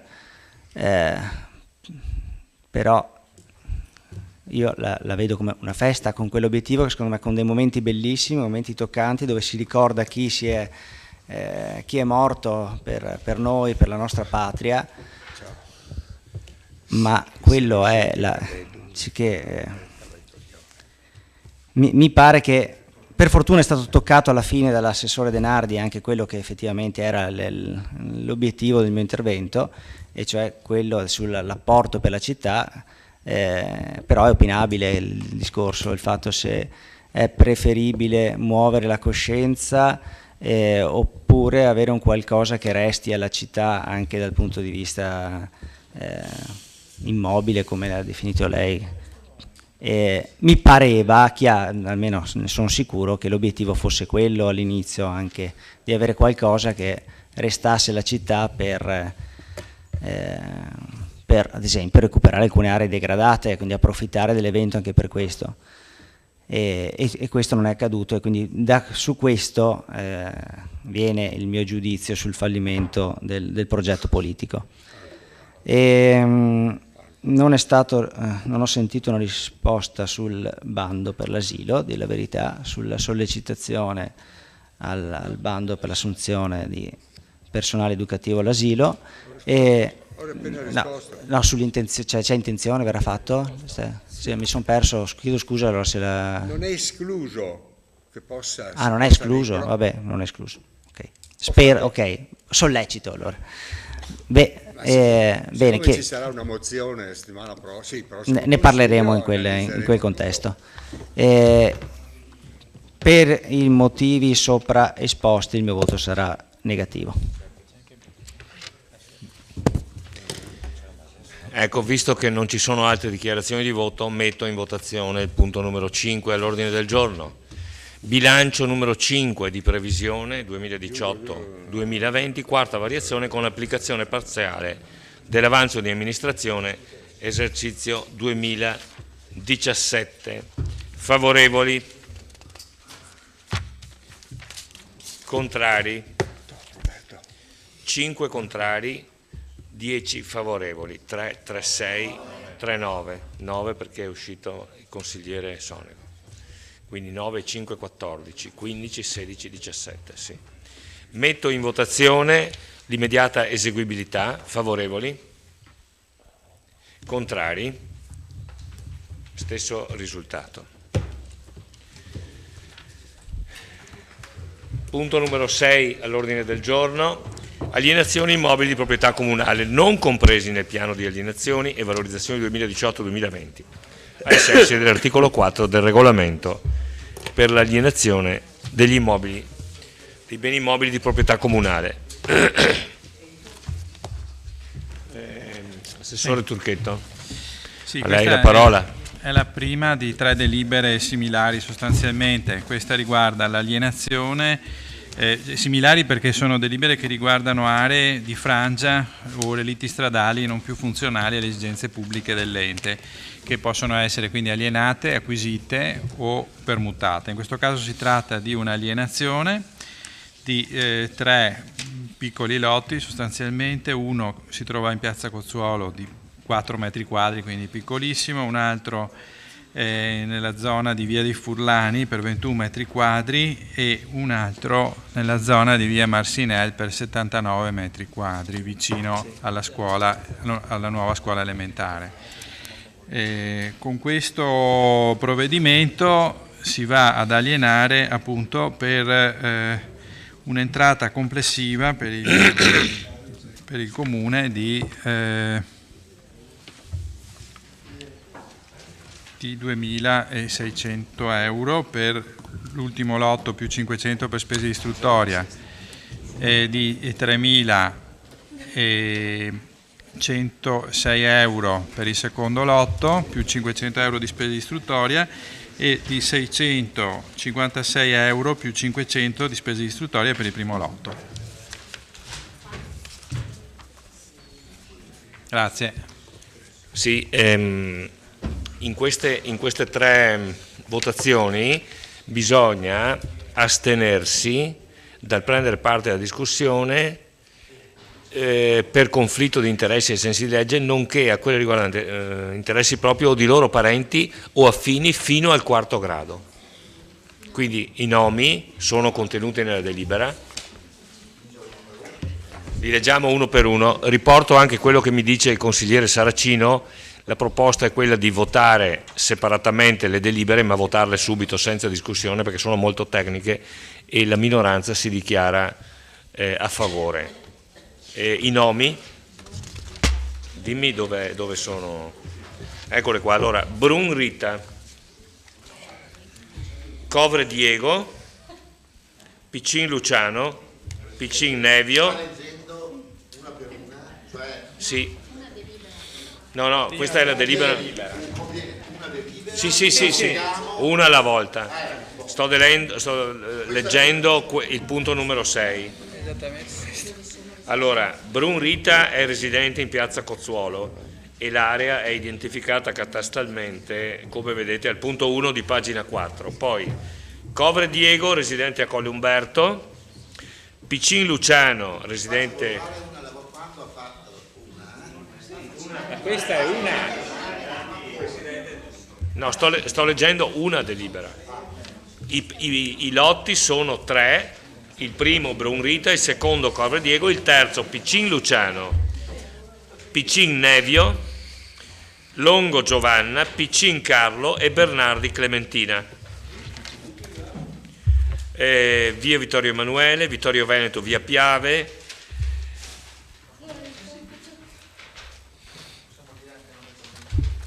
e basta. Ecco, quindi metterei in votazione il punto numero 6, se non ci... Allora, il consigliere Posocco esce dall'aula, consigliere Fasan nominato scrutatore, se siete d'accordo, Dus, Darcier, Fasan, scrutatori. Quindi metterei in votazione il punto numero 6. Favorevoli? Contrari? Nessuno, unanimità. Do lettura, no, ha ragione, 2 voti, 2 votazioni, immediata eseguibilità, favorevoli, contrari, sono 9 e 3, 9 e 4, 13 perché non era presente il consigliere Posocco. Riprende le funzioni di scrutatore il consigliere Posocco.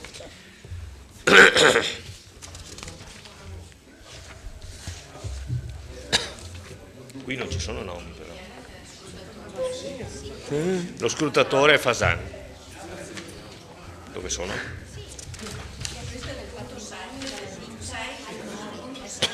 Eccolo qua. Allora, ma scusa, chiedo scusa, qui non c'è una relazione parentale. Allora, qui è interessata una sola ditta, la ditta Società Imori SRL. Stiamo parlando di una porzione di strada vicinale del Martel, indicata come a pagina 3.2, quindi se qualcuno ha conflitti di interesse con la società Imori, con i soci, insomma, nessuno, quindi metto in votazione l'acquisizione di area lungo via Imori a seguito rettifica stradale. Favorevoli? Contrari? Nessun contrario. Sì, ho dato comunicazione prima e metto in votazione l'immediata eseguibilità. Favorevoli? Contrari? Nessun contrario. Poi permuta aree di proprietà privata con altre aree pubbliche di proprietà comunale non comprese nel piano alienazioni. Allora, qui sono interessati Dalle Crode, Vigna San Lorenzo SS, società semplice, di Dalle Crode Alberto e C. Armellin Giuseppe, residente in via Matteotti.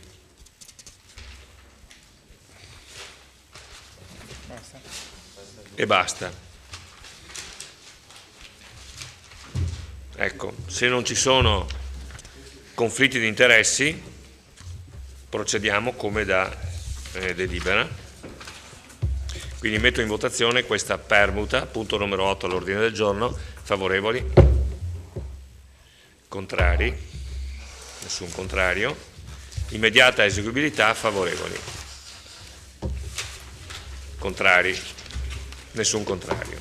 Quindi il punto numero 8 è approvato e se non sbaglio è l'ultimo punto all'ordine del giorno. ringrazio i consiglieri, l'appuntamento è al prossimo Consiglio Comunale, probabilmente entro la fine di ottobre. Buonanotte a tutti.